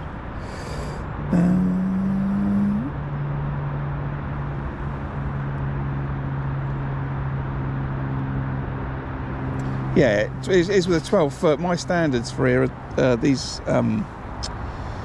my standards are 10 foots, and I can't chuck it. But ironically, I brought a 12 foot SLR today just in case I drew 120.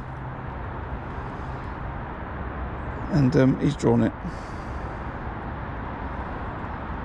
but a masterclass in casting, I would say. I don't know what he's got. I've seen him have one fish. That was just before like half time. I don't know if he's had more. As I said, I haven't seen the guy next to him catch, or the next guy catch.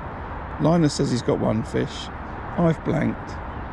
I don't know that Jeb's got, and I would say 6 of them have stopped to eat a piece of corn.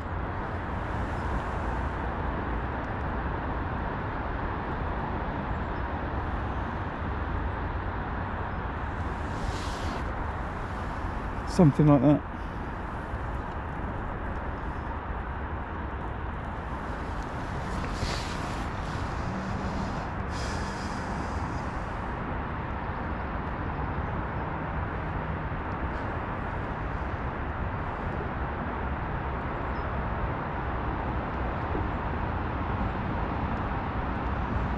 And the fish are swimming around about 2 foot under the water,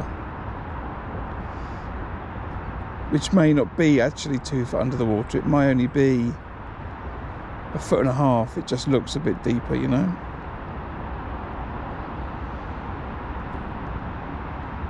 So I don't know, maybe if you sat there and thrashed a pellet waggler for 5 hours, it might not be a bad idea. I don't know, I'm not a winter carping expert.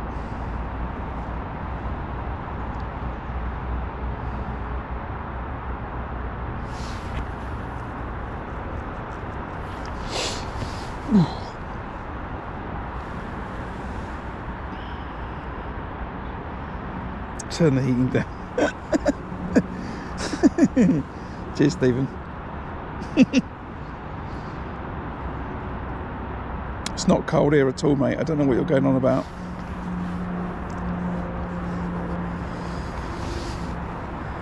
There you go, another big lump. There we go, another big lump's turned up in the bag. It's not stopped. I think it's seen me and spooked. It got sort of level with the cord and then turned right. So it was coming along the margin, saw the bait, turned right, went out.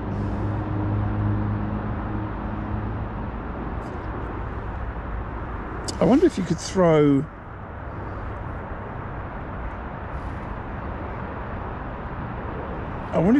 like a load of bait, like out from the next platform, where you, like, you know, over there where you've got peg 1, miss 2.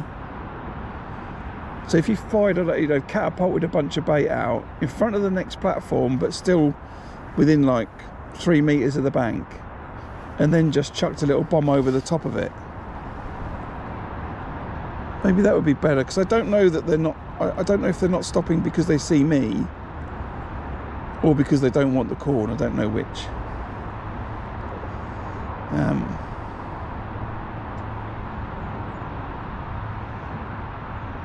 But yeah, that's fish number 13, I think.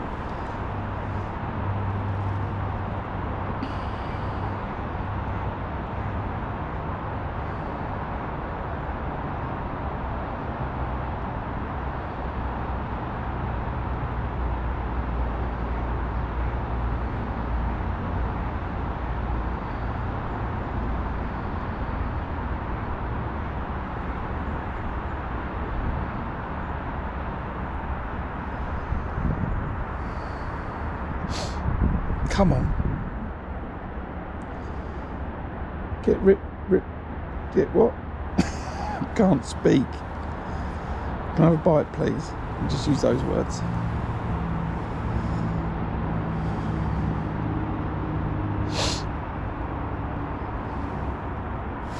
Oh, it's not a very good picture, is it? Oh, no. Let's do that. So I appreciate that everyone that's hung around for the last 4.5 hours watching me catch nothing. I do appreciate the support and the company. I'm really not sure what conclusions to draw from this. I think maybe that it's that there's fish moving around from about the halfway point. Maybe you need to think about it a bit differently, you know. What time did we see that first fish? 12:30? Maybe it was 12:30, maybe it was 12 o'clock. But I don't remember fish coming past before, so let's say it was 12 o'clock, fish started moving around. So maybe they are balled up for the first beginning of the match. Maybe they don't get going, and then they start moving about. Because then since about 12 o'clock to now, I've seen 13 fish come swim past the end of my keep net.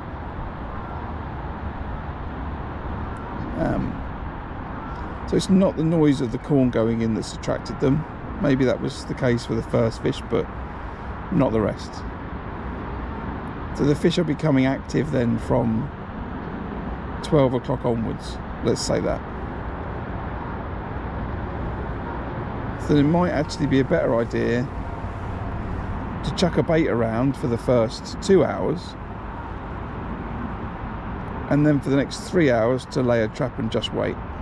I don't know.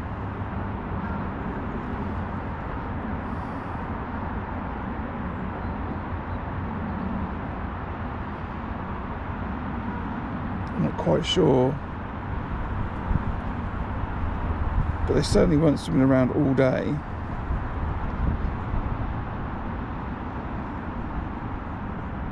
And they're not coming because I made the noise.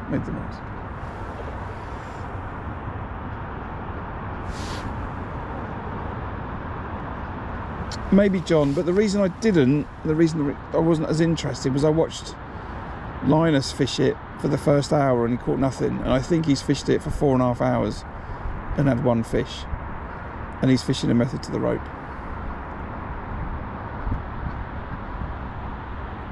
And he knows what he's doing. So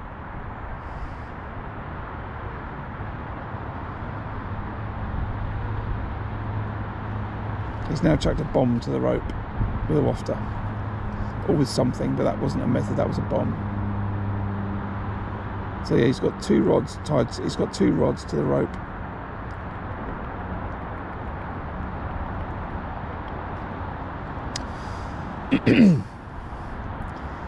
So yeah, maybe that's...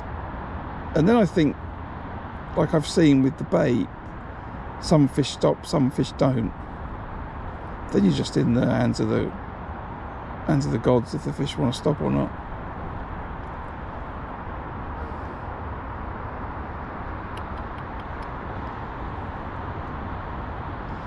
So yeah, I was fishing tomorrow.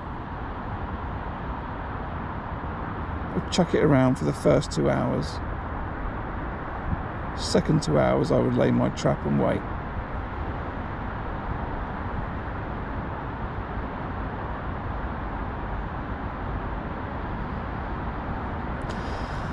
I think that's the way it would be. Saying that, you know, Linus has also done that for the last 3 hours and 2.5 hours and not caught, but the fish are definitely moving. Or fish the pellet waggler. Maybe fish the pellet waggler.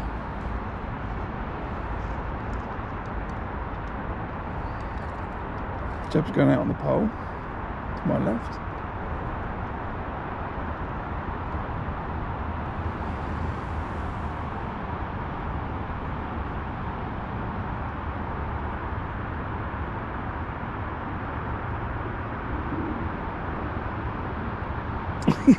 Yeah, maybe Nigel.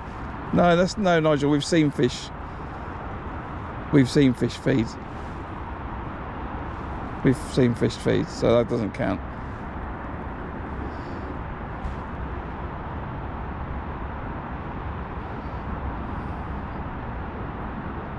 This is one of my most enjoyable sessions blanking, though, I must say that. Just, you know, I appreciate everyone's support and company.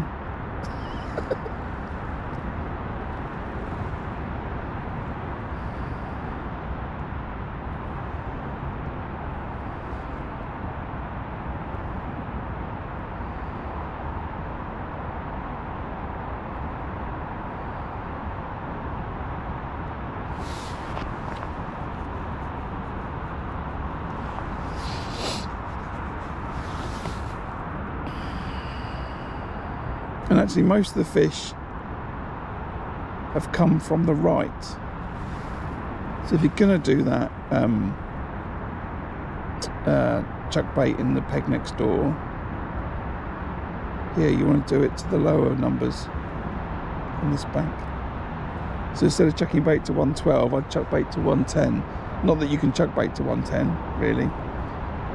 But if you're in 112, you could chuck to 111.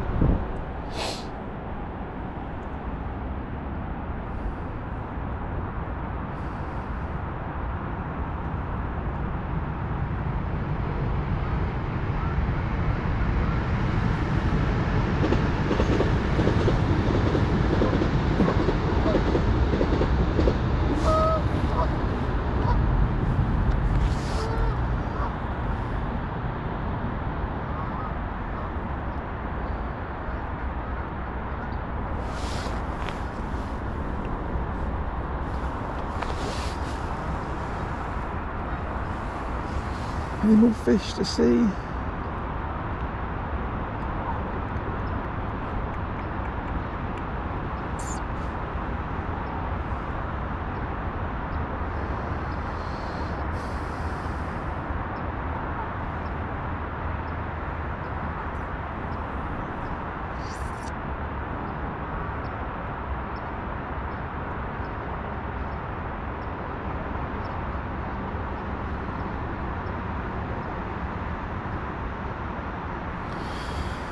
Anyone that watched the session where I was on the river a few weeks ago, I think, when was it, January sometime I think it was, and I tried fishing the river for 5 hours. I think I said I was going to act like it was a 5-hour match, and it wasn't until 5 minutes to the end that I caught a fish, which can sometimes be the way.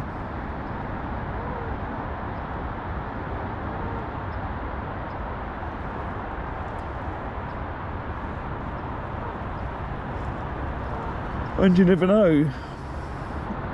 You know, at least one of the fish I've seen today, I would say it's over 15 pounds. So there's big old lumps in here. Just got to catch one bite, one fish, and hope that Mark hasn't caught any more and win the match. Well, unless I've caught to my left, but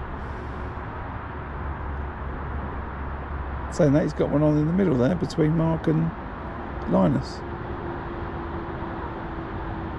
Definitely got a fish on.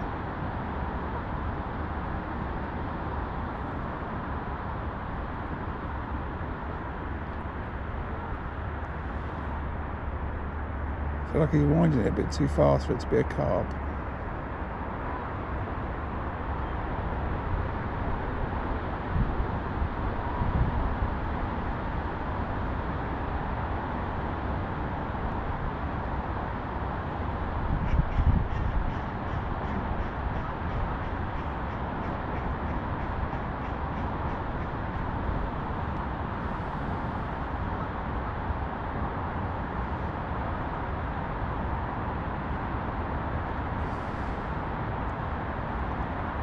Looks like a small carp, a big F1 or bream.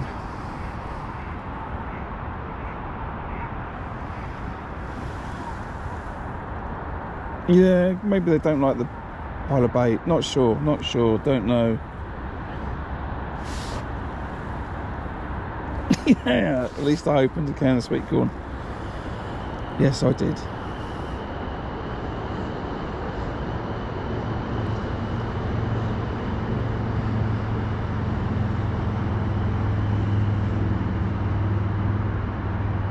As I was saying though, Nigel, you just got to wait till the summer and you'll see me using plenty of corn. It's my favourite edge bait.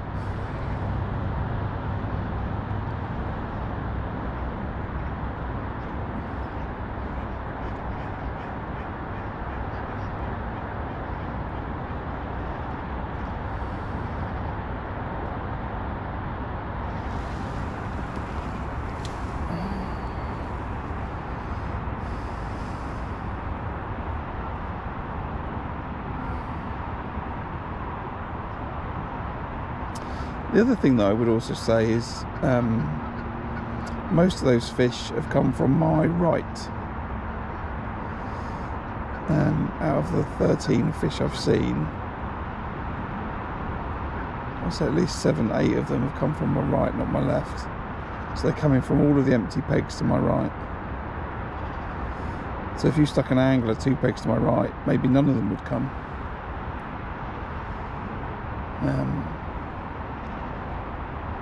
I don't know how that helps any thoughts, but it might just have been, if I'm honest with everybody.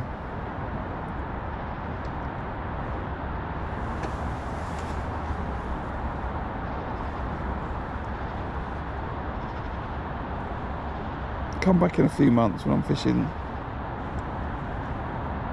pellet waggler and a bomb.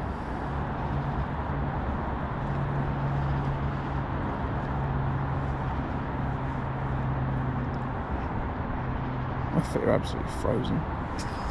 Everything's frozen. Ooh, who comes fishing on a day like this?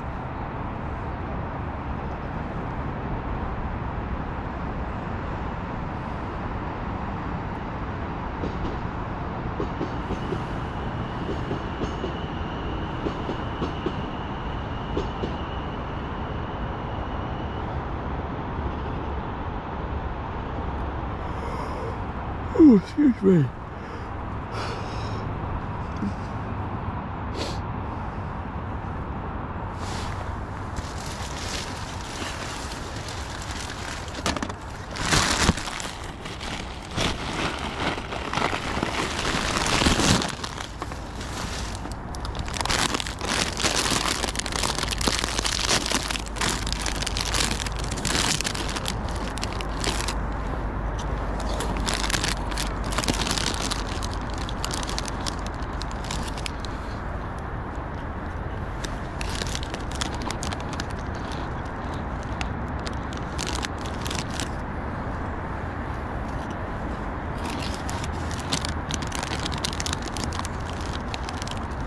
Oh, look at that.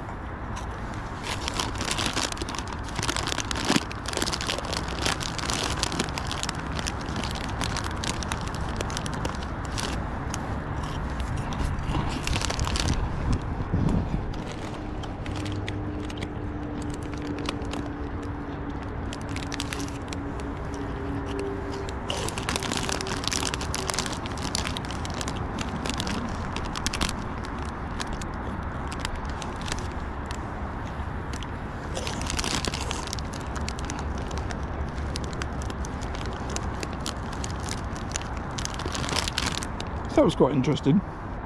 So I threw a load of maggots over the same place as the sweet corn.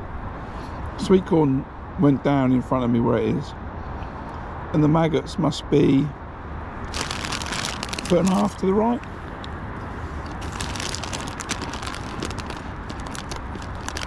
It's quite a bit of time.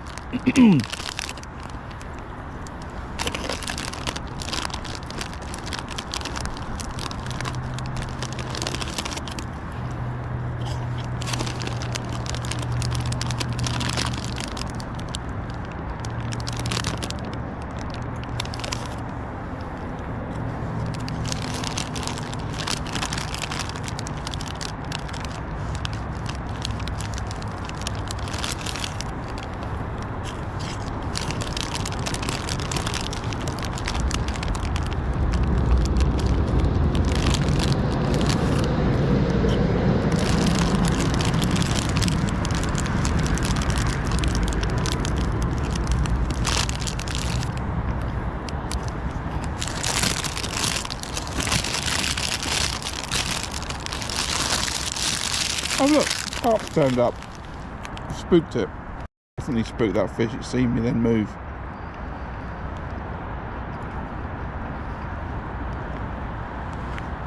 You were definitely looking at those maggots. I know you were.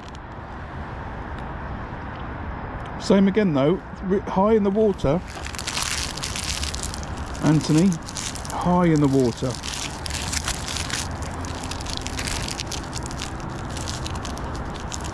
Interesting. I reckon it heard that bait. I don't mind checking some more maggots in.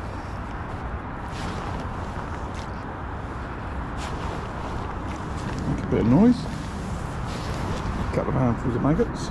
Loads of tow.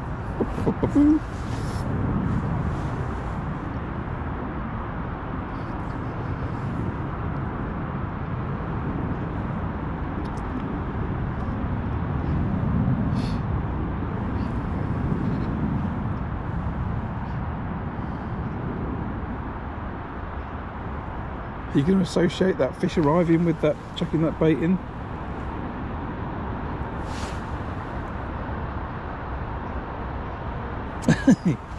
No advertising on the channel, please. But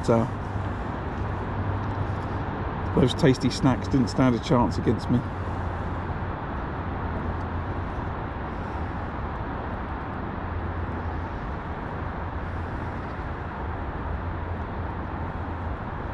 There's a load of maggots down there, right? That's not a handful, but 4 decent amounts of maggots.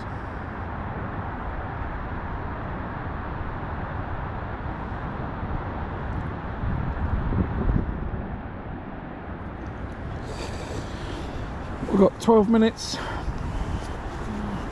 I feel like my chances are drifting away. slipping away. Oh well. I didn't fancy the peg when I drew it.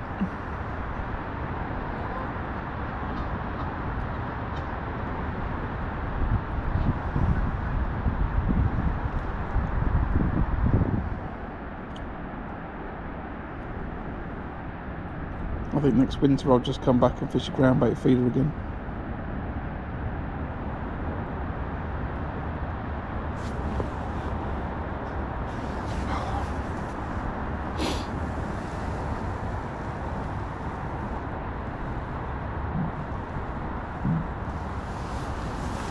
Yeah, I think you could.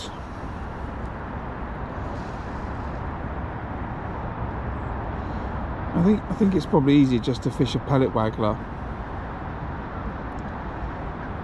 and then just fish it down instead of fishing it up.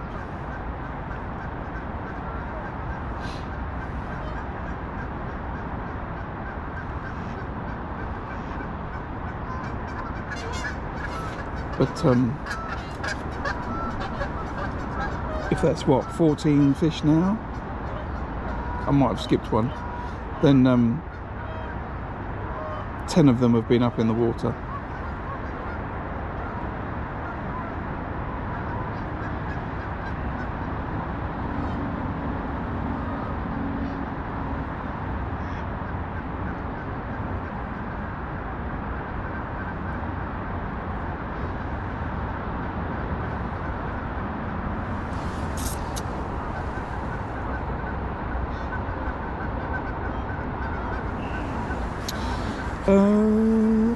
I don't know actually.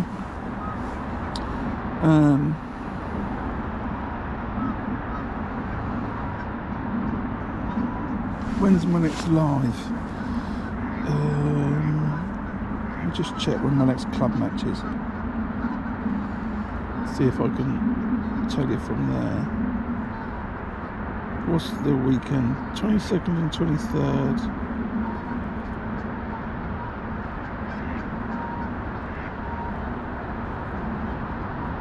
I haven't got a match booked. And then 1st and 2nd of March,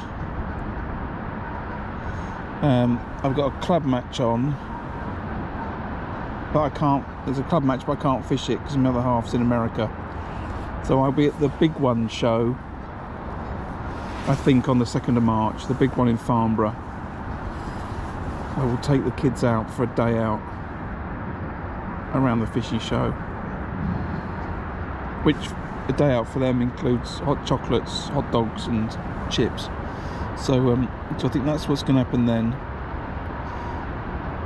And then 9th of March I've got nothing booked.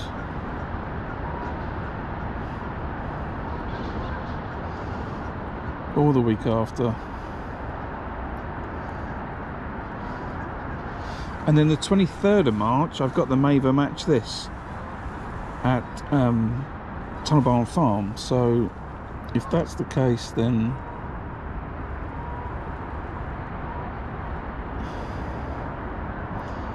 it will probably be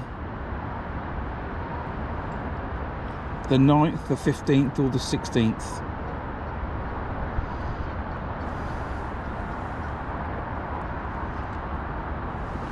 So yeah, 9th, 15th or 16th of March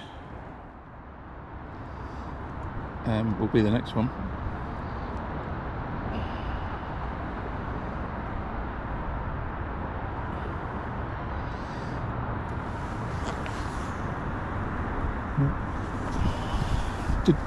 Excuse me. Yeah, and if you're subscribed with notifications on, all. There's another fish there now, look. Now that one's,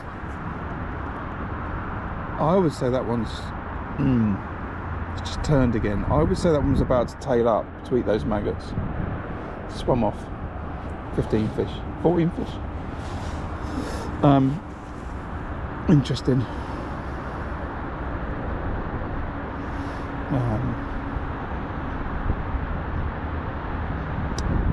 yes, where was I? If you're subscribed with notifications on, and then I think there's a setting for something at all, then when I go live you should get a notification on YouTube.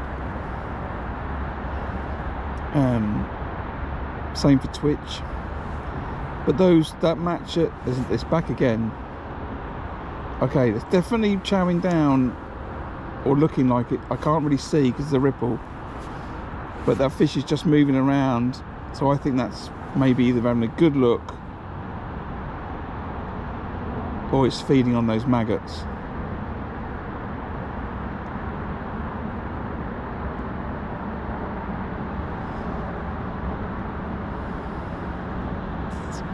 Swam off.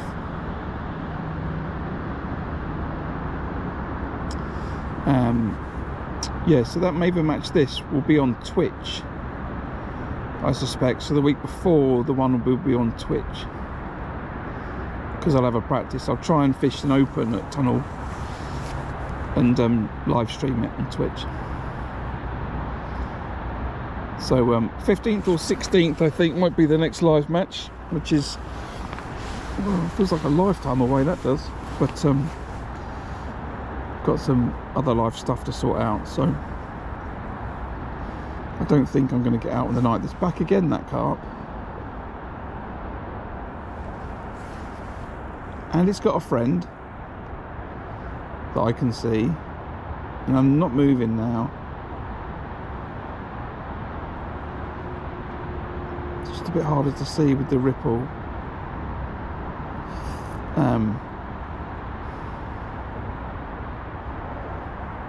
Yeah, I wonder if they're coming for the maggots.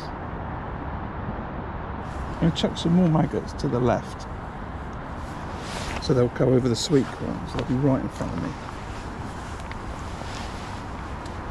Good out for the maggot, that is. And it's quite a big toe. If you're going to fish maggots, Anthony, then you need to think about that. That's a big old... I've chucked that bait in there, and it's moved a good 2 foot to the right in 4 foot of water. And I can't really see the maggots I can't really see the maggots. So yeah, so 23rd, Maven match this, Tunnel Barn Farm. That'll be on Twitch, or I expect it to be. And the week before I will try and fish an open there, and I'll also do that on Twitch. And then, as I say, those those matches that I stream to Twitch, I'll just upload the entire 5 hours to YouTube, and then I'll upload an edit of what happens on the day. So it'll be a few weeks. So yeah, lots of time between now and then. Head over to Twitch, www.twitch.com. The channel is called The Fishing Stream. You'll easily recognise me, and if you follow, then you'll find your way back there really easy.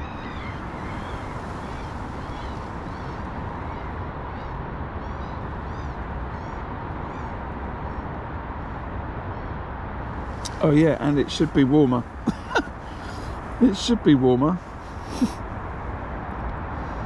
You've got a problem if it's not.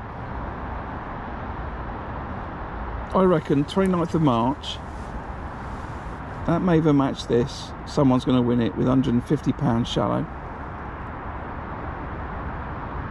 chucking in loads of maggots.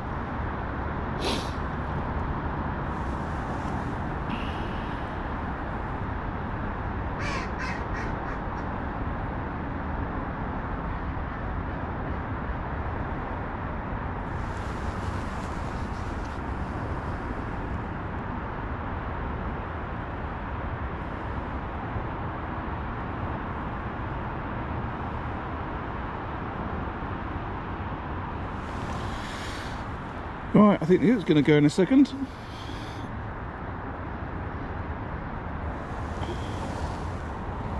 I don't... Linus is caught, the guy next to him's caught, Mark's caught, I've blanked. I don't know about Jeb.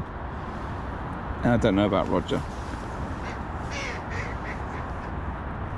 I've got to think that Roger's caught. It should be a lot warmer. and I'll probably be catching F1 shallow at Tunnel Barn Farm. Maggots down the edge, maggots shallow, and hopefully north of 10 degrees. Don't fancy much more of this. And if you're around, if you're at the big one in Farnborough on Sunday the 2nd, then I might bump into you there, because I think that's the day I'm going to go. So that'll be it. I think they're going to rename it the Carp Show, because there's no match anglers, there's no match brands actually exhibiting, unless they're from Borden Angling Centre. So I think that'll need a bit of a rethink. Or Predator. I'll probably be hanging around the Predator section, to be honest, getting some jig heads to catch some perch in the Thames. But yeah, if you're at the big one in Farnborough on the 2nd of March, then I might see you there. Mark's going to be there. He'll be on the ringers stand, so you can ask him about this match. And did he cast it in the tree, or did a fish take him under the bank? Right, we got a minute. Come on now, Rod, now, like now. We've got to stand up. Come on. No is the answer to that, Martin. In case anyone else asks, no is the answer. That's my lot. No. Right. Oh, is Roger cheating? Oh, I just heard Mark shout, "All out, Roger." There could be a drama. There could be a drama. Right, everybody, thanks for stopping by. There's no need for you to watch the weigh-in, because I ain't caught anything. So we can pretend you watched the weigh-in. Oh, blanked. Thanks for coming. I appreciate it as always. I will make some kind of edit out of this. And when I do, make sure you hit the like button on it, alright? So I'll see you in a few weeks, and thanks for watching, and I'll catch you on the next one.